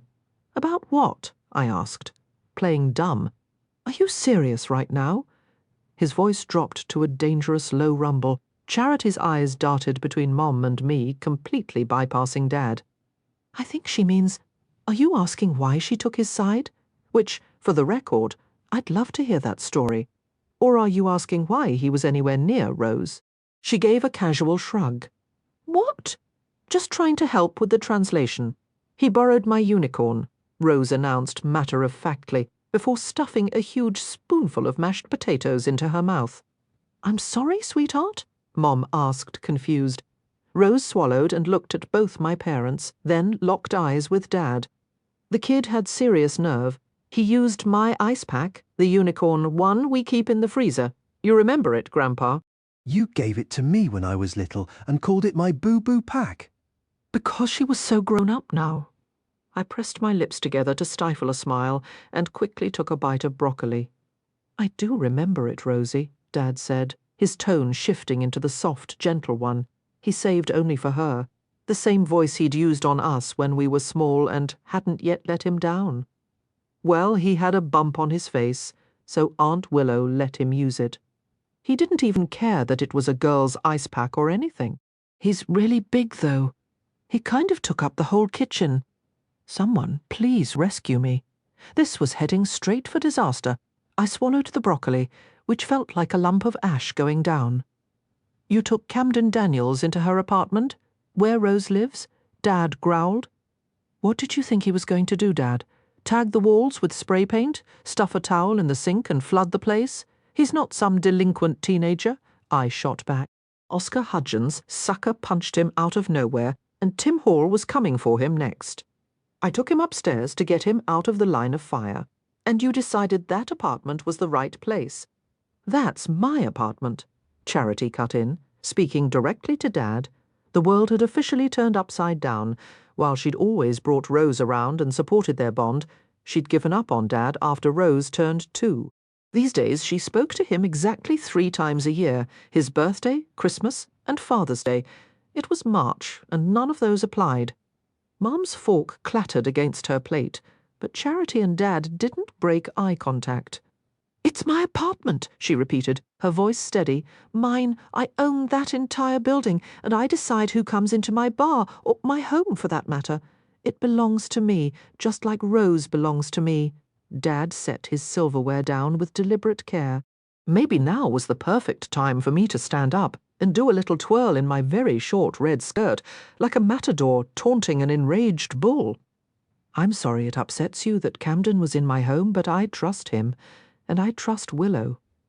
"Well, I certainly don't trust Camden, and I'm not sure I can trust you either," Dad said, his eyes sliding coldly toward me. Taking his side after everything that boy has done. I hardly think some minor vandalism and a couple of schoolyard fights make him a criminal. You call burning down the bunkhouse minor vandalism. That building stood for 130 years before Cam wrecked it. That fire was officially ruled an accident, and you know it. I snapped back, the memory of smoke suddenly thick and bitter in the back of my throat. You almost died that night, after he put our lives in danger to begin with, Dad countered, his voice rising. The official report might say accidental, but we all know the truth. He set that fire because he felt like it. That boy has always been destructive. He's always been dangerous. He was just a kid, Dad. A full 10 years have passed, and in that time he served his country and completed his degree. Doesn't that count for something? I studied my father's expression, hoping to find a hint of understanding, some small fracture in his rigid sense of right and wrong. It tells me the boy with a temper went and chose a profession that let him keep using it, and they pinned medals on him for the trouble.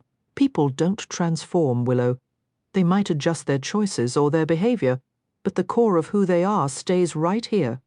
He thumped his hand over his heart.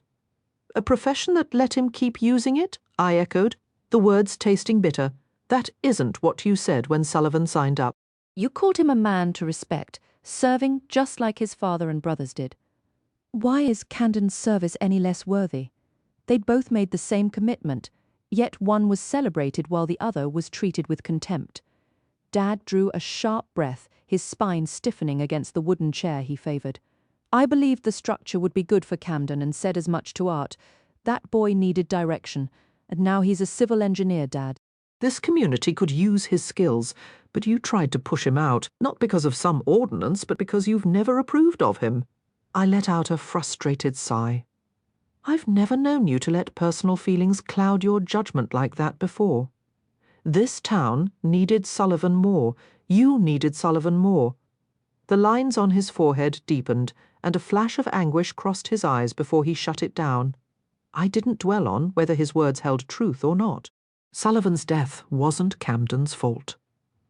The statement left my lips as if I'd been saying it for years, though I never had. Not that I ever blamed Cam. I knew better. I'd just never challenged Dad outright, because he'd never been so blunt in front of me. There is more beauty in truth. Camden's voice from the library, reading that line, settled over me with a warmth I hadn't earned. A flush of shame heated my skin. I'd known what my father believed all this time. I should have spoken up long ago. My silence might as well have been agreement with Dad's unfair judgment, with the whole town's. He was there? Did you know that? Dad pressed, his voice tight. Charity reached over and clasped my hand. Yes, it was common knowledge that Cam's unit had responded to the ambush where Sullivan was lost. He gave an order that got Sullivan killed. I'd heard that whispered rumour too. It wasn't Camden's bullet that struck Sullivan, Dad. He certainly didn't pull him to safety, did he? If you were in a fight beside your sister, you'd have been shielding her.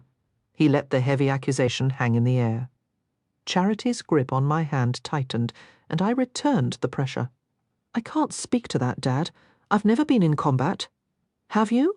He snatched the napkin from his lap and tossed it onto the table. Thank you for the meals, sweetheart. I'll start on the washing up. He pushed his chair back and stood, collecting his plate. He hesitated, wrestling with his words, then met my gaze. I saw what losing Sullivan did to you. When you watch the person you love most lose what they love most, then you'll understand. But I pray to God you never have to, Willow. He walked out, taking a portion of the strain with him but leaving plenty behind. My glance moved past Rose, who was chewing carefully with wide eyes to my mother, who was frowning at both Charity and me. I'm going to go help Grandpa, Rose declared, hopping up from her seat with her plate.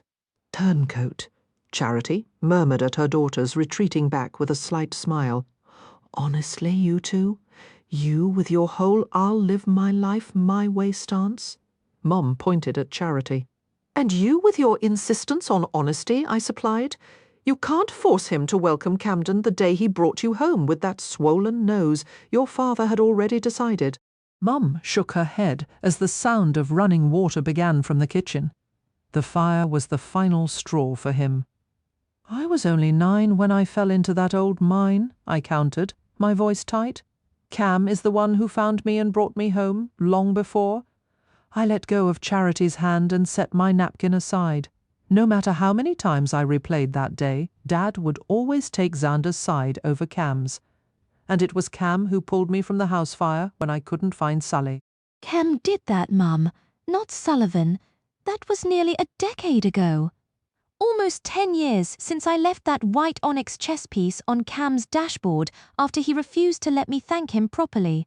I understand how you feel about him, Mum said quietly. Well, that makes one of us who does, I mumbled, pushing back from the table. For heaven's sake, Willow, that skirt doesn't even come close to passing the fingertip rule. Mum's mouth tightened into a thin line.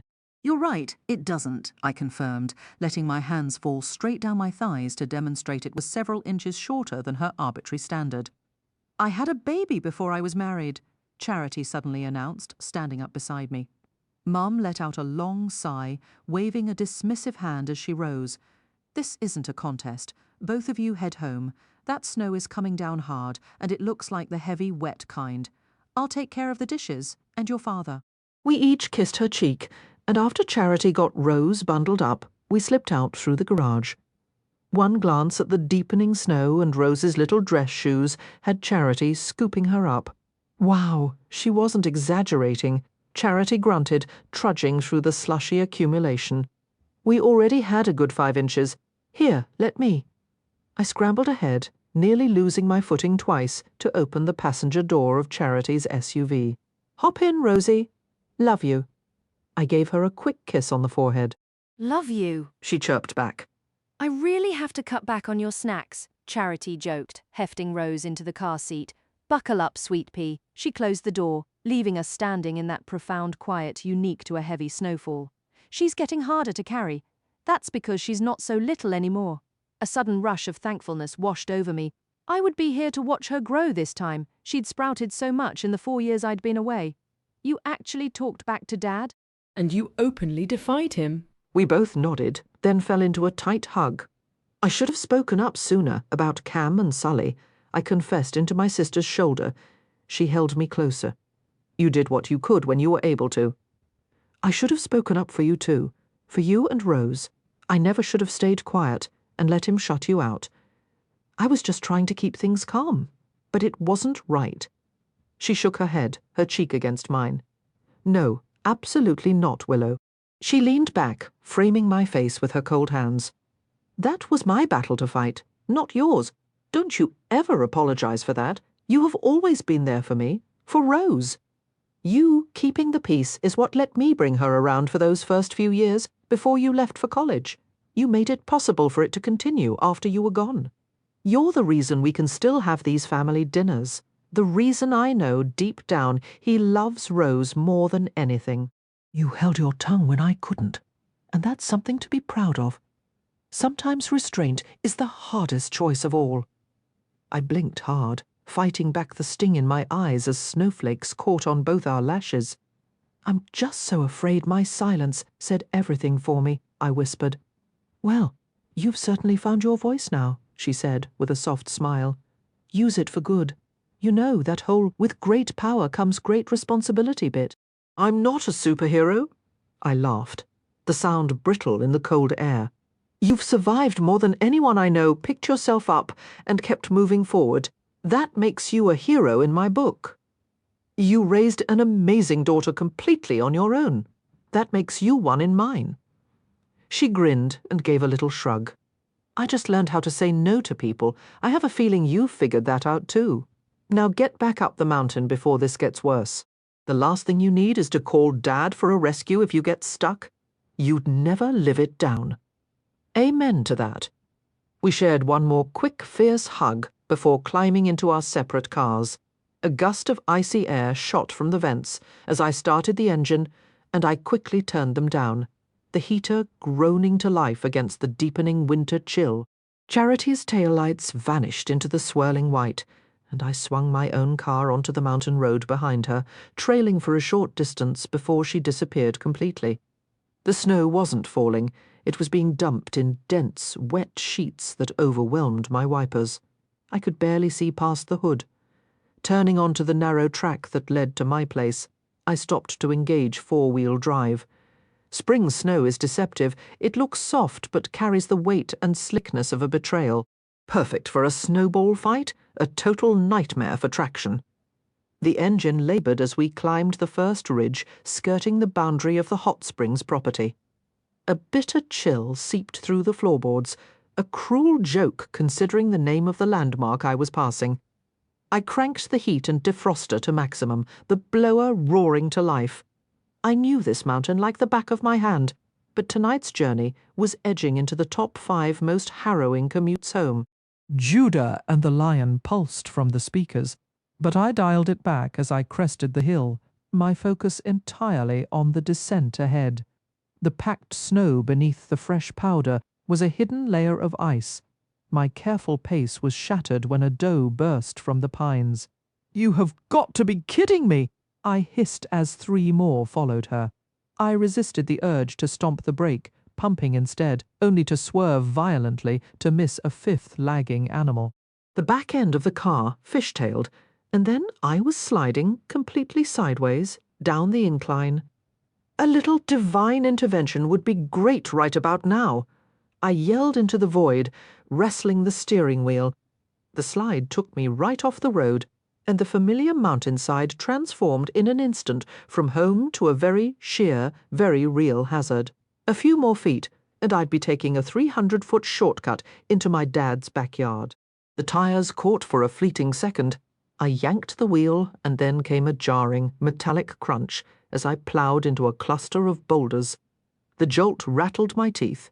Well, that was spectacularly unspectacular as far as crashes go. Just brilliant. I let my head thump against the headrest, waiting for the frantic drumming in my chest to slow. My headlights cut uselessly through the storm, illuminating only the relentless downpour. Without an intimate knowledge of this slope, I'd have no idea if I was in a meadow or perched on the lip of the ravine above the old mine. Reverse yielded nothing but the whine of spinning tires. I stopped before burying myself further. A quick inventory, phone at 70%, gas tank half full, small mercies. It took a few minutes of fumbling to secure one end of my canvas tow strap around my waist and the other to the passenger seat headrest, creating a makeshift tether. Once anchored, I grabbed the emergency bag my dad had nagged me about since I was 16. I pulled on a thick wool hat and a spare pair of gloves. Is this the universe's payback for defending your sorry hide today? I muttered to Sullivan, who, predictably, offered no opinion. Steeling myself for the miserable task, I zipped my coat to my chin, shouldered the coil of strap, and pushed the door open against the wind, shutting it quickly to keep the blizzard out. The snow was deeper up here, already climbing to the tops of my utterly inadequate fashion-over-function boots. Ignoring the immediate bite of the cold, I crouched, using my phone's flashlight, to assess the damage. The front left tyre was pancaked, the rim visibly bent. A low stream of curses escaped me. Changing a flat here would be a pain on a dry day.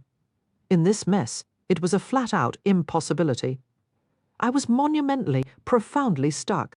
Keeping one hand on the cold metal of the car for balance, I shuffled toward the rear. I was closer to the edge than I'd thought. Another 20 feet, and I would have had a very abrupt, premature reunion with my brother.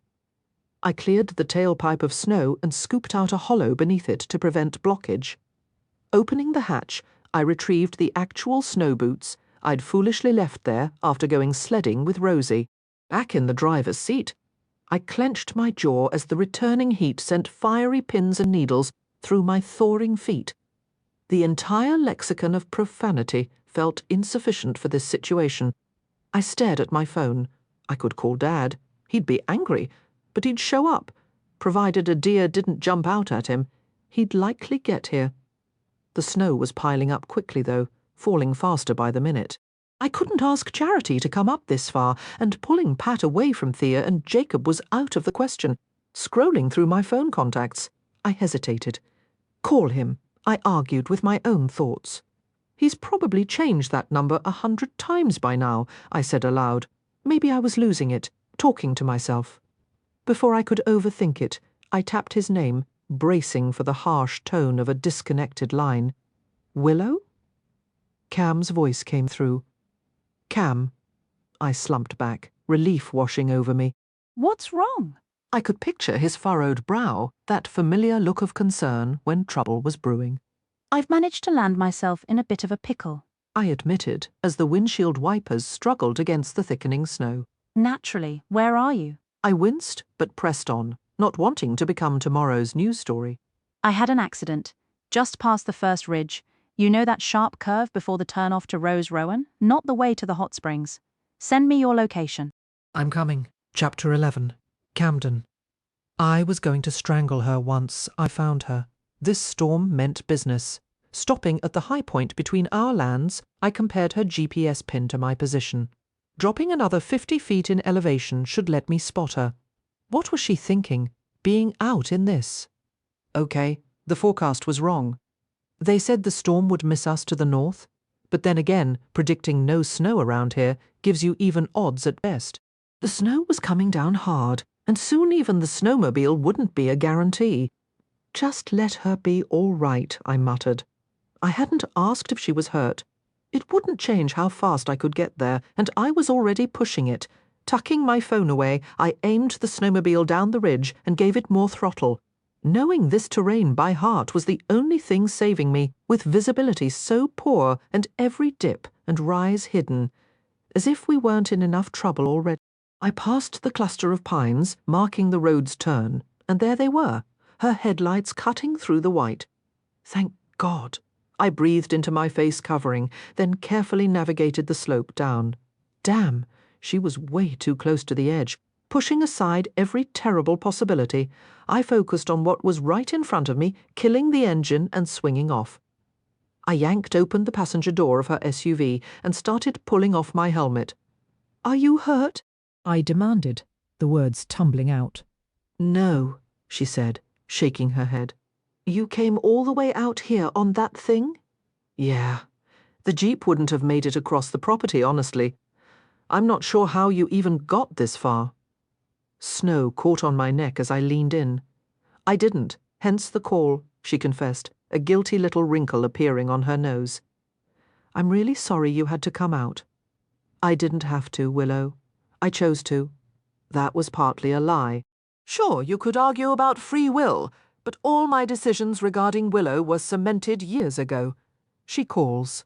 I come. Simple. And endlessly complicated. The front left tire is flat, she began.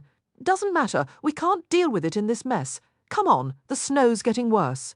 My eyes travelled over her, taking in her hat, coat, gloves, down to... Are you seriously wearing a skirt? That guilty crinkle returned. Well, yes, I was headed to. Again, doesn't matter. Hell, stay put. I shut the door and turned back to the snowmobile. Unbuckling the saddlebags was a chore with gloves on, but losing them in this blizzard wasn't an option. The cold was biting enough to risk frostbite before we could even think about making it back to the house. I pulled out my spare set of riding pants from the underseat storage, sending a silent thank you to Uncle Cal for never getting around to cleaning it out. After snapping the strap, I freed the extra helmet I'd packed for her and walked back to her car door. Here, I said, handing her the clothes with one hand as I slid into the passenger seat and shut the door against the wind. Brought you a helmet, too. It was a pointless thing to say, given the thing was currently taking up my entire lap. Thanks, she replied, already kicking off her boots to wriggle into the snow pants. What on earth were you doing out in this mess? I asked, keeping my gaze fixed straight ahead, and not on the way her hips moved as she tugged the fabric up. A little impromptu vehicular sledding, she quipped. I shot her a look, one eyebrow raised. I was having dinner with my parents, which I was trying to tell you before you kept interrupting. You should have just stayed there. Wow, thanks for the brilliant insight, she said, her voice dripping with sarcasm. She fastened the pants, then unzipped her skirt and began shimmying out of it. This was certainly not how I'd ever imagined helping Willow Bradley out of her skirt in a car. Not that I'd ever... Okay, fine, I definitely had. More than once. Believe me, if I'd known this was going to happen, I would have headed down the mountain, not up. But I wasn't staying with my dad. Not with the mood he was in. She tossed the skirt into the back seat. Sorry for cutting you off earlier. I was just focused on getting back and didn't think you'd need to change. You thought I'd just cruise around in a snowsuit all day. A grin spread across her face. Something like that, she admitted. I had to look away. Her ability to find a sliver of humour in almost any situation was incredibly appealing, but now wasn't the time to dwell on that. It's about 20 minutes back to my place, I said, dropping my gloves on the console and holding my hands in front of the heating vents. We're actually closer to my house, she argued, her fingers already weaving her hair into a quick braid. Smart move. Leaving it loose would have it whipping everywhere in this wind. By maybe 30 feet, I counted. Besides, I know the route to my place better, and visibility is practically non-existent right now. I saw the smirk forming on her lips and cut her off before she could speak. I swear, Willow, if you even suggest that you drive. She let out a laugh. It was a valid thought. I knew she was capable on a snowmobile, but that didn't mean I was handing over control when her safety was involved. Using the moment, I sent a quick group text to Gideon and Xander. Camden, Willow's car is stuck, bringing her back to my place on the Cat, taking the route above the hot springs there. Now, if everything went completely sideways, they'd know where to start looking. Gideon's reply came instantly. Power station just failed. Keep her warm. What's your power source out here? I asked her, shaking my head at Gideon's comment. Her forehead wrinkled in confusion. Standard town grid, Xander chimed in. Okay, stay safe. I'm at Dad's, getting the generator set up. Then a follow-up. Gideon, shut up. Cam, keep your hands on the throttle. I win this one. Town power is out. I've got a solar bank that could power a small space station or a very prepared doomsday prepper. We're going to my place. Turn the car off and let's move before we're stuck here overnight. I handed Willow her helmet, opened the door, and stepped out into the deepening snow, not giving her a chance to protest. We were burning daylight, we might not have. My phone buzzed repeatedly as I fastened my own helmet. Gideon, I believe that's what I said, Xander. You're lucky it's snowing. Gideon, yeah. Cam text when you get there. I sent back a quick will do before zipping my phone into my coat pocket. Brushing the snow off the seats of the two-person snowmobile, I was suddenly grateful it wasn't a single rider model. She trudged over, snow reaching her knees as she buckled her helmet. Out of habit, I checked the fit like she was 8 years old again. Some instincts never fade. I flipped the switches on both helmets and then on the dash, activating the comms headsets. "Can you hear me okay?" I asked. Loud and clear, her voice came through the speaker. We continued our ascent, and Willow grasped the passenger handles while I took my place behind the controls.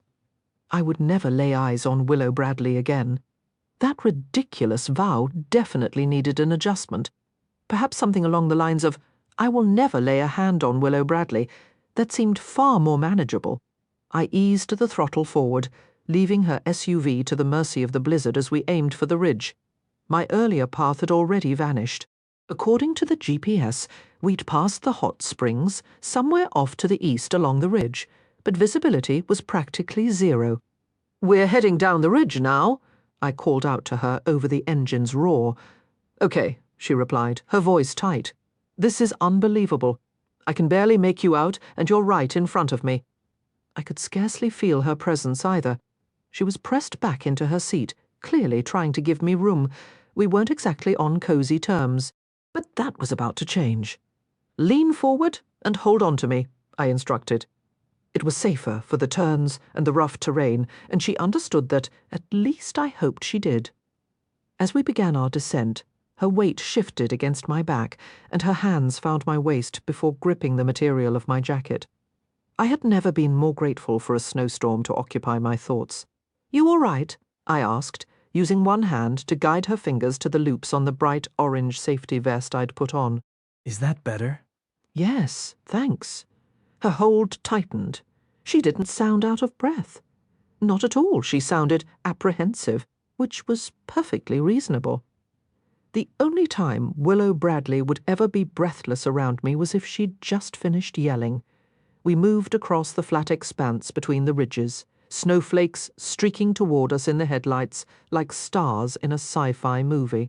"It's kind of beautiful in a terrifying sort of way," she observed, her helmet resting between my shoulder blades. "Most things that can hurt you are." She let out a soft sigh but said nothing more. We climbed the final ridge, and I was meticulous about staying on the known trail, avoiding any hidden rocks or debris that could send us tumbling. "I see it," she cried out as we reached the top, and the lights of Elba appeared in the distance. "Almost home," I said, more to myself than to her. We'd done it. Even if the snowmobile quit right then, I could carry her the rest of the way. I guided us around to the back of the house and into the driveway. "Go on inside. I'll put this away," I told her, swinging off the seat. "You don't need any help?" she asked, her face hidden behind the tinted visor of her helmet. "No, go get warm."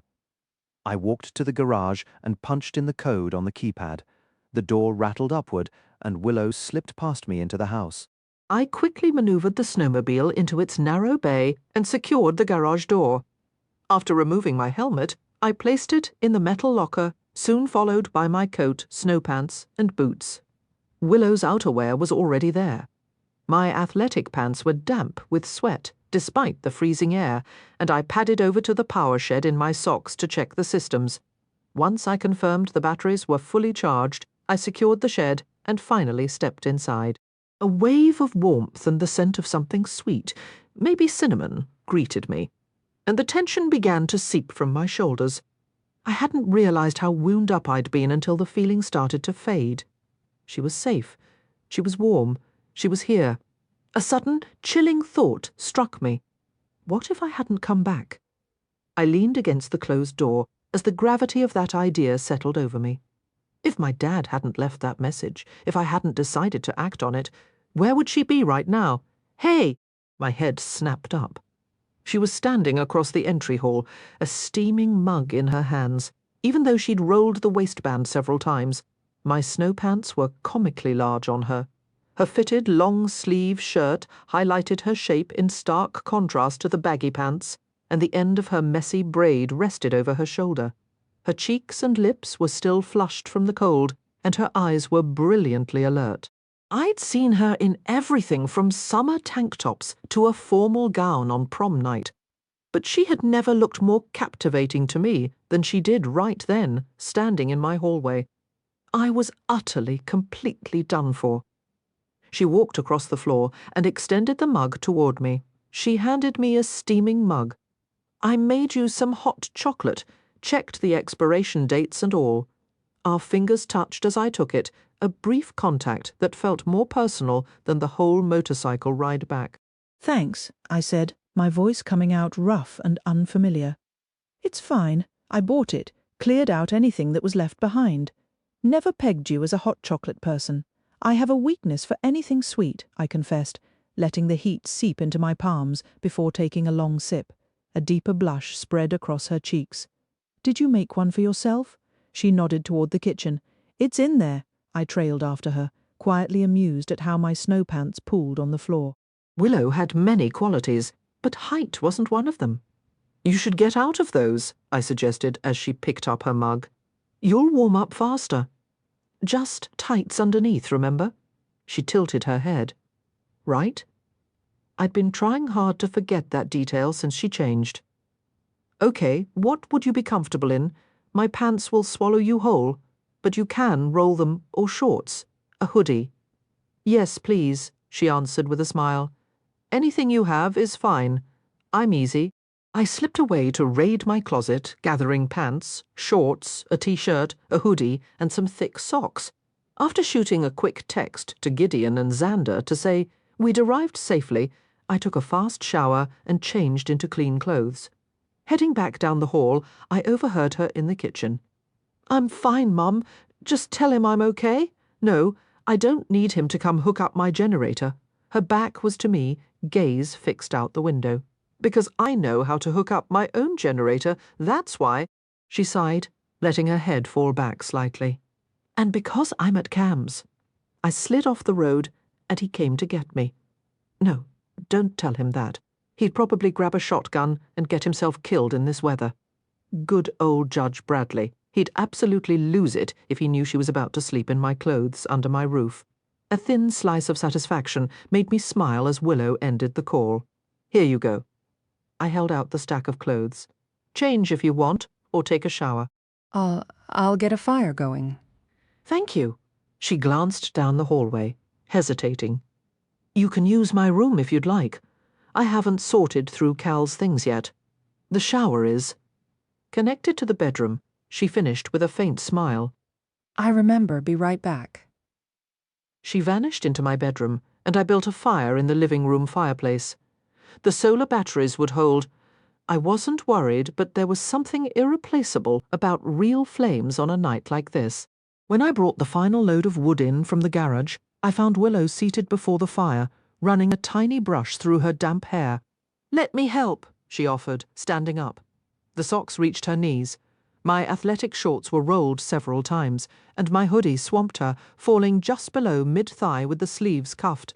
I've got it, I told her, adding the wood to the rack by the mantel. Where were you hiding a brush? She clicked the back, and it folded into a compact rectangle. I strapped my purse under my coat. Good thing, too, since I have my wallet and all that important stuff. What? Were you planning a grocery run? I teased as we both sat down. She tucked her legs beneath her, and I propped my elbows on my knees, both of us watching the flames. You probably think I'm the ultimate damsel in distress. What? Damsel? You know, save me. She waved her hands dramatically, still staring into the fire. Why would I think that? I asked. You've been back, what, 2 weeks, and now you've had to step in for me twice. She gave a casual shrug, but I could tell it weighed on her more than she let on. Actually, I've been back closer to 3 weeks, and if we're keeping track, you've saved me plenty of times yourself. She looked at me, confused. You stood up in front of everyone in town and took my side when it was easier not to. You knew there would be a price. Sure, I took a bullet for you, but you faced down your own father for me. I'd call us even for this round. A slow smile touched my lips. This round? Only if we're counting, I said, raising my brows. I seem to recall a certain incident where you grabbed your dad's baseball bat and went after Scott Malone to defend me. It was a memory I cherished. That doesn't count. You were fighting him because of me, another perfect example of you rescuing me. You were a 12-year-old with a bat. I didn't rescue you. I just bought you time to pick a better weapon. You were furious. I couldn't help but grin, remembering how I'd slipped the first chess piece into her locker the next day. Well, yeah, he kept calling me an ugly boy and asking why I didn't look more like my sister, and it wasn't the first time, but stuffing my backpack with mud was the last straw. Her cheeks flushed. Then you launched yourself at him. What was I supposed to do? Let you take on him and his friends alone. See, you didn't need saving. You just needed a running start, I laughed. Okay, fine. What about when I got stuck in that pine tree on your dad's property? You had to climb up and get me down, she countered. Doesn't count. You were going after a frisbee I threw, and you shot up that tree so fast I didn't have a chance to get there first. I shook my head. You would have been fine if your braid hadn't snagged on a branch. Fair enough. I almost cut it all off that summer. I'm glad you didn't. The words were out before I could stop them. Her eyes widened. I could either retreat or lean into it. Why not? Your hair is beautiful, and I know you love it long.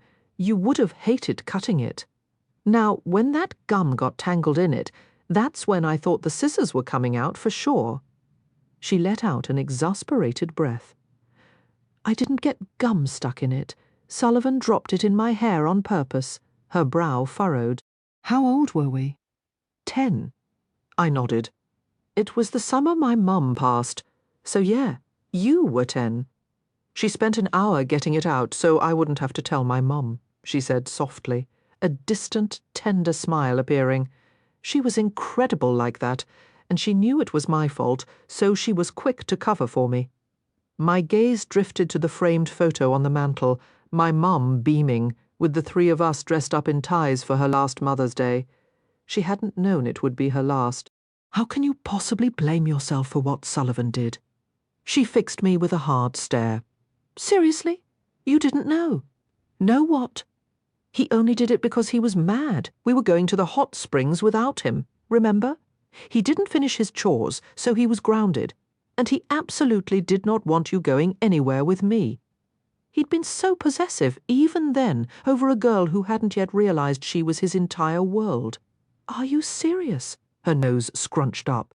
Oh my gosh, and you finished his chores for him while your mum worked on my hair, she recalled, her eyes also finding the photo. Yep, I should have recognized that moment for the sign it was. You were always so good to him, Cam. You put him first, even when it meant missing out on things you wanted. Her eyes met mine, and I knew her thoughts weren't traveling the same path as mine, simply because I'd never spoken the words and she'd never guessed. That's how I know you could never have set that bunkhouse fire, you know? I looked away, afraid she'd see straight through me to the truth of that day. What, do you think I'm just some thrill-seeking firebug? I kept my eyes on the flames, the memory of that other fire, the one that nearly took her, flashing behind my eyes. Finding her in that smoke had been a blind, desperate miracle. Never crossed my mind, she said, her voice steady. It's not who you are, and you'd never risk Sullivan. The lantern fell. It was an accident. I still can't believe they pinned it on you. That some still do. People need a target when everything falls apart, I replied, offering her a wry, tired smile. It gives them the illusion of control. And of course, I was the target. I was present, so I was guilty. You were there for me, she murmured, the words soft but clear. I lost Sullivan's grip when the beam collapsed. I thought that was it. She drew a slow breath, steadying herself. When I saw you leap through the fire, I was convinced I was dreaming, and yet some part of me wasn't surprised you came. Probably the lack of oxygen talking right. Just dumb luck that I found you. The memory of that sheer, gut-churning fear was a physical weight. Sullivan had stumbled from the bunkhouse alone, choking, and all I could think was Willow. It wasn't luck.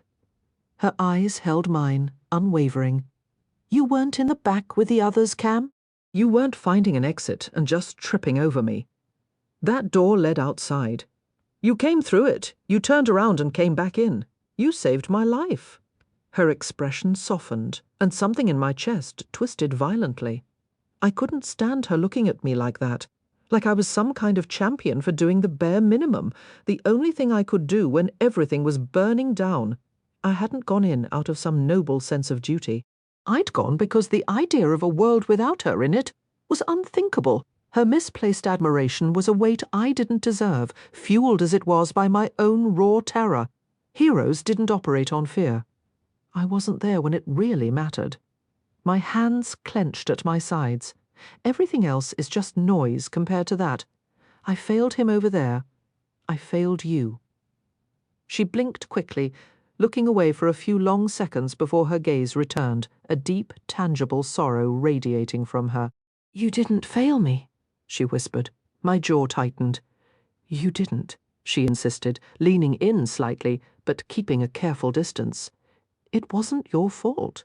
What happened to Sullivan wasn't your fault." "You can't know that," I shot back, shutting down the very idea. "You weren't there. You have no idea." "I do. Where anyone else would have retreated from my anger, she held her ground, her warmth and unwavering belief a cage I couldn't escape. I know you. Maybe not like I once did, but I know your soul, Camden Daniels. If there had been a way to save him, you would have found it. If you could have traded your life for his, you would have in a heartbeat. I don't need to have been there to know that." Tears traced silent paths down her cheeks, which she brushed away impatiently, her eyes never leaving mine. My own grief was a fortress, walls I refused to let crack. Hers was an open exhibit, a raw, brave display that dared you to share the pain, dared you to look away from the fact that he had lived, that he had loved her. How could she not have loved him back? Everyone did. Sullivan was the charming one, the funny one, the brother who made everyone feel seen. He was the best of us, and she knew that better than anyone. How can you, of all people, even think about forgiving me? I shook my head, trying to break the spell of her words. I was the one who sent his squad to hold that position. Even if I didn't know it was his unit when I gave the order, I'm the reason he's gone. I knew about the order.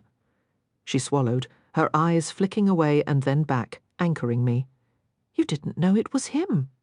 She said it as a simple truth, not a question. I shook my head. Not until it was far too late, if she knew about the order, did she also know about the impossible choice I'd been forced to make in those final moments. She gave a slow, understanding nod, as if answering the question I hadn't voiced. "I don't forgive you, Cam. There's nothing to forgive you. Loved Sullivan more than anyone. Whatever happened over there must have been beyond your control because you would have stayed and died with him otherwise. You never would have returned home alone." Her voice fell to a whisper. "But I did. Somehow I forced the words past the tightness in my throat. You did."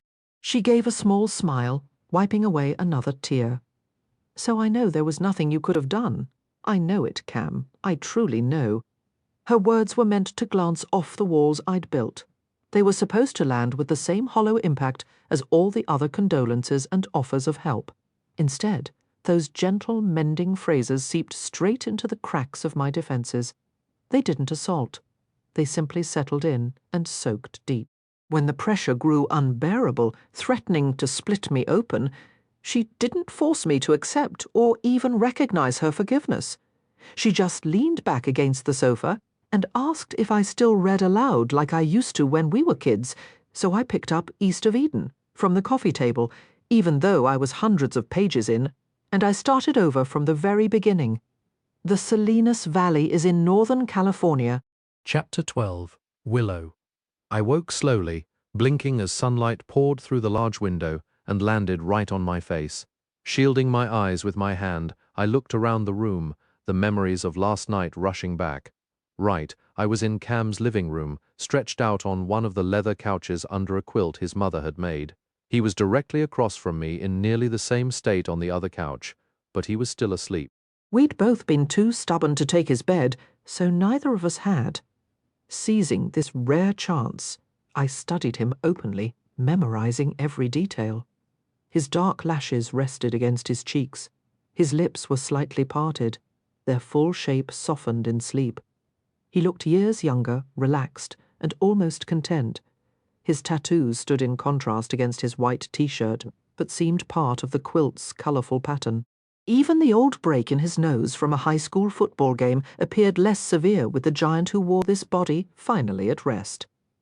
I wanted to capture this moment in a painting, to hold on to this exact feeling of watching him so peaceful, a peace I knew would shatter the instant he opened his eyes and the world came crashing back in. Sullivan had been beautiful and charming. Xander was handsome, admirable. But Cam, my heart ached with how utterly devastating he was. Gorgeous worked, especially when those eyes opened, but his appeal ran deeper. He was magnetic, a force that repelled some but never me. No, he pulled me in like gravity itself, an undeniable, constant pull that kept my world in orbit. 10 years apart had taught me I'd never truly break free from him. It didn't matter where I lived.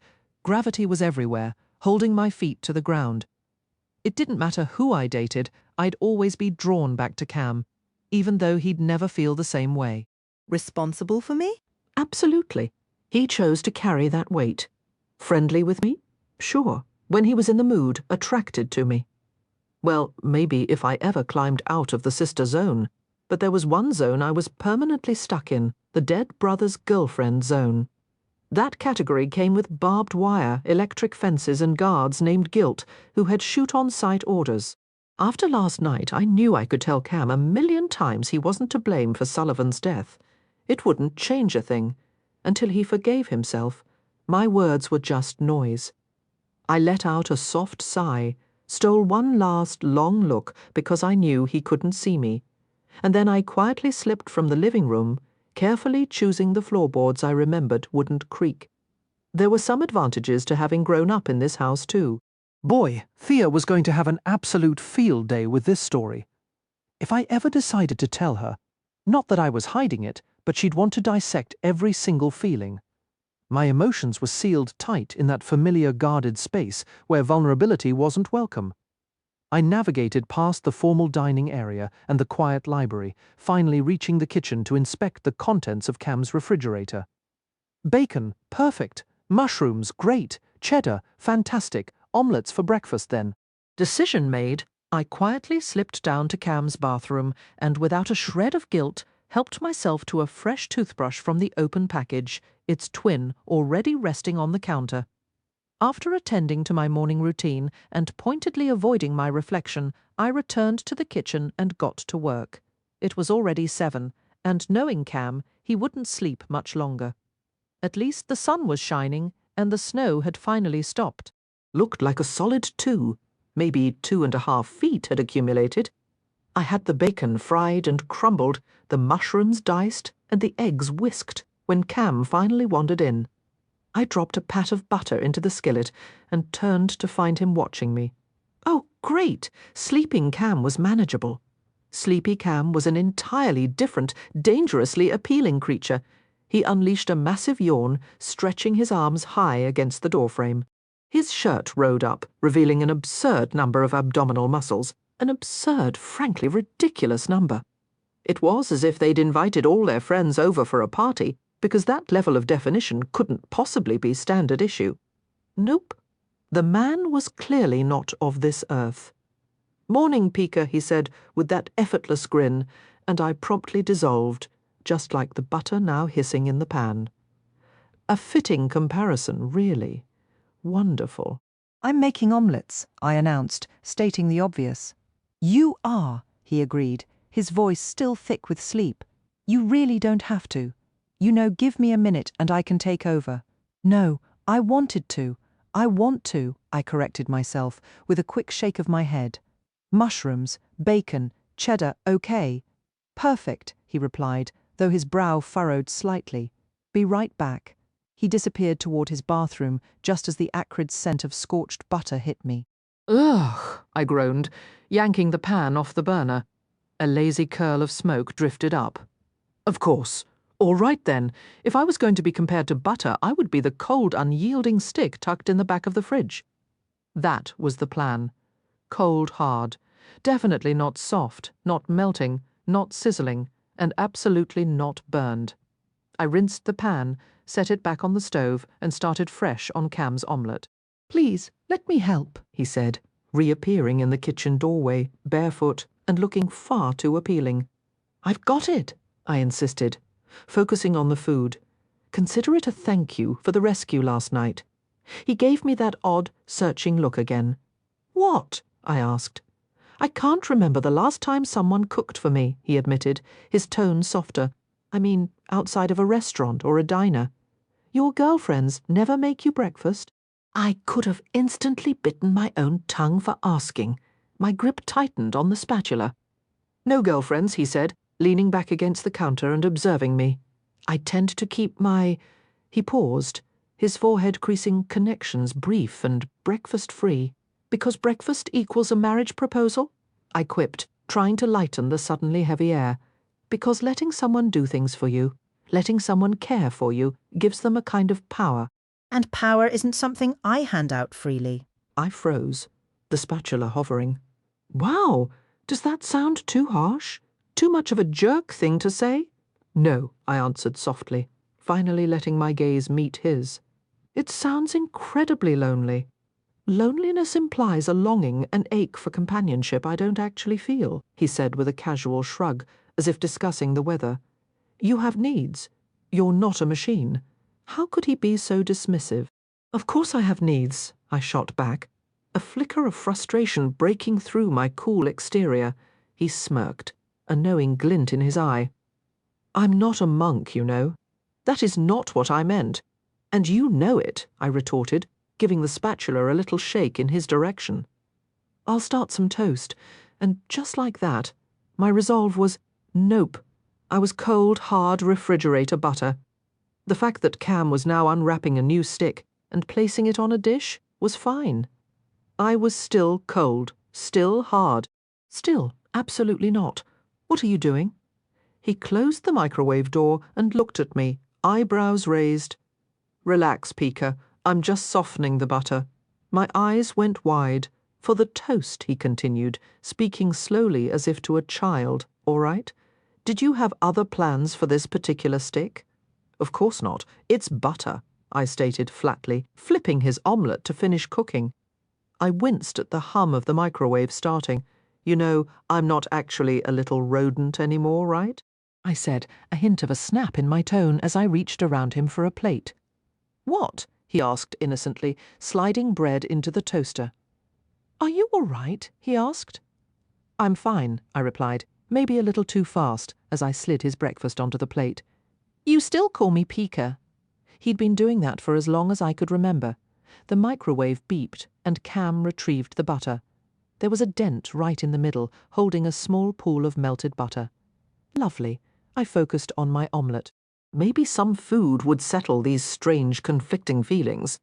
The urge to both touch his neck and then maybe throttle him was probably just a side effect of being seriously hungry. "I've always called you Pika," he said. "Right. But I'm not that little kid with the big ears and goofy teeth anymore," I pointed out, spreading the egg mixture evenly before adding my fillings.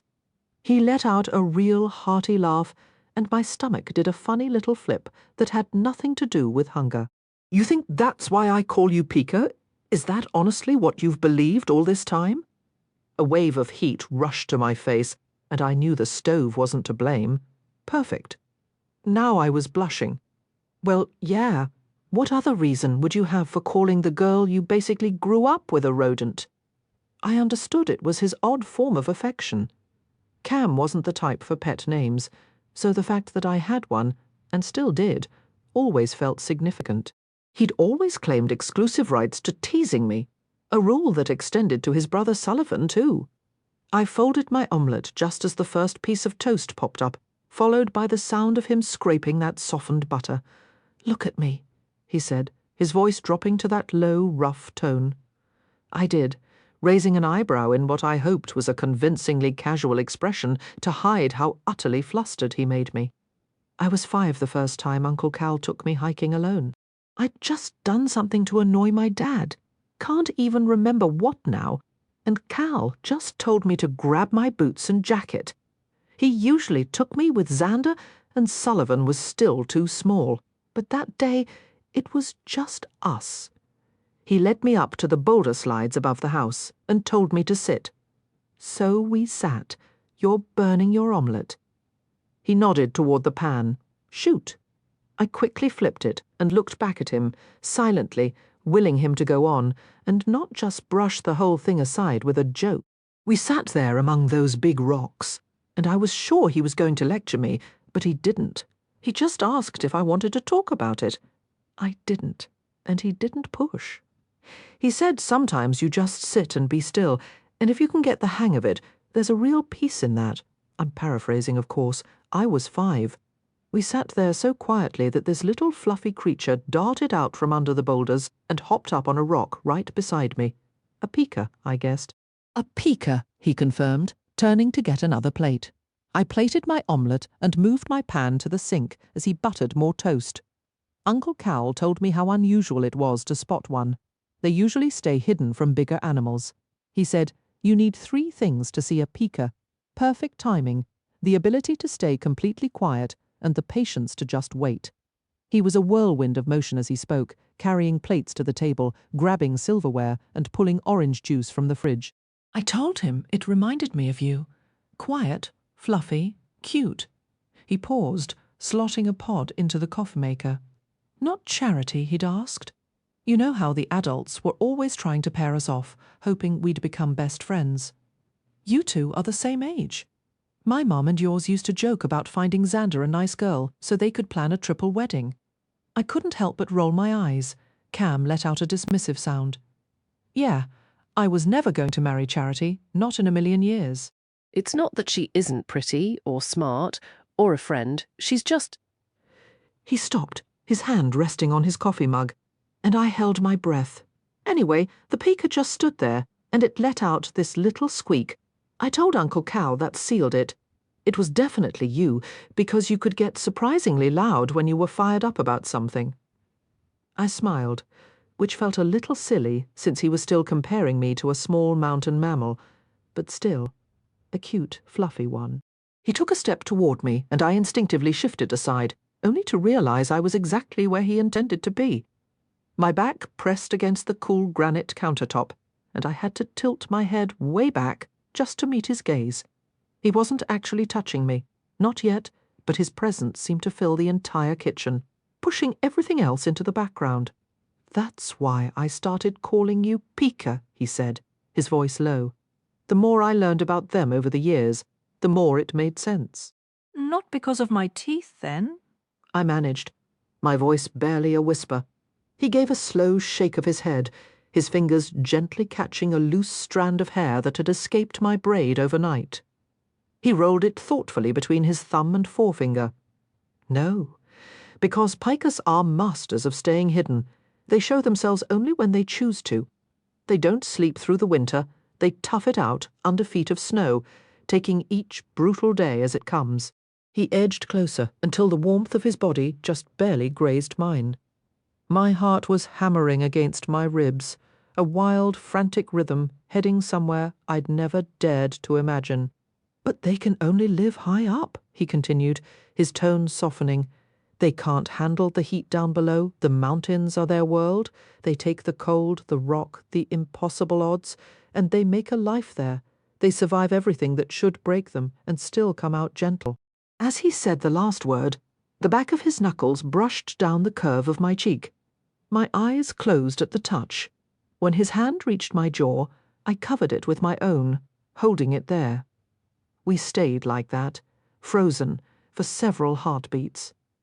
I gathered a shaky breath and finally opened my eyes, half expecting to see his usual teasing smirk.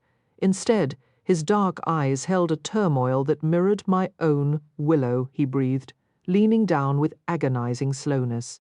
Cam, I whispered back, forcing myself not to stare at his mouth as it neared mine, terrified of breaking this fragile spell between us. Tell me no, he urged, the words a mint-tinged whisper against my lips. Yes. It was out before I could stop it, that single word I'd let linger unspoken since I was 16, maybe even before I truly understood its weight. He muttered something under his breath as my free hand settled on his chest, feeling the frantic beat of his heart, keeping time with my own. "Yes, Cam, yes," I said again, louder in case he'd missed it. I'd have spelled it out in neon if he needed me to. "Wrong answer," he warned, but there was no heat in it.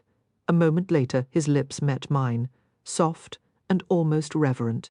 It felt more like a real first kiss than my actual first one ever had. Sweet and tentative, the kind two much younger, far less jaded people might share. Then it happened again and again, light, tasting kisses that had me rising onto my toes to close the last bit of distance. Beneath my palm, his body was coiled tight, a bowstring about to snap. He broke away just enough to look at me, his brow furrowed as if in pain, his eyes searching my face for an answer he wouldn't voice. I saw the exact second his resolve solidified. The tension melted away, replaced by a fierce determination. Then his mouth was on mine again, but not soft this time, hard, insistent, demanding. I opened for him, and he deepened the kiss, his tongue sweeping against mine as his hands gripped my hips and lifted me onto the counter. My fingers tangled in the soft silk of his hair as I kissed him back with every bit of feeling I possessed. I hooked my legs around his waist, locking my ankles, savouring the low groan the action pulled from him. There was a raw desperation in his kiss that ignited something in me, a hunger for more, for everything right now. If this was my one and only chance to kiss Camden Daniels, I was going to make sure neither of us ever forgot it. We were beyond sparks, beyond fire. This wasn't just chemistry, it was two mismatched pieces slotting together to form something entirely new and whole. He mapped the contours of my mouth, his tongue teasing, his teeth catching my lower lip in a gentle, sharp nip before I could even catch my breath. His mouth was on mine again, sweeping away every coherent thought and leaving only the raw electric thrill he sparked inside me. I melted into that kiss, pressing against him, matching his intensity, and then asking for even more. He tasted of winter mint and crisp morning air, all wrapped around a core of heat I knew could consume me. When he growled my name, a wave of warmth pooled in my stomach, turning my bones to liquid. In that moment, I would have given him anything. It was that straightforward. This was Cam, and he was finally, truly kissing me. One arm held me securely, while his other hand traced a line of fire up my spine, his fingers finally tangling in my hair to tilt my head back. Cam, I sighed as his mouth left mine to blaze a trail down my throat. This was perfection. Nothing in the world could possibly top this sensation.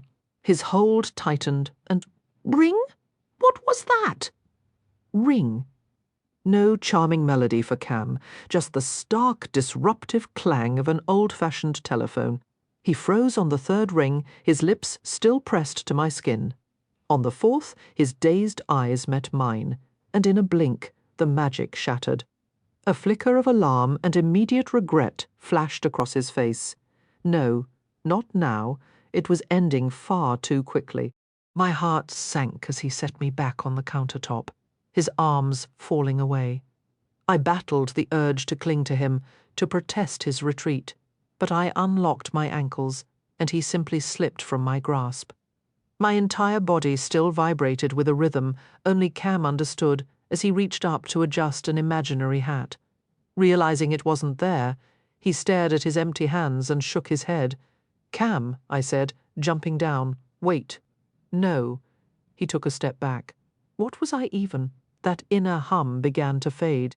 "I can't do this," he muttered, almost to himself. "Not with you." "Yes, you can," I insisted, hearing the desperation in my own voice. I didn't care. If it brought him back, I'd say anything. "No," he repeated, his gaze fixed on the floor. "I really can't. It was just a kiss, but we both knew it was so much more than that. And what happens when it's more than a kiss?" He shot back, his eyes finally locking with mine. "Did you feel what just happened?" "Of course I felt it." "And more would be incredible." "You don't mean that. Don't tell me what I mean. I know exactly what I want.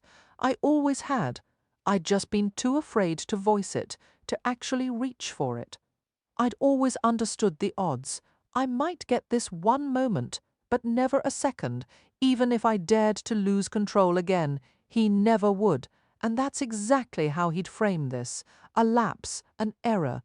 Then you're mistaken, he snapped, gesturing sharply between us. There's no way you could genuinely want this.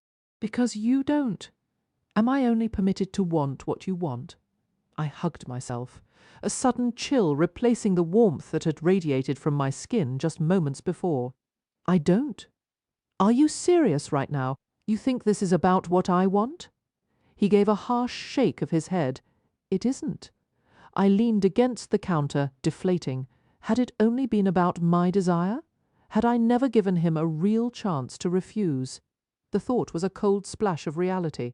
Did he kiss me just because he knew I wanted him to? No, he wanted me too. That much was painfully obvious. Absolutely not. Willow, I forfeited my right to even. He dragged his hands through his hair, holding them there for what felt like an eternity before letting them fall to his sides, leaving his hair dishevelled.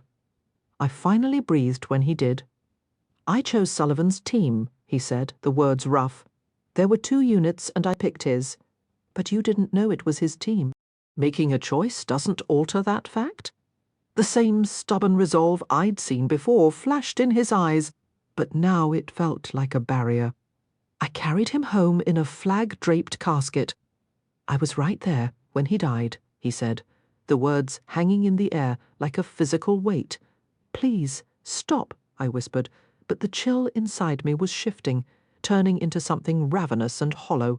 It began at my feet and climbed upward in relentless waves, devouring every scrap of happiness, every desire, even my foolish hopes, and leaving only a frozen void in their place. You needed to hear this, he pressed on, each syllable edged with a pain so raw it was almost a taste. It's easy to say you forgive me. You should see what I saw. You should know how he looked cradled in my arms.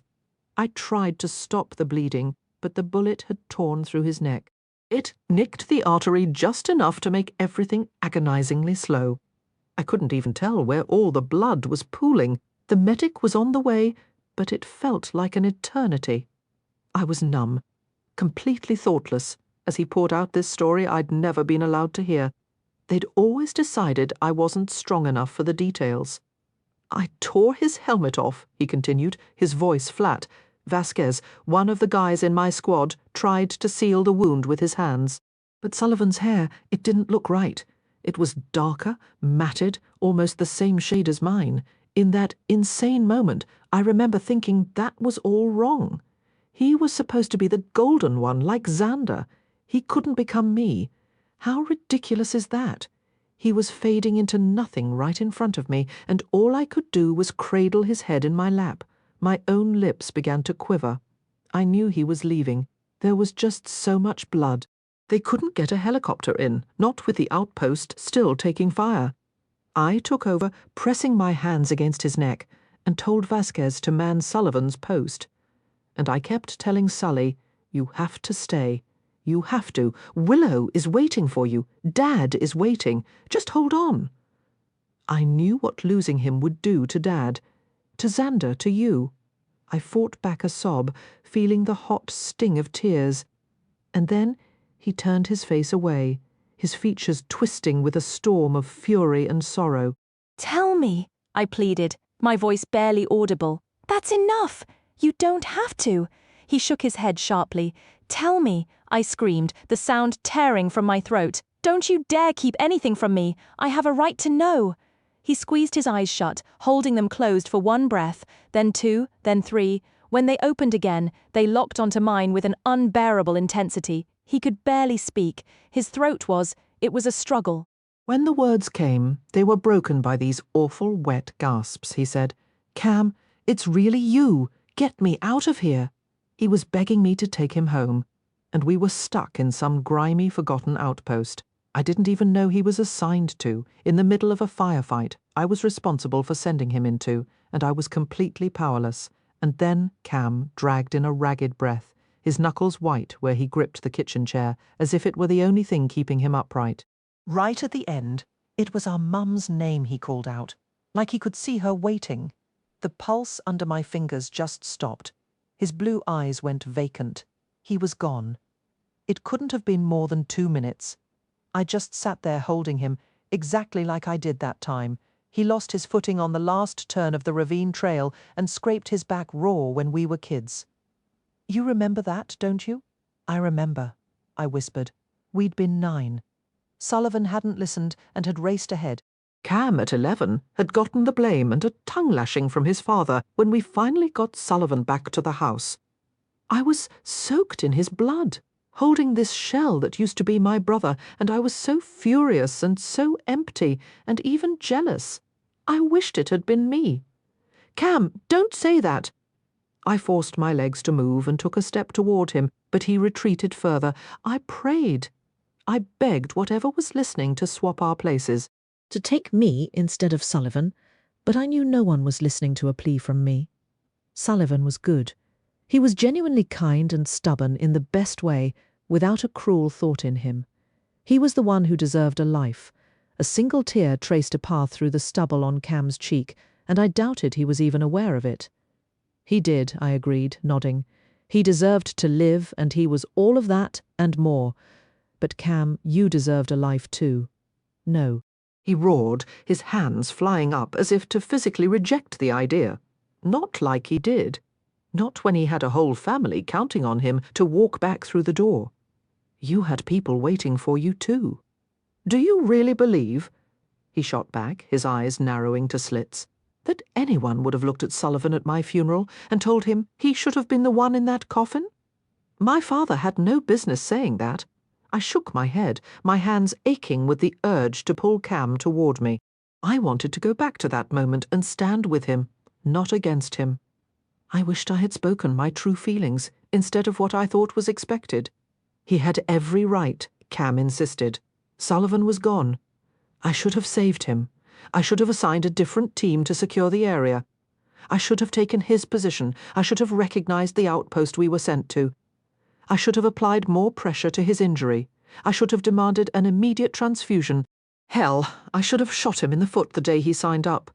There are countless things I could have done, and countless things I did that absolutely earned me that wooden casket we lowered into the ground. Camden, please stop. You still believe I did everything possible, Willow? I sat there and let the man you loved bleed out right in front of me. You didn't. My voice was as feeble as I felt, a cold dread tightening around my throat, waiting for him to force me to explain. I did. And you think you want these hands? He said, holding them out, palms facing me. Touching you? The same hands that reached inside Sullivan and felt his life slip away. That isn't fair. Here's a reality check. None of this is fair. Nothing that's happened to you is fair, and you deserve someone far better. I recoiled as if slapped. Better? How can you even say that? For God's sake, you need more. When he died, I was insanely jealous that he got to see our mom before I did. She was the only person who loved me just as much as Sully or Xander. I was jealous of my own dying brother, and I was furious, completely furious. There's no shame in that. The phone rang. Oh, really? I was angry at the entire world, angry at the coward with the gun on the other side of that wall, angry that Dad allowed him to enlist, angry that Xander was safe in a comfortable office while I was holding Sullivan, angry that you hadn't convinced him to stay with you. I paled. I understand. The phone rang again. No, you don't.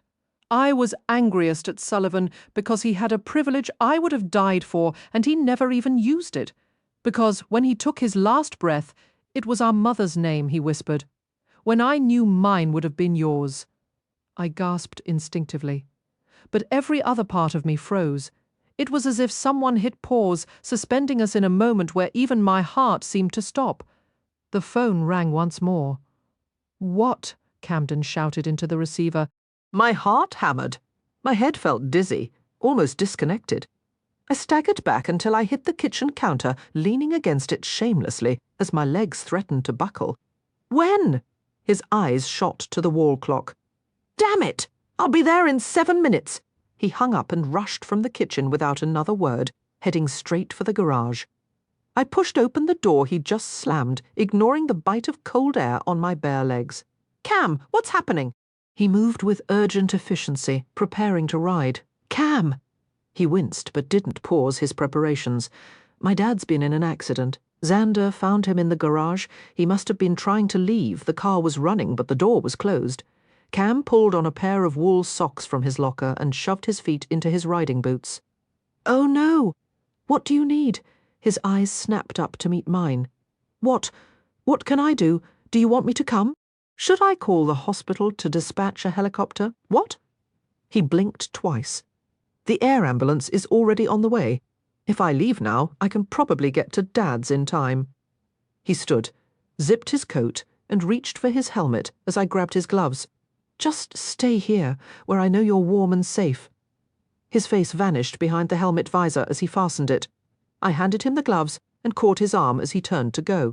Please be careful, I said firmly, staring at my own reflection in his visor. Camden, it matters to me if you get hurt. So please, be careful. He gave a single, sharp nod and left me standing there in my socks, feeling utterly exposed, as he started the snowmobile and sped off toward his father's house. My gaze swept the garage, settling on the bobcat fitted with a surprisingly elegant plough blade. At least I wasn't completely powerless. Entering the living room, I spotted Cam's wallet abandoned on the coffee table and let out a frustrated sigh. Time to shovel my own way out, it seemed. Chapter 13, Camden. The mountain became a blur of white and brilliant blue, punctuated by dark pines and the bare, sleeping forms of aspens as I sped downward. Adrenaline, that old and reliable companion, surged through me. The snow had hardened into a crust overnight. Why hadn't I answered the phone immediately? I could have been there already, not fighting desperately to outpace the air ambulance. I knew the reason, of course. My hands and my mind had been full of Willow. The ringing phone had shattered whatever foolish fantasy I'd been lost in and slammed me back into harsh reality. A world where I could never hold Willow like that again. A world where my father could leave a car running in a closed garage. Taking the last turn with too much speed, my tires skidded, sending me perilously close to the driveway's edge before I regained control. Focus, moments later, I cut the engine in front of the garage to find Xander hunched over Dad, performing rhythmic chest compressions, pausing only to force air into his lungs. I tore off my helmet, letting it fall, and sprinted inside. What's going on? What does it look like? Xander shot back, his hands locked over Dad's sternum. Why is he still in here? The faint, acrid scent of exhaust still hung in the air, despite the truck being off. I couldn't get proper traction in all that snow, Xander said, jerking his chin toward the driveway. He can't stay here. I scanned the garage, my eyes landing on a long sheet of plywood. It slid free from the stack easily, a small, silent thanks to my dad for his meticulous, Type A nature. The board scraped across the concrete as I dragged it over and laid it down. Help me, I commanded, crouching at Dad's head. He felt frighteningly light as I lifted him under his arms, Xander supporting his hips. We moved him onto the plywood and without a word, carried him out into the cold, clean air. The board crunched through the icy snow crust as we knelt on either side of him. When Xander moved to restart compressions, I caught his wrists. Stop. What? He snapped. I pressed my fingers to Dad's neck, feeling the weak but steady rhythm beneath my touch. His heart is beating. You'll hurt him if you keep that up. This is respiratory failure, not cardiac arrest. So breathe for him. Breathe, I confirmed, just as the distant thump, thump, thump of rotor blades reached us. They're almost here. Xander tilted Dad's head back and resumed rescue breaths while I scrambled up, surveying the property. The flattest, clearest spot was behind the house. Sure enough, within a minute or two, the helicopter crested the roof, its downdraft swirling a fine mist of snow. The heavy, wet accumulation from the night before prevented a full-blown whiteout. It settled precisely where I'd anticipated, and 2 EMTs jumped out, immediately slowed as they sank knee-deep. Over here, I shouted over the rotor wash, leading them around to the driveway. Respiratory arrest. My brother found him near the steps. Garage door was cracked, not open. Vehicle was running. He's 58, generally okay health, but has early-stage Alzheimer's. Copy that, one medic replied as they both dropped beside Dad. He still wasn't breathing. The full weight of it crashed into me. He wasn't breathing by all rights. He should be gone. How was he alone? How did he even get the keys? Xander stumbled to my side, still in his riding gear, as the paramedics worked, one already securing a resuscitation bag over Dad's face. God, Cam, Xander muttered, his voice strained. I just went down to check on John Royal. He was over at Alba Electric, trying to get the power grid restored. Xander dragged his hands through his hair. Dad was asleep. I thought I'd be back before he woke up. Why hadn't he just called John? I bit my tongue, though. I hadn't been here either. Dad had been alone. I should have been the one here. He wouldn't have let you in, and you know it. He wasn't himself last night. Kept thinking I was Cal. The paramedics shifted Dad onto the stretcher. He still wasn't breathing on his own. A cold dread washed through me. Damn it, Xander. This isn't what he wanted. You think I don't know that? Like he'd ever want to lose his mind to the point he can't work a garage door opener? Xander shook his head. No, I mean, he didn't want to be resuscitated, and I had helped. I'd been so desperate to save him, I'd completely forgotten his own clear wishes. Don't start with that guilt, Xander snapped. They're loading him into that helicopter right now. Xander, he's not breathing. You have to speak for him. He trusts you. I stepped closer, our faces inches apart. We were the same height, but we both knew I could win that fight. Honestly, breaking things was the one thing I'd always been better at than building them. Are you ready for our father to die? He shot back as we followed the paramedics back toward the chopper. Of course I'm not. Who the hell is ever ready for that? What do you want me to do, Cam? Tell them, never mind. He'd prefer to die right here. He gestured wildly toward the house. Damn it. Yes. No. I wasn't ready. If Dad died now, he'd never know I hadn't been told it was Sullivan's base. That while I was responsible for Sullivan's death, I hadn't known it when I made the call. That I'd only recognized Sully in the split second before I saw him get hit. I'd never get the chance to fix everything that was broken between us. Yeah, it's not so easy when you're the one making the choice, is it? Xander yelled over the growing noise. He has carbon monoxide poisoning. This isn't some terminal illness. They just need to get him breathing again, and we'll bring him home. This isn't what Dad meant. Not if you're so sure he even meant it at all. I'm sure. We were right under the spinning blades now, and the words felt sharper than the metal cutting the air. Sir, we can take one of you, not both, a paramedic shouted from the open door. I'm coming, Xander called back and moved toward the helicopter. I grabbed his arm and he shot me a furious look. For God's sake, Cam, I have to go. I asked him last week over lunch. I asked him point blank. He meant it, Xander. Xander yanked his arm from my gloved grip and climbed into the helicopter without another word. We're taking him to Salida, the paramedic said. I just nodded, and he shut the doors. Knowing I needed to move, I turned and trudged back down to the house. Halfway there, the helicopter lifted off, heading east down the pass.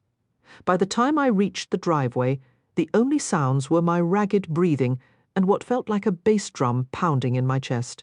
The sheet of plywood lying in the middle of the snow was the only sign of what had just happened. Xander had resuscitated Dad, and I had helped. A wave of disgust rose in my throat, so bitter I nearly choked. 2 hours later, I walked into Heart of the Rockies, the nearest hospital.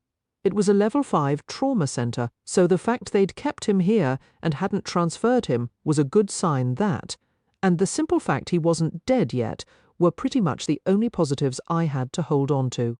I'd had to call to get that scrap of information, since I'd found Xander's phone on the garage floor. It took me an hour and a half to clear the driveway with Dad's quad, and I was lucky the truck had enough gas to get me down the pass to Salida, considering my wallet was currently missing in action. The whole drive was a blur of white-knuckled tension, my mind replaying that awful lunch conversation with Dad, where he'd been so painfully clear about his wishes, a detail I'd selfishly buried when panic took over. A single phone call would have confirmed I'd left it at home, but the thought of speaking to Willow after this morning's disaster made me seriously consider the ostrich method. Just bury my head and pretend none of it happened. ICU? I asked at the front desk. After getting directions, I hurried down the sterile hallway, my boots tracking mud across the gleaming floor. I knew mine would have been yours. Why had those words chosen now to haunt me? With Dad in crisis, why was my brain stuck on that stupid, careless remark? Because you've waited a decade to say it, you idiot. I told my inner voice to shut up as I reached the ICU doors. Arthur Daniels? I asked a nurse in blue scrubs dotted with yellow stars. Family? She asked without looking up from her computer screen. His son, room 316, she said. Your brother's already with him. That would be Alexander. She smiled slightly. Alexander, right? I shook my head and followed the rising room numbers. Of course she'd want his name young, pretty, and Alexander could charm anyone. I spotted his boots first in the doorway, then the rest of him leaning against the frame. He'd changed out of his riding gear and looked annoyingly put together in jeans and a sweater, while I stood there in athletic pants and a hoodie. Like fashion mattered during an emergency. Cam, he said, relief softening his features. Sorry, I left my phone. I pulled it from my pocket and handed it over. Thanks, I'm sorry they couldn't fit us both. I saw that driveway. How long did it take to clear? He scrolled through what had to be dozens of messages. That thing had been buzzing non-stop. Half that many alerts could have qualified as a decent distraction. It's fine. How is he? Doctors are with him now, he said, glancing back into the room. We should hear something soon. I moved into the doorway and saw a cluster of scrubs and white coats bent over Dad, blocking my view while monitors beeped steadily. But that sound, that rhythmic whooshing, cut through everything else, shoving past Xander. The reality of what they'd done hit me like a physical blow. I stared, horrified, at the blue accordion bag rising and falling. When the doctors shifted, Dad's face came into view. How could he? I spun, grabbed Xander by the shoulders, and slammed him against the wall across from Dad's room. Hey! One of the doctors shouted. How could you do this? I yelled at my brother, his eyes wide. It's okay, he said. But not to me. His arm was outstretched, holding back the staff ready to intervene. It is not okay, I seethed. You knew he didn't want this, and you let them put him on a ventilator. He wants a DNR, you asshole. My fingers dug into his shoulders. Feeling him tense, I loosened my grip and drew a shaky breath, trying to force down the fury. You knew. I apologize, an older doctor with silver hair said calmly, as if he hadn't just watched me pin Xander to the wall. Did you say Mr. Daniels has a DNR order? No, Xander replied, just as composed, not moving an inch. To anyone else? He looked like the reasonable one, trying to de-escalate. But I knew better. He was cornered, and he knew it. He does not. The doctor confirmed, flipping through the chart. No, he doesn't. You'll have to excuse my brother. It's been an emotional day. Our father mentioned considering a DNR to Camden, but we hadn't verified his state of mind when he expressed that wish. It's hard to know what Dad truly wants these days. He appeared and sounded completely ordinary, yet he could be living in the wrong era or have no memory of his own identity. Don't apologize on my behalf, I murmured, then shifted my focus to the doctor. Dr. Taylor, I began, having noted the name stitched on his white coat. I apologize you had to witness that. I'm Camden Daniels. My father made his wishes for a DNR clear to me multiple times over the last several weeks, so I'm struggling with my brother's decision to proceed with intubation. I accessed that detached, mission-focused mindset that had preserved me for years, the one where emotion was a liability. The doctor's eyes moved between us, assessing swiftly before he gave a slow nod. This is a difficult situation, and I can appreciate that you're both under immense strain. That said, I cannot permit another outburst like that in this hospital. Are we clear? 2 uniformed security officers materialized behind him. Yes, sir, I replied, inwardly chastising myself for letting my anger boil over. At least I managed not to smirk at the guards, as if they stood a chance of physically escorting me out. Good. I'd prefer not to have to ask either of you to leave. You won't have to, Xander assured him, shooting me a sidelong look I pointedly ignored. To hell with him. He allowed them to violate Dad's explicit wishes. All right, I'll give you two a moment, Dr. Taylor said. If you'd like to join me in your father's room afterward, I can provide an update. He waited for our nods before walking away. The guards remained. Unbelievable, I hissed. I was thinking the same thing, Xander retorted, keeping his voice low. We're not kids, Cam. Last time you were in town, I barely kept you out of handcuffs. I had to promise Hudgens prime real estate on the historic boardwalk to get him to drop the charges. I didn't flinch visibly, but the verbal strike landed deep. You could have filed charges yourself. You know I never would. I love you. You're my brother. There's nothing I wouldn't do for you. But we're adults now. I can't protect you from every single repercussion. His stance softened, the tension draining from his shoulders. Cam, you have to meet me halfway here. You let them intubate him. My hand moved instinctively toward my head, searching for a hat that wasn't there. A nervous habit I could never shake out of uniform. On a mission, the solid weight of my gear always anchored me. Yes, I did. It was that, or watch him die. Don't say it. I know you would have let him go. I like to think I would have had the strength to honor his wishes, no matter how painful. But you know what? I helped you up at the house. I'm complicit in this, and that disgusts me more than anything I understand. Xander, I really do. I don't want to lose Dad either. It doesn't matter how cruel he's been or how much he seems to resent me. I want every possible second to try and make things right. So you agree with me? Lines of confusion etched his forehead. No, I don't. I'm saying that in a crisis, emotion can cloud judgment. I'm saying you need to consider whether you're letting your own fear of loss override Dad's fundamental right to decide what happens to his own body. It belongs to him, not to you, not to me. He's past the point of making decisions, and I'm doing the best I can with an impossible choice. His expression crumpled, his mouth tightening. I know you are.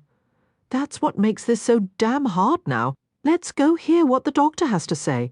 You're not planning to yank the tube out yourself? Xander asked, his tone weary, but his eyebrows lifting with a hint of sarcasm. Absolutely right after I pull the plug on the ventilator and do a celebratory dance. Of course I'm not. I promised him I'd help prevent this. We never discussed the protocol for after the fact. His hand came to rest on my shoulder, but where my grip had likely left marks, his was gentle. Okay, let's go in. We took our places side by side at the foot of Dad's hospital bed as Dr. Taylor began to explain the situation. The sterile smell of the room was suddenly punctuated by the distant, tinny sound of a TV game show from a nearby room.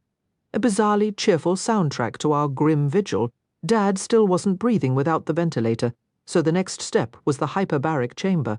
A full medical team would accompany him due to the life support equipment, but complications were uncommon with proper care, and the concentrated oxygen offered his strongest chance for recovery. His earlier chest, X-ray, and EKG showed some hopeful signs, though nothing definitive. We were waiting on lab results from blood work drawn hours ago, and the pulse oximeter readings were less reliable this long after the initial exposure. Do we need to consider if this was intentional? Doctor, Taylor asked, his gaze shifting between Xander and me. It's a standard question I have to pose. I don't believe so. It just doesn't fit, Xander said, shaking his head firmly. It wasn't, I stated. I saw the dent in the garage door. My theory is he tried to reverse the car out while it was still closed and accidentally triggered the manual release. That's why the electric opener failed. I looked at Xander. You discovered him near the porch steps, correct? Yeah, he nodded. And you had to physically lift that heavy door yourself? I did, he confirmed. That tracks. Not a suicide attempt, Doctor. Just confusion from the dementia. My hand tightened on the footboard of Dad's bed when I noticed the soft fabric restraints, secured with Velcro around his wrists, tethering him to the bed rails. He wouldn't hurt anybody, Xander objected. These are primarily for his own protection, not ours. Dr. Taylor reassured us. We'll have him back shortly. After they wheeled Dad away, Xander and I sat in the quiet room. We exchanged a long, uncomfortable glance before he pulled out his phone, mumbling about needing to handle some business. I sent a text to Willow. It felt insufficient, but it was more than I'd managed earlier. Cam, sorry for bolting. Dad has carbon monoxide poisoning. He's in the ICU in Salida. Xander and I are here. That was partly a lie. Bolting had been pure self-preservation, but I had abandoned her at my place. I stared at my phone, waiting for the typing indicator to appear. Willow, I'm so sorry. Just saw Walt and gave him your wallet. I'll let him know. What can I do? Do you need food? Of course, Willow would ask how to help after I'd practically eviscerated her this morning. I checked the time. Good grief, it was already past noon, Cam. I'm okay. You saw Walter? Willow, pretty sure I mentioned that. Had Walt gone up to the house? Unlikely, since the power outage affected the hotel as well. Cam, are you still at my house? Willow, I'm at my own house. I do, you know, live here. Cam, how? I took the snowcat, and my jeep couldn't handle that mountain snow. Willow, a woman has to rescue herself. I'm not perpetually a helpless damsel, you realize? Cam, I'm aware, Pika. Damn, I'd sent it before thinking. I absolutely hadn't meant to use that nickname, especially now that she knew its origin. She was probably dwelling on that very fact, given that she left my message on read for a solid 2 minutes. Wasn't I just proving to be a clingy, pathetic mess? I knew mine would have been yours. Maybe she assumed I meant if I'd been in Sullivan's place, my final thoughts would have been of her. Not that I'd ever voiced them. There was a slim chance, wasn't there? But what if she already knew? What if my momentary lapse had revealed the secret I'd guarded for as long as I could recall? What if decades of silence were now worthless and she despised me, or, more terrifying, believed I might actually act on those feelings? I wasn't capable, and even if I were, this town would never allow it. She'd end up miserable regardless. You all right? Xander asked. What? My head jerked up. Yeah, why? You look really tense. I narrowed my eyes slightly, and he glanced away. Then my phone buzzed with her reply, startling me so much I nearly fumbled it. Real Special Forces composure there. Good thing I'd left if I was going to become a nervous wreck over a woman. Then again, not just any woman. Willow, thanks for letting me know. I was worried about you. Willow, and about your dad, obviously. Willow, I'll touch base later, Willow, unless you'd rather I didn't. I'm putting my phone away now. A laugh escaped me, earning another puzzled glance from Xander. At least I wasn't the only one feeling off balance. Not that I aimed to unsettle her, but it was a small comfort not to be alone in my confusion, Cam. Okay, I'll talk to you later. Thanks for the omelette. Willow, you never got to eat it. Cam, the gesture meant more than the meal. Those 3 typing dots pulsed for what felt like minutes before vanishing, leaving no new message in their wake. I would have given anything to know what words she had written and then erased. Hey? Walter whispered from the doorway. I raised a finger, checked that Dad was still asleep, and carefully stepped over Xander's legs where he was dozing on the other side of the bed. Once I joined Walt in the hallway and shut the door, he asked, How are you holding up? About as well as you'd imagine, I said, dragging my hands down my face. How could it only be 8 in the evening? It felt like a lifetime had passed since I woke up and saw Willow across from me. All right, then, how's Art doing? He's more stable than this morning. He'll likely need more time in the hyperbaric chamber, still unconscious, and he's not breathing on his own yet. The doctors are hoping to repair some significant lung damage. Not on his own? Walt's expression dropped. Did Xander have to intubate him? Yeah. Walter closed his eyes, his lips pressing into a thin line as he drew a slow breath, then another. It's partly my fault too, I confessed. What? He looked genuinely startled. When I reached the house, I helped pull him out and told Xander to stop CPR because his heart was beating. I said he just needed rescue breathing. I crossed my arms. And you think that's why he's on a ventilator now? He asked. I didn't say a word to Xander until the paramedics were already loading Dad into the helicopter. I should have spoken up from the start. We moved aside as a medical team hurried down the corridor, and I noticed Simon lingering near the waiting room. I gave a small wave, which he returned. "It's good to see Simon," I mentioned to Walt. He looked well, content, just like his father. He wanted to give us a minute before barging in, as he called it, Walt explained, waving back at his son. It was understandable, telling Xander how to help him. Understandable that you helped save him.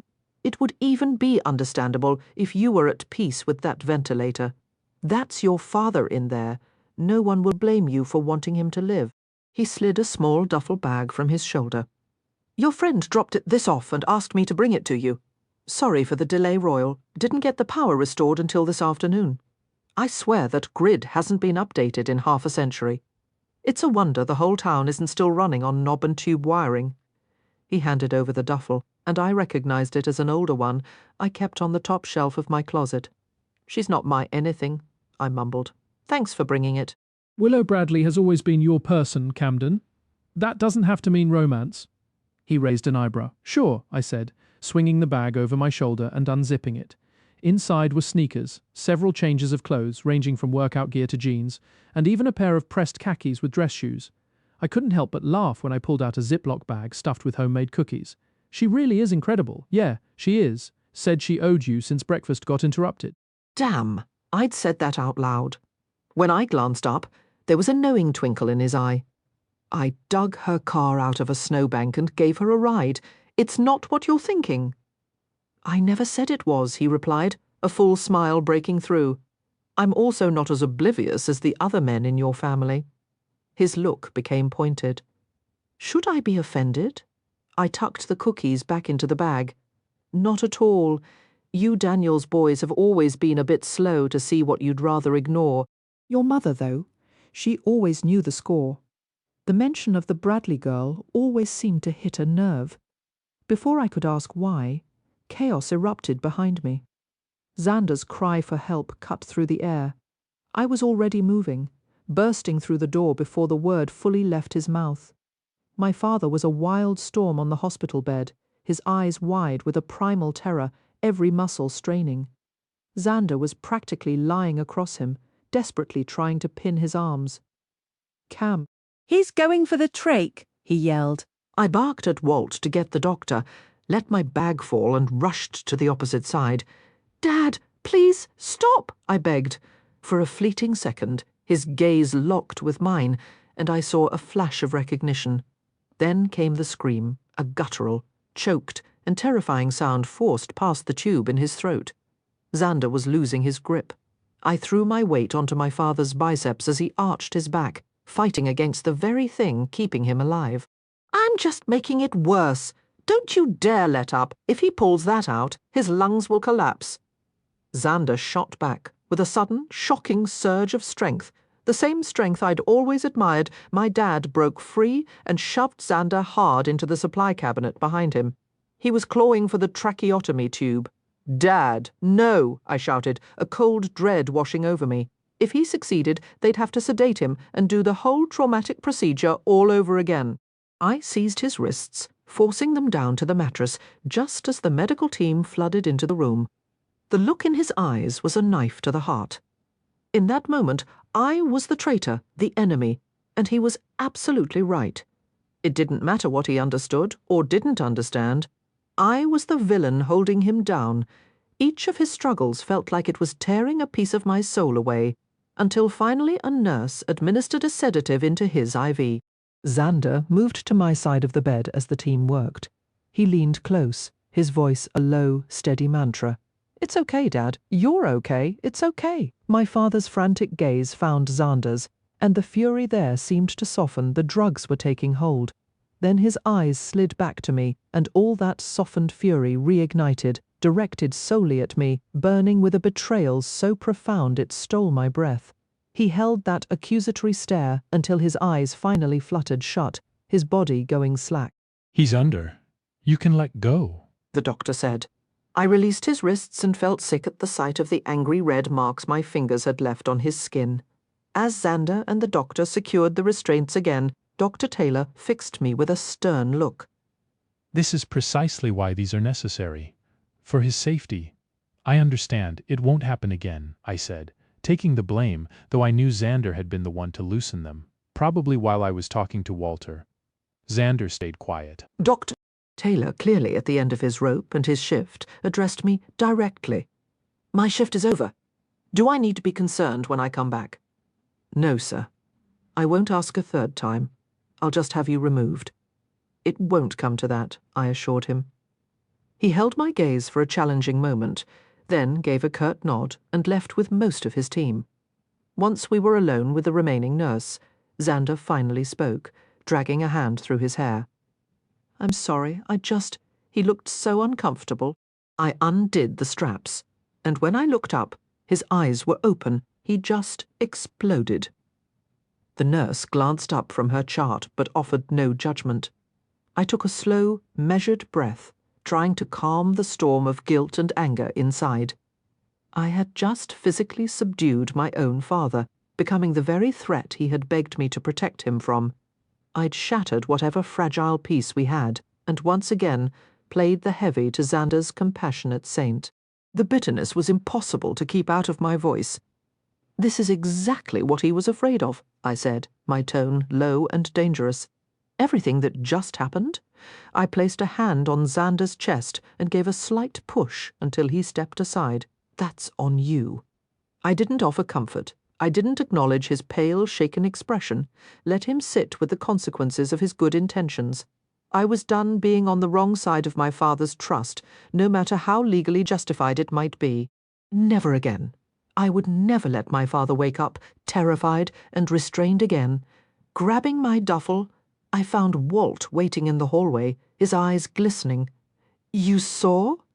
I asked. He gave a slow nod. I'm going to need Simon, I stated, the plan already forming in my mind. Chapter 14. Willow. You could always return to the real world and actually come into the office. Matt Wilson teased through my phone as I walked toward my sister's cafe. Not a chance, I replied with a laugh. Remember at Rutgers, when I said I was moving back to Alba for good? He straightened his tie, grinning, vividly. And you know Vaughan Holdings is obsessed with the new campaign graphics, right? I heard something about that. Good morning, Mrs. Dawson, I said, as Genevieve approached on the sidewalk. Willow, she answered, her tone dripping with fake sweetness. We're all so eager to see the final plans. Such a pity if all that drama with art caused any delays. I paused, my focus shifting from Matt's pixelated face to her icy expression. You mean the drama where he nearly died? She rolled her eyes dramatically. You should speak with your young man. That's all I'll say. But if you think this community will stand by while that boy takes advantage of poor art, you're mistaken. With that final jab, she vanished into her boutique, leaving me stunned. So, was that her final act? Or is there a second scene? Matt quipped. Who knows with her? I muttered, noticing several other unfriendly stares from people on the street. What was happening? And you choose to live there? Come to Denver. The view is slightly better. He panned his camera to show the city skyline. You deserve to be in the room when clients praise your work. Alba is home, Matt. My family is here, my friends are here, and the view isn't bad. I turned my camera to the snow-covered mountains against the bright blue sky. You take the credit. The applause was never my thing. Or is a certain someone your thing? The mere mention of Cam sent a chaotic jumble of feelings tumbling through my chest. There is no certain someone. Look, I'm at Charities now. Email me the client's notes, and I'll begin the new mock-ups. Will do. Avoid any more confrontations with the local gossip queen. I need you functional. Very funny, I said, ending the call as I entered Mother Lode. Charity was wrapping up a meeting with her staff, so I took a seat at a corner table. A full week had passed since Art's accident. He was off life support and improving, according to the sparse text updates from Cam. I hadn't seen Cam or heard his voice since he sped away on that snowmobile. I also hadn't breathed a word about what transpired between us to anyone, not to Cam, not to Thea, not even to Walt during our trip to the mine site, as Cam and Xander were working in strange shifts to watch over their father. His final words to me were a constant gnawing echo. "What's going on?" Charity asked as her last employee left. I looked at my sister, struggling to form a sentence, my mouth opening and closing uselessly. Finally, I managed one word. Milkshake. It was our oldest, most sacred sisterly code. Camden Daniels, she guessed, exhaling heavily. Pretty much. Well, Meredith is opening today, so I'm all yours, but you're buying. She grabbed her coat. Are you sure? I know your schedule is packed. You're my sister, I'm sure. Besides, I owe you for helping with Rose's costume for the school play. It's perfect. Now get moving before I put you to work cleaning the grill. She gave a firm nod, and I followed her out the door. We were tucked into the far corner booth at Biggie's, the one Charity always picked for privacy. She scanned the room, making sure we were truly alone before I could even start. "All right, so," I began, "wait." Charity lifted a finger, and on cue, Tilly Halverson appeared to take our order. "Hey, Willow. Charity."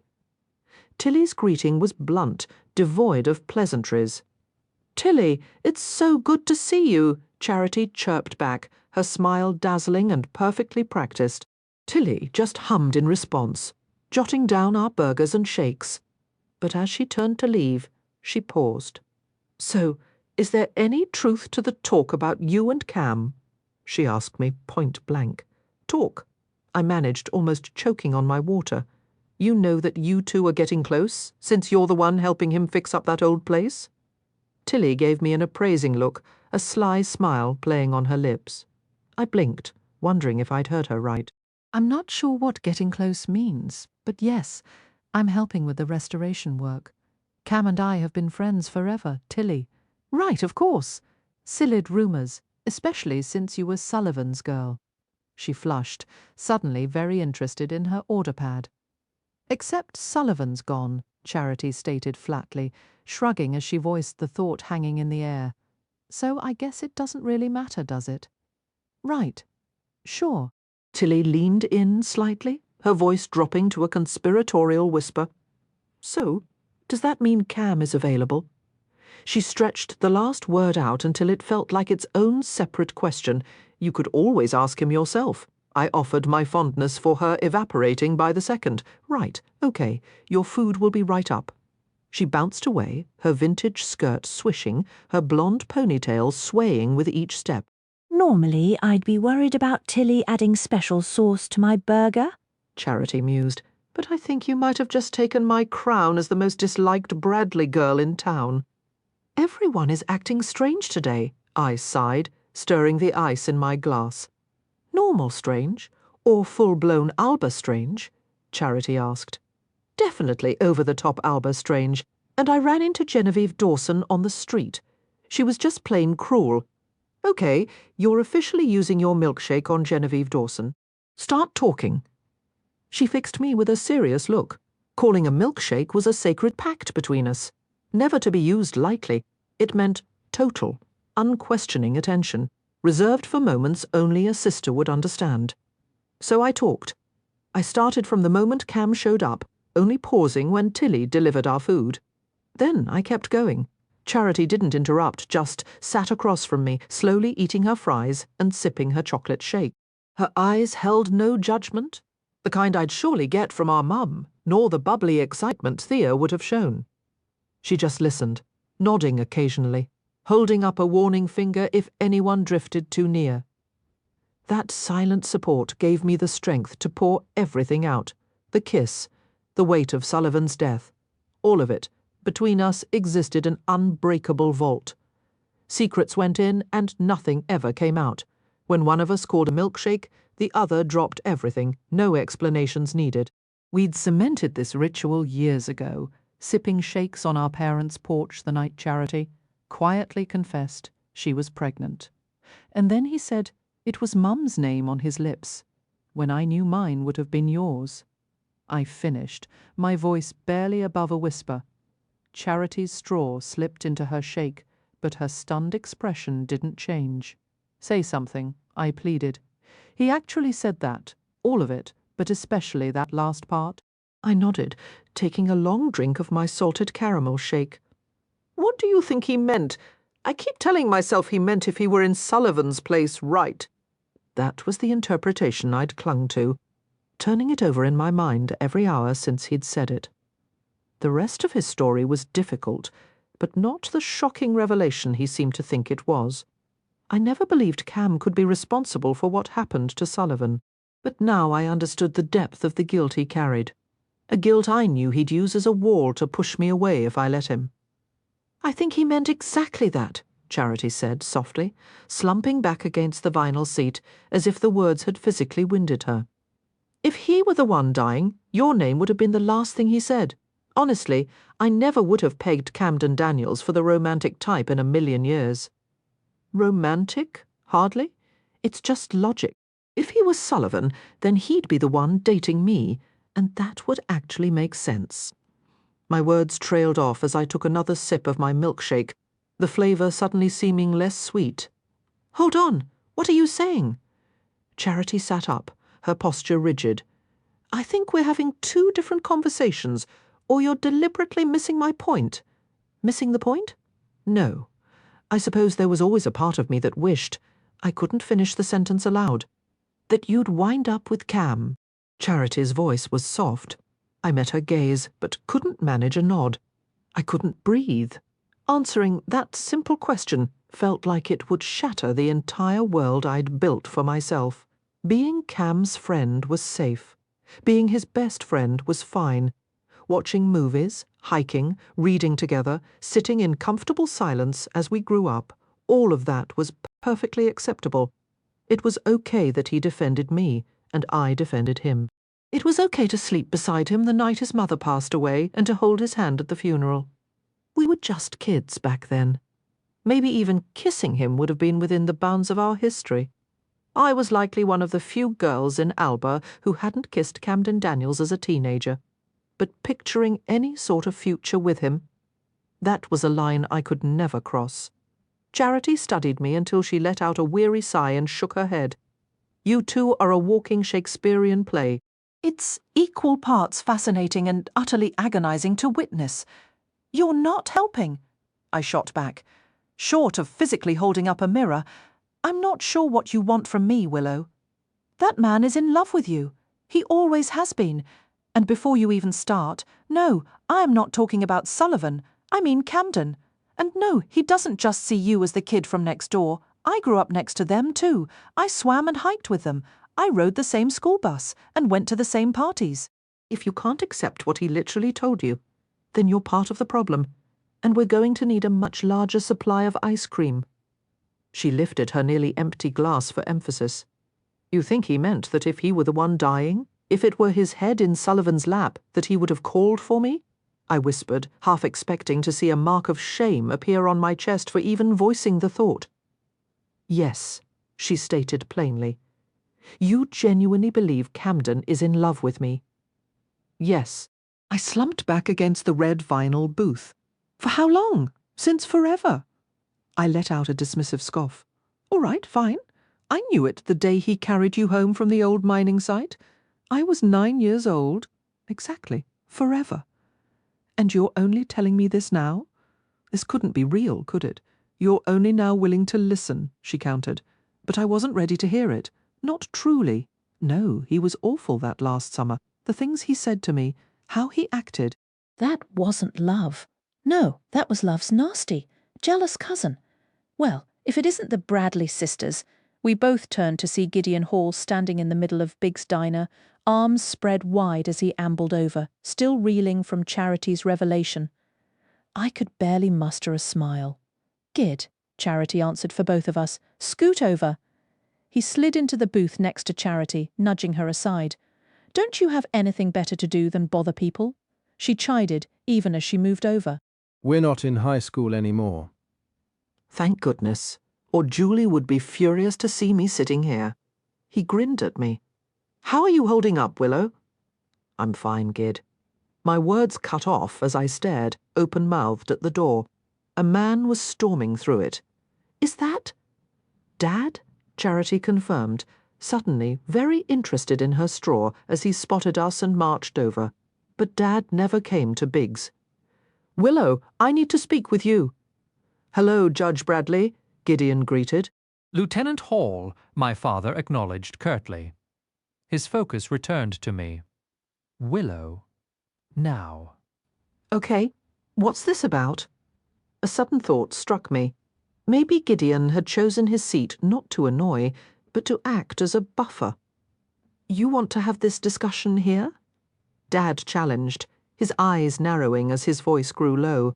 "Dad, I don't even know what this is. Would you prefer we step outside?" I offered. "This will do just fine. I told that boy I saw his car pulling out this morning after I got back from a meeting in Buena Vista.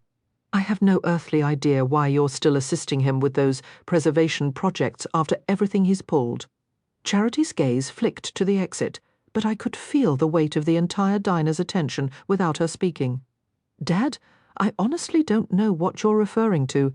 If this is about Cam, I haven't spoken to him in days. What is this about? You haven't seen him?"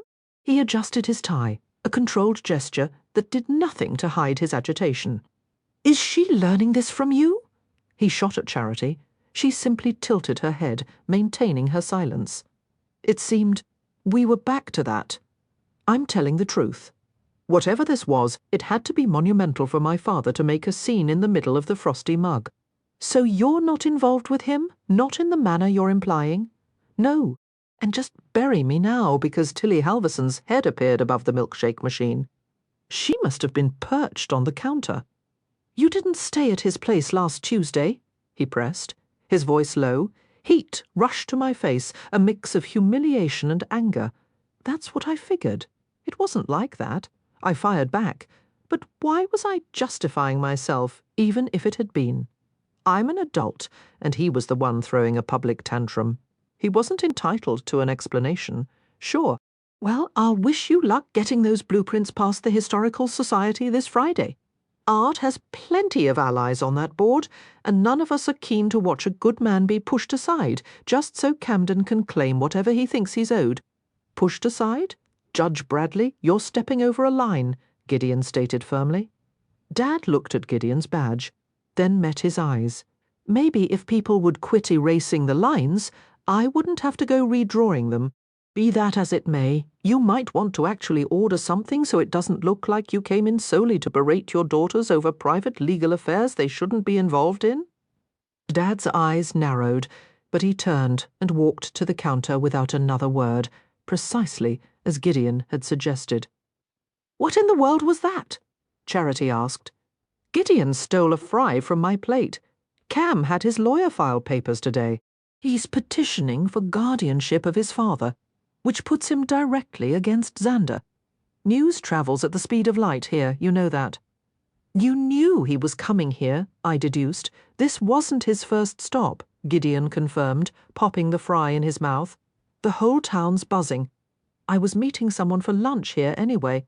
"That explains you dodging Genevieve," Charity noted, swatting Gideon's hand as he reached for one of her fries. "Get your own planning on it." "Just waiting for. Speak of the devil." He nodded toward the entrance. Camden's eyes swept the room, landing on Gideon and then on me. His baseball cap was pulled low, much like those jeans sat low on his hips. Hips my legs had been around just last week. My face burned all over again. "Frosty in here," Charity muttered under her breath. That's when I realized the strange quiet. Not one person at the 24 tables was talking. They were all staring at Cam. Glaring was more accurate. Cam felt it too, his chin lifting defiantly as he walked across the floor. My father moved to intercept him, and my heart stuttered as Cam's steps halted, his hand flexing into a fist before he shoved his thumbs into his back pockets. This could spiral badly, and if Cam lost his temper now, any chance with his lawsuit would vanish. "If you do this, Dad will never get over it," Charity whispered. I looked down and realized I'd risen to my feet. "You're absolutely certain about what you told me before?"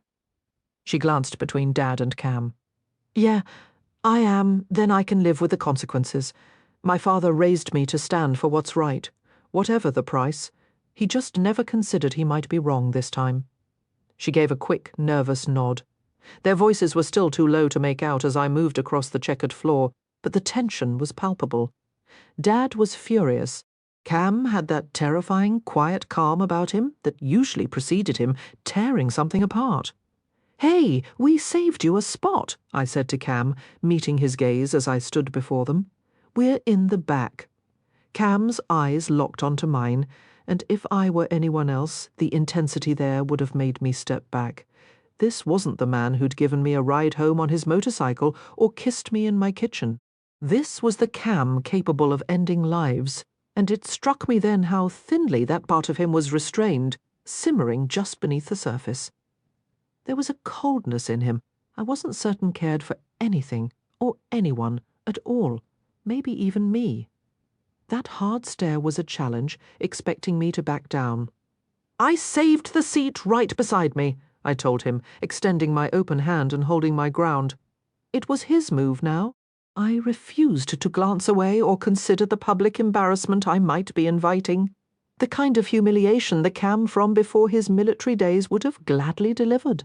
My eyes stayed fixed on his, my hand unwavering. Some instinct warned that breaking this connection would unleash him. Willow, my father cautioned, his voice low. Cam, I whispered back. Each passing second made my offered hand feel heavier, laden with the threat of ruin. He glanced toward my dad, and my heart dropped.